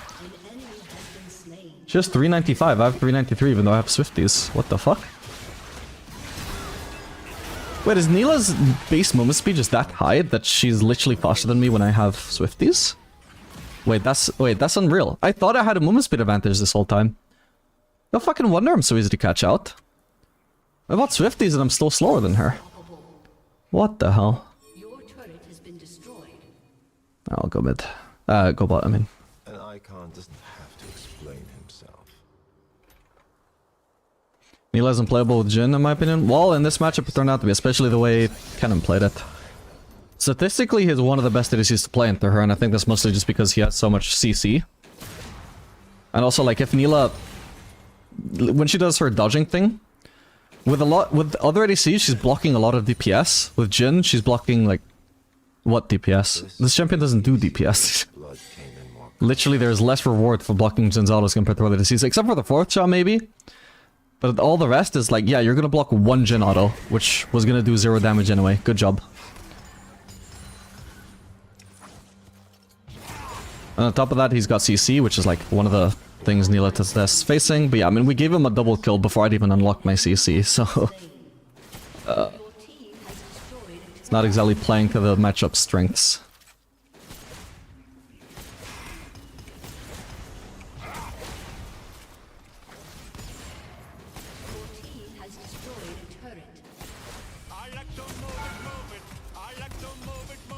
Shit.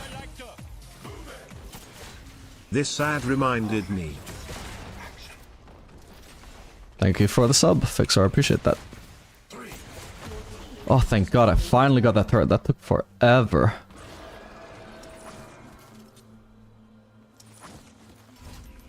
I need to go a little bit further back in case Nefir is gonna come into vision, then she can easily gap close into ult range.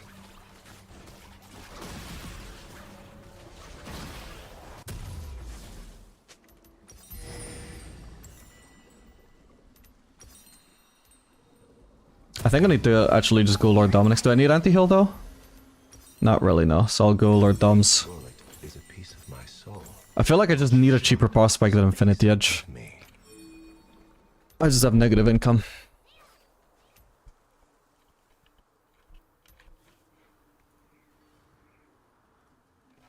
Plus they do have 2 tanks building armor, so it's a relatively high value LDR game.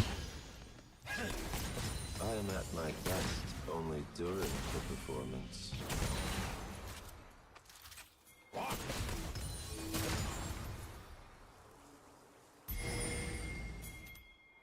I don't think there's gonna be a fight based off how teams are positioning. If I think there is, I should rotate, but... Everyone is watching. I've already started, so I'm gonna finish it. Oh shit, I didn't mean to hit that.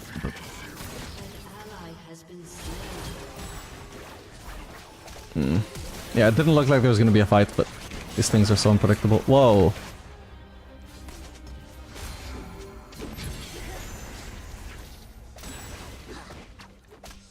I can try and waste a lot of time. If she doesn't have her W, yes, okay, perfect. That's what I was hoping for.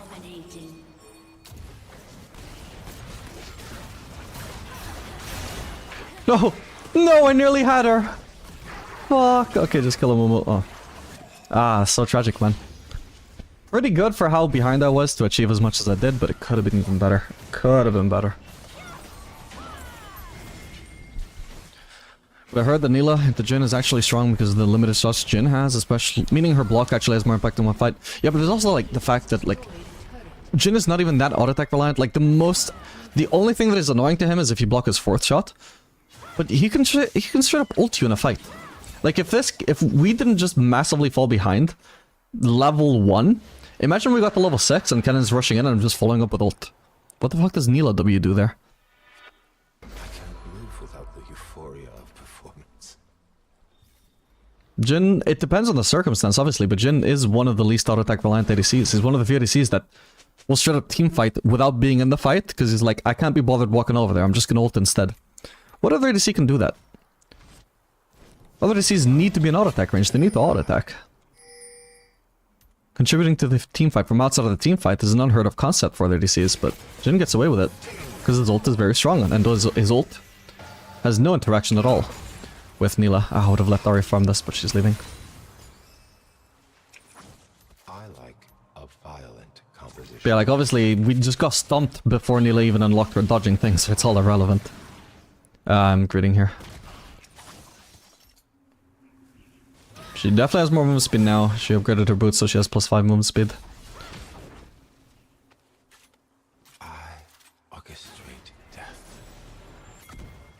I have to follow up my team, whatever they do. If they're not playing for mid pile, then I can't either. Oh, I'm dead.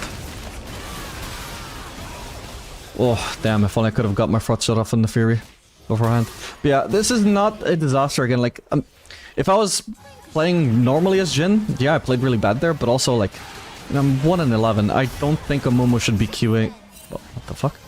I don't think a Momo should be wasting his ult just to catch out the Jhin. I think I can afford to play that aggressively to bait cooldowns onto myself so that they don't go onto my teammates. What the fuck? They surrendered? Wow, that's crazy. I've got a 3-13 Zeri victory in my match history. We're gonna follow it up with a 1-11 Jhin victory. Let's fucking go. Into win, baby. So easy, this game, League of Legends.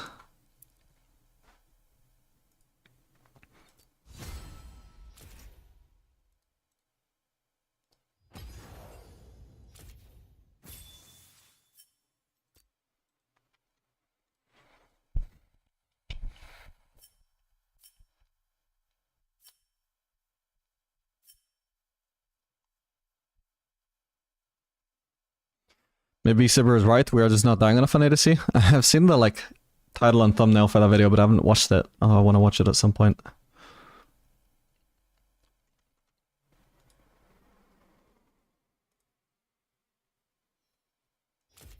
Okay, maybe after that performance though, maybe it's time to retire for the day. Not sure I can follow it up with a better game than that.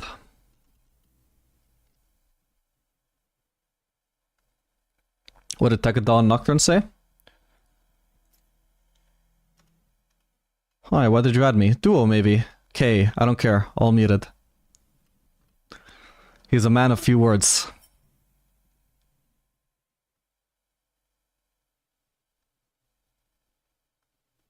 Being carryable is a skill. Honestly, I don't think I did much to be carryable that game. I think I had, like, good ideas about how to execute the macro, maybe, but at the end of the day, like, it didn't actually really have much impact over the game. At the end of the day, my team was just winning fights, whether I joined in or not.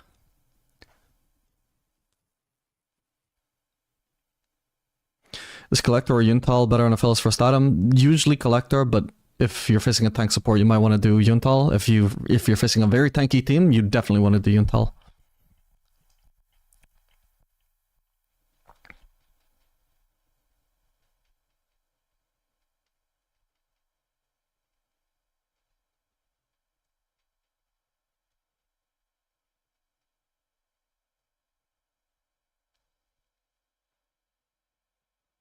Was all Jover once you hit that 10 death power spike? Yep.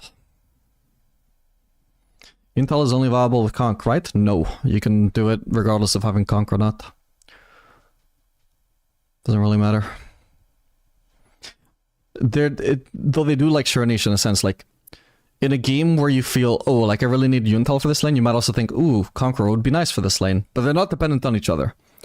You could say that, oh, if you were running Yuntal this game for the support matchup, then you made a mistake not running Conqueror. That could be correct. Maybe you should have run Conqueror in that matchup. Maybe any game where you're running Yuntal, it was a mistake to not run Conqueror. Does that mean that now that you're running PTA, you can't run Yuntal anymore? No, absolutely incorrect. You can run Yuntal anytime that you're running PTA. Well, given the other circumstances are met. Other conditions. Rupert, how you build atoms on LoL Analytics, what things you're looking at, what is your thought process about atoms and statistics on them? That would take too long to explain. That would need a like whole ass video on that. Maybe one day.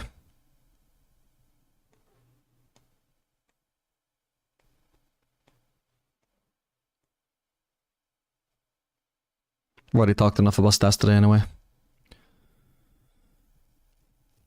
Alright, but yeah, finally hit Diamond on this educational, ADC Unranked to Diamond.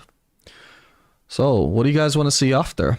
What I was thinking was maybe a climb on an A. Don't know when I would start that, but I also don't know, like, would I want to start from silver, or like gold or whatever, just like lower Elo? Hey, this guy unfriended me, bastard, bitch. Didn't want you on my friends list anyway. Or I could actually just like use my old NA account. But I would want to rename that because it's called Vapora Dark. I don't want to get ghosted.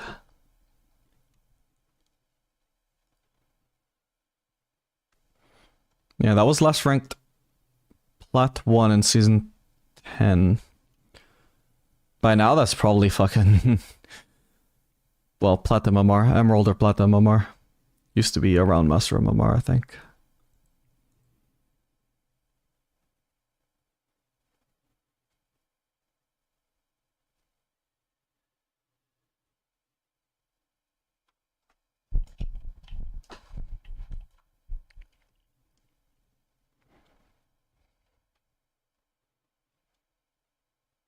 So Intel is better with Conk and PTA than Lethal Tempo. You never want to run Lethal Tempo on Aphelios in any circumstance. It's very bad on him. If you're wondering why, it's because it's the only keystone in the precision tree which does not stack off of his abilities. Blue Q is an auto attack. Lethal Tempo doesn't stack Lethal Tempo though. Red Q is 6 to 8 to 9 auto attacks, something like that. Not a single Lethal Tempo stack from costing it. Ultimate is at least one auto attack, sometimes more depending on how many targets it hits. Not a single Lethal Tempo stack. Green Q, okay, that actually is an auto attack and it also does give you a Lethal Tempo stack. Very generous of you, Riot. But yeah, like, you just have so many abilities that literally are auto attacks. And it procs PTA, it procs Conqueror. It gives you a fleet stack, or it procs fleet if you have it charged already. But it doesn't give you a Lethal Tempo stack. And that is just too much anti-synergy. You cannot play Aphelios with Lethal Tempo. Oh, you didn't know we were talking about Aphelios, yeah. Have an R and an A account you can have? Oh, sorry. Well, thank you for the offer, but... don't want to be boosting viewers' accounts.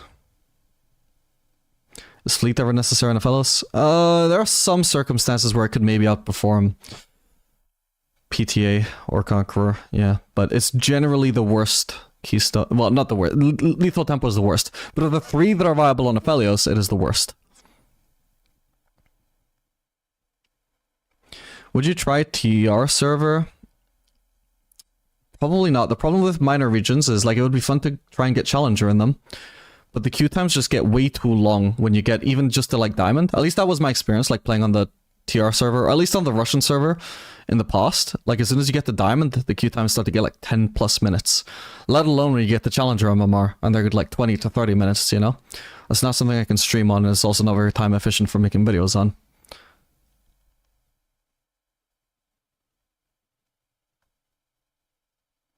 As fun as it is to watch you stomp noobs, I find it more educational watching you versus tougher opponents. Yeah, fair enough. Unfortunately, most people do prefer lower elo content. But for the innate, like, because I just completed a low elo to high elo climb. Or at least low elo to diamond anyway. I don't know if I want to just repeat that again, but an A. So maybe I'll start a little bit higher. Like, whatever my NA main account is. I might just play there.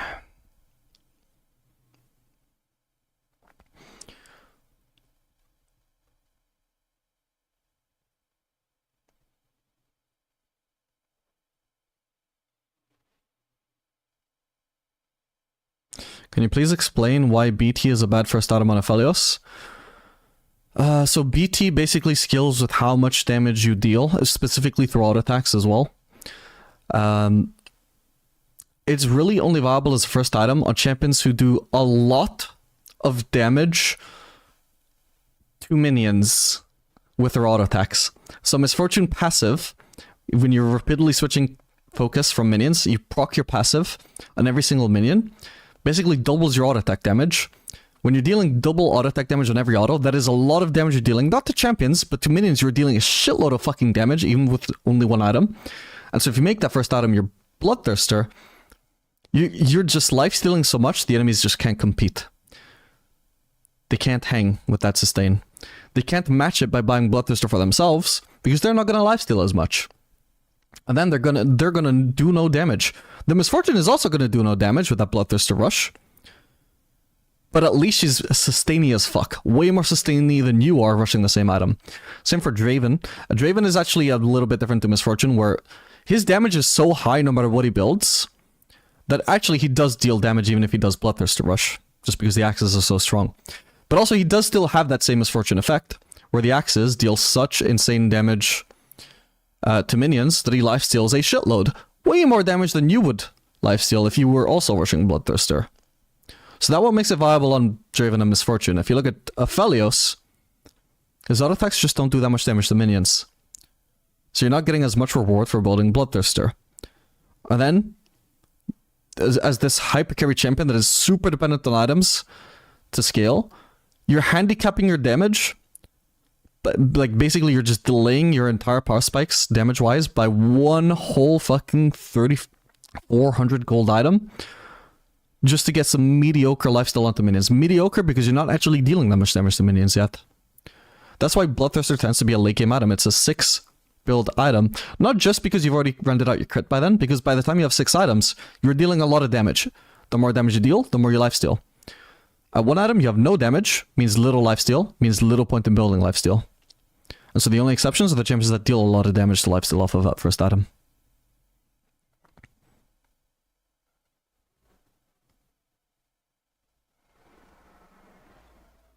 I hope that makes sense. But there is maybe one niche where you could rush Bloodthirster on a fellows, and that could be like into a mage bot, like if you're facing Ziggs.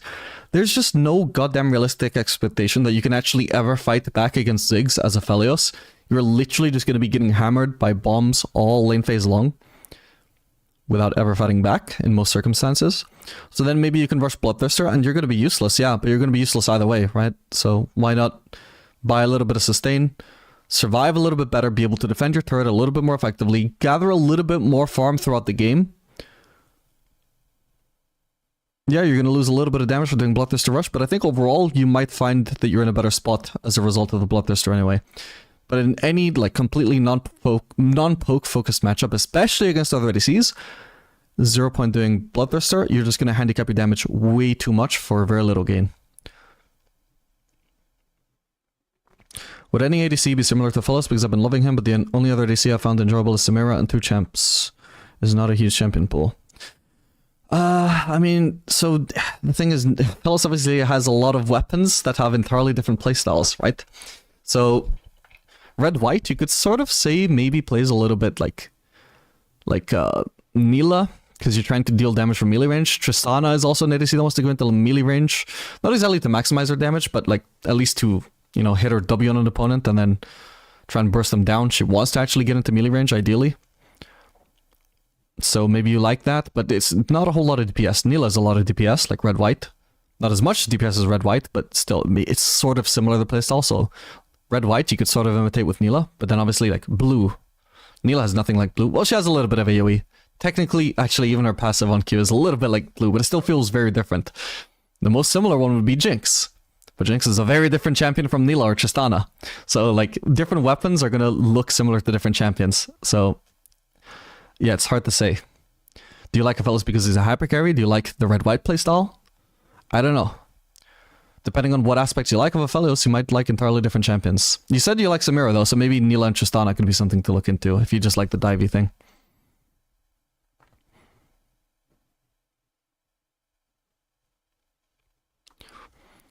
Before, have you ever thought on doing a ×1 with Alexis? You mean 1v1 with Alexis with Aphelios would be fun to see? A 1v1, like in a custom game. I can't say I'm very interested by the concept. What would be fun that I've thought about at times is like, ooh, what if I did like a climbing race with another streamer? Or another YouTuber or whatever that is like around the same rank as me. And we're trying to compete like first to get the diamond, first to get the master, something like that. I think it's an interesting concept, but also I'm too lazy to execute on that idea. If your peak is master, I'd like to see how you try to get GM. Right, the thing is, I've tried to hit GM before, and it's very boring because I don't hit it, right? It's not very interesting to watch a streamer get master, get to 200 OP, lose streak, 0 OP, win streak back to 200 OP, lose streak, 0 OP, demote to Diamond 1, get back into master, demote to Diamond 1 again, lost streak, demoted to Diamond 2, stomp back to Diamond 1, stomp back to master, win streak to 100 OP, lose streak until master, demote to Diamond 1, over and over and over, 10 times, actually maybe 20 times throughout one season. At the end of the day, their peak at the end is at the very same as their peak was before all of this started. That is not very interesting to watch. I think most people, when they imagine me trying to climb to GM, they envision this journey overcoming adversity. They don't imagine the adversity just kicks me in the ass at literally the first possible step and just never overcome it, you know? I've been a content creator for a very long time, and I know that I can't hit GM. It's extremely boring. In fact, well, I do like playing off stream to like try and win as much as I can. I enjoy that, but like views wise, it's just doing the same thing for 500 games. It gets incredibly boring to watch. Might be fun for me, At least when I'm not having to suffer through doing commentary while I'm also trying to concentrate on high-low games. But it is just extremely uninteresting. There's no experimenting with builds because I have to try hard. I have to play the same champions that I'm good at every single game. And I'm just making no progress. It's just boring.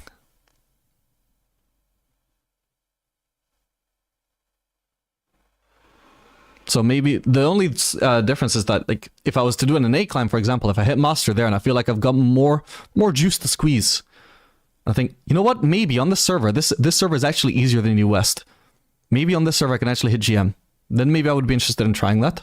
But on the West, I know my limits. I know I'm like a 200 OP master peaker, and that is what it is. I'm not getting any higher. Couldn't you get coaching for GM too? So I've thought about coaching before. It could potentially help. I'm sure my macro can certainly improve at some points. The problem with the prospect of hitting GM though, is I've played against GM players. I've seen their streams. I know what they play like. Their mechanics are way better than my mechanics, and my mechanics stopped improving 10 years ago. 10 years ago. In 10 years, my mechanics have not improved. So a coach could improve my macro, but my mechanics are never going to hang with GM players. And so because I know that that is such a massive limiting factor, and I also, by the way, play the most mechanically demanding role because I'm a huge big brain like that, it also just feels like it would be a waste of money, a bit cope to think, yeah, like I'll improve my macro a little bit. Like, yeah, I can maybe improve my peak by like 50 or 100, maybe even 150 LP. Maybe instead of a 200 LP master peaker, I'll be a 350 LP master peaker. I don't deny that coaching can help me. But is there really that much of a difference between being a 200 LP master peaker and a 350 LP master peaker? Not really. What's the point? Are you going to play more now? No, I'm basically just... I'm going to end the stream, but people keep asking interesting questions, so...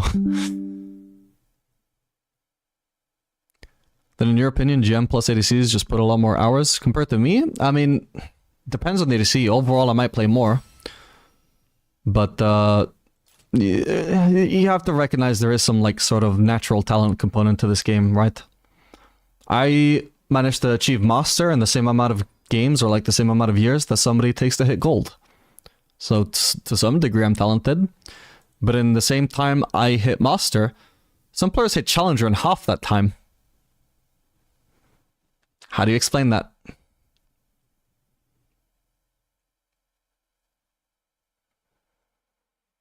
How the fuck did you win as 1 in 11? It was a great game, you should watch it. It was just some really smart macro from myself, yeah. Totally didn't just get carried.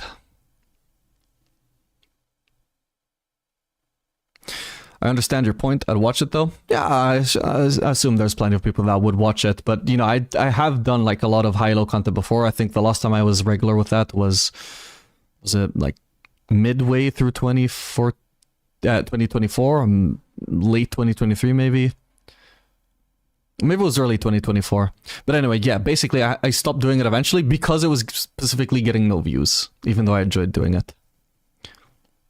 Like, it got some views at first. Like, that's the thing. If it's a novel thing, if I have not done high-low content in like 6 months, anybody who's burned out of high-low content before, they might be interested in watching it again. You know, it's so new. So suddenly people click and like, oh my god, people are enjoying my high-low videos. But then eventually they just get bored. So I have to stop. So you just suggest that everybody has a limit of improving? Not a hard limit, but a soft limit, yes. What is an analogy for that? I guess sort of like you just use an analogy of reflexes, I suppose. Like, we're all born with a certain level of reflexes, and you can actually improve on those reflexes a little bit, but you're pretty much already at your soft limit. I don't know when you hit your soft limit. At like 18, I think your reflexes peak. And if you specifically practice your reflexes from there, you can improve it a little bit, but naturally you are already at your soft limit. And training is not really going to get... If you started as somebody who was middle of the pack, you are never going to get your reflexes to the level of somebody who was born as like a reflex prodigy. And so League is a game that obviously you're not born good at. You have a lot of room to improve. But some people have more room to improve than others. How long did it take you to reach Master? Good question. I mean, I would say I started playing Ranked seriously. And by seriously, I mean like not with 200 ping, constant DCs, and not with 15 FPS. That probably started in Season 3. And Season 5 is when I got good enough to hit Master. In Season 3, basically I went from Silver to almost Diamond. Actually, it's crazy to think that happened in one season. But yeah, that is true.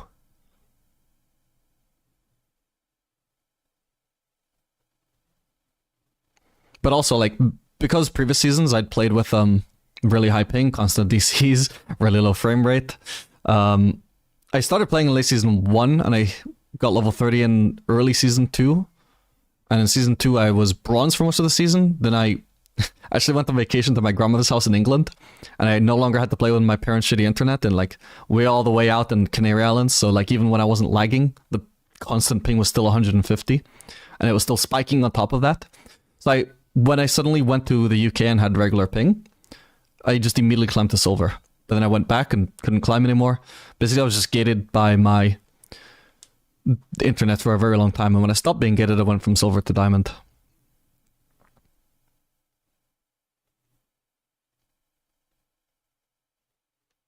Which role is the least mechanical? I mean, obviously it depends a lot on what champions you play, right? Possibly support, possibly jungle. It might be jungle, because at least on jungle you're not trying to outplay anything. If you play support, like it's a fairly macro-focused role. But also like you're playing against other players. So like if you are really good at dodging skill shots, that is never not going to be rewarded. But in the jungle, what the fuck are you dodging? Grump? Grump autos? So you could argue maybe jungle is the least mechanics dependent and most macro dependent. I definitely peaked higher as a mid laner though when I mained mid lane in season 5. I think mid lane, obviously there's some room for mechanics, especially depending on what champion you play. But I would say you can probably get away with worse mechanics more than you can on ADC. Which is just almost...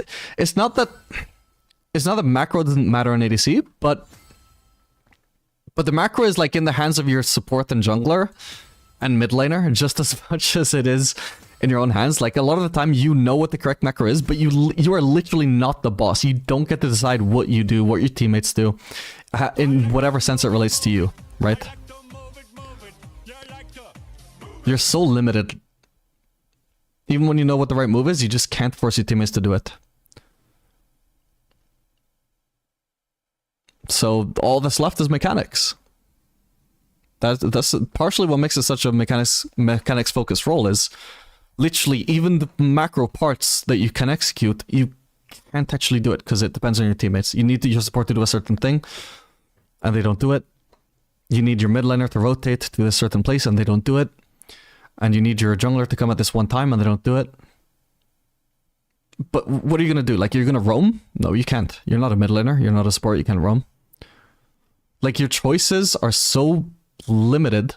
Literally all that's left is mechanics.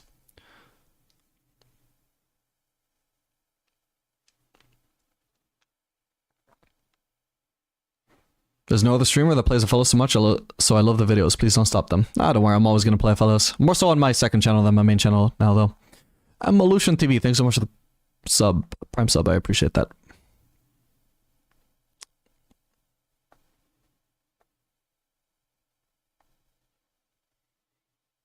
I think top, since champs like Nessus and Moffat exist, when in support even a Leon is 10 times harder than that. I don't know about top lane though, because you're still playing against another person and it's kind of hard to hang if you don't match their mechanics. Like if you've seen Baus play, for example, for a long time I feel like, or at least at first, Baus was getting a lot of comments on social media like about how this guy carries through like macro. Like this guy's macro is just so good, he just like stomps even though his mechanics are meh. But I think because his macro is so good, I think it, and because he was playing like such a simple mechanical champion like Sion, people would just assume his mechanics are bad. They're fucking not. Baus's mechanics are insane. Have you seen the fucking jukes, his movement? Absurdly good. He's playing like the simplest mechanics champion there is. And he still executes in a way that is insanely mechanically good. If he had his same playstyle without all the same mechanics to make as many outplays as he can, would his playstyle be as effective? Would his macro be as effective? Probably not.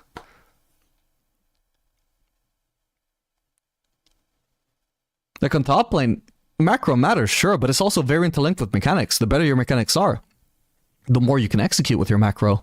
You can start the split push and outplay it and actually survive in a situation where other people would die. And that's the fact that you can survive is what makes the split push good. But you can only survive because your mechanics are good. So the better your mechanics are, the better your macro is. You know?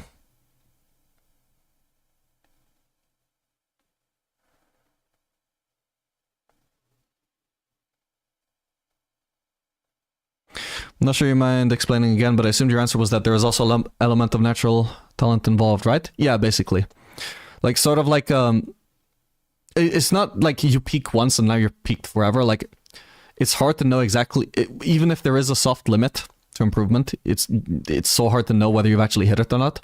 I would just say mechanically, I think it's very obvious. I have not improved there in 10 years. It's not really going to happen, especially because like I'm also very limited these days by like my fucking hand if I play for too long, especially if I like play like mechanic improving mini games. Literally, if I'm moving my mouse non-stop in a mechanically intensive way for like a minute straight, it already starts to hurt really bad. The only reason I can just play League normally is because most champions don't actually require 100% uptime on intense mechanics. I can get through a team fight just fine. I can last hit just fine. There's enough downtime during all of that where it's not very intensive on my hand, but like it really starts to hurt if I actually try and improve my mechanics or like try and do anything mechanically intensive for too long, you know?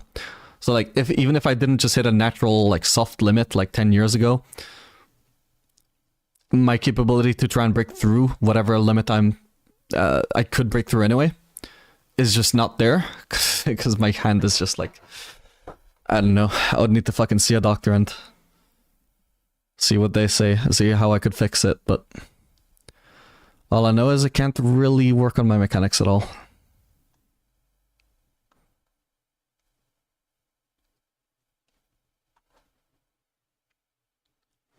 I don't think there's any way in the world you get to the ranked bosses done peak without mechanics, right? Yeah, so like solo queue in general, like even the least team-dependent role still has so much macro-dependent on teammates. The macro can only take you so far. You can't just like outsmart your way to challenger with silver mechanics, right? You're always going to be gated by mechanics to some extent. So there is, to some extent, like a bare minimum level of mechanics you need to hit challenger. And I'm sure no matter what role I played, I probably just don't have the mechanics for challenger. Even if I did switch to a less more macro-dependent role, I mean. And less mechanics-dependent.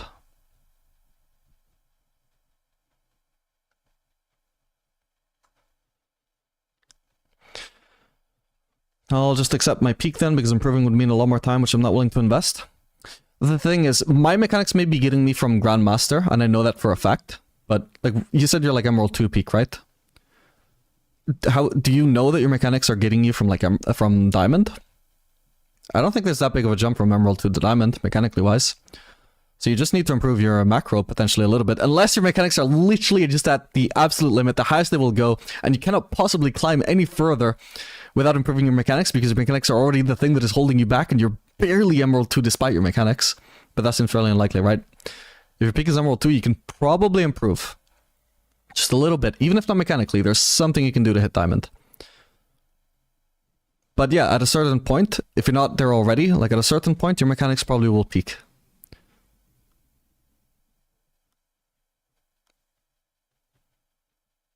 Like if you look at pro players, like I don't think a single pro player mechanically has peaked any higher than Uzi did fucking 8 years ago. 8 years worth of improvement. How has nobody become better mechanically than Uzi?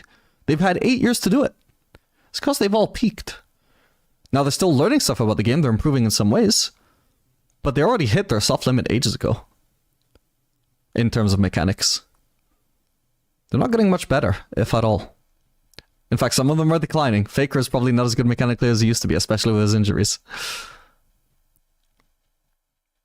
So yeah, I also just hit my soft limit 10 years ago, and sadly it was just around the master range, not the grandmaster or challenger range.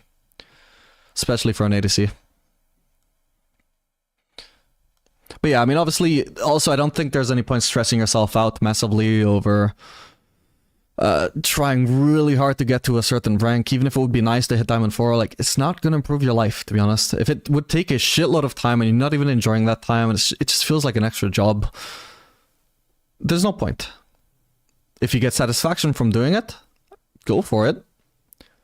But a lot of people try really hard to climb just because they attach their self-worth to their rank and to their progress, even though it's actually really unhealthy for them, honestly. So I don't know exactly what the percentage is. I have no clue how I'd begin to define the percentage. But there's a lot of people that are trying really hard to climb, and it's so unhealthy for them to be trying to.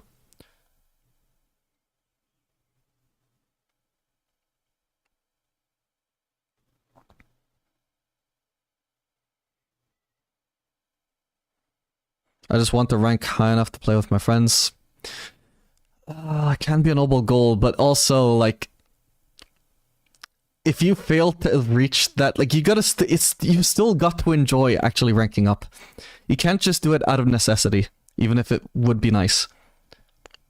Because imagine you just want to rank up, you want to get better to play with your friends who are all naturally more gifted at video games than you, but you're not as gifted as them, so you're trying so fucking hard and you're just failing, and it's just depressing you. You're like, why can't I do this? I just want to be on their level, so I'm not handicapping their games. But no matter how hard you try, you're just not improving. You gotta have the right reason to actually climb. And the only real reason really is just you enjoy it.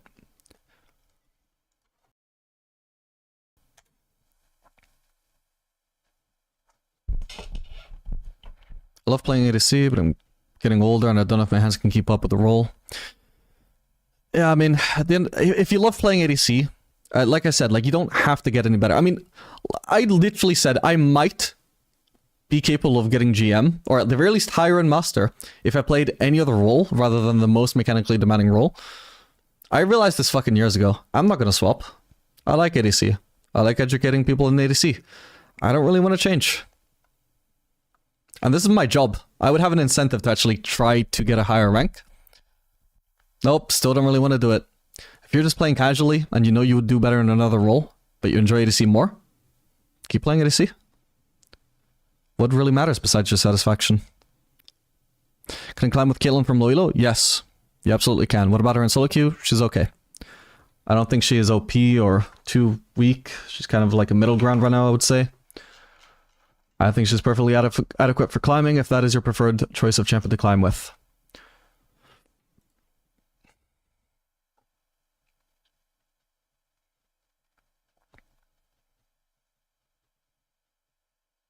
Is there a big difference mechanically from Plat to Emerald? Not that much, but I mean, you are going to find, generally, no matter what elos you're talking about, the higher you go, the better the mechanics are. Can a player who has the mechanics of the average Plat player, can they climb to Emerald? If other stuff in their gameplay is good enough? Yeah, I'm almost certain. To Diamond? Maybe. Starting to stretch a little, but maybe. I don't know that it's impossible. Will they get to Master? I really fucking doubt it. By Master, their mechanics have definitely progressed way further than you can climb with Plat level mechanics. Certainly they're never going to get Grandmaster or Challenger, right? But, is there a big difference mechanically? Probably not. There's probably a minor difference. You can overcome it with other aspects. But yeah, like, literally everything is going to be just moderately better from Plat to Emerald. Mechanics will be a little bit better. Macro will be a little bit better. CSing a little bit better. Decision making a little bit better. All of that. Reaction times a little bit better. Literally, you will even find the average Emerald player has better ping than the average Plat player. Like, literally everything on average improves. It goes up as you climb. Everything. Fucking FPS will improve as you climb. On average.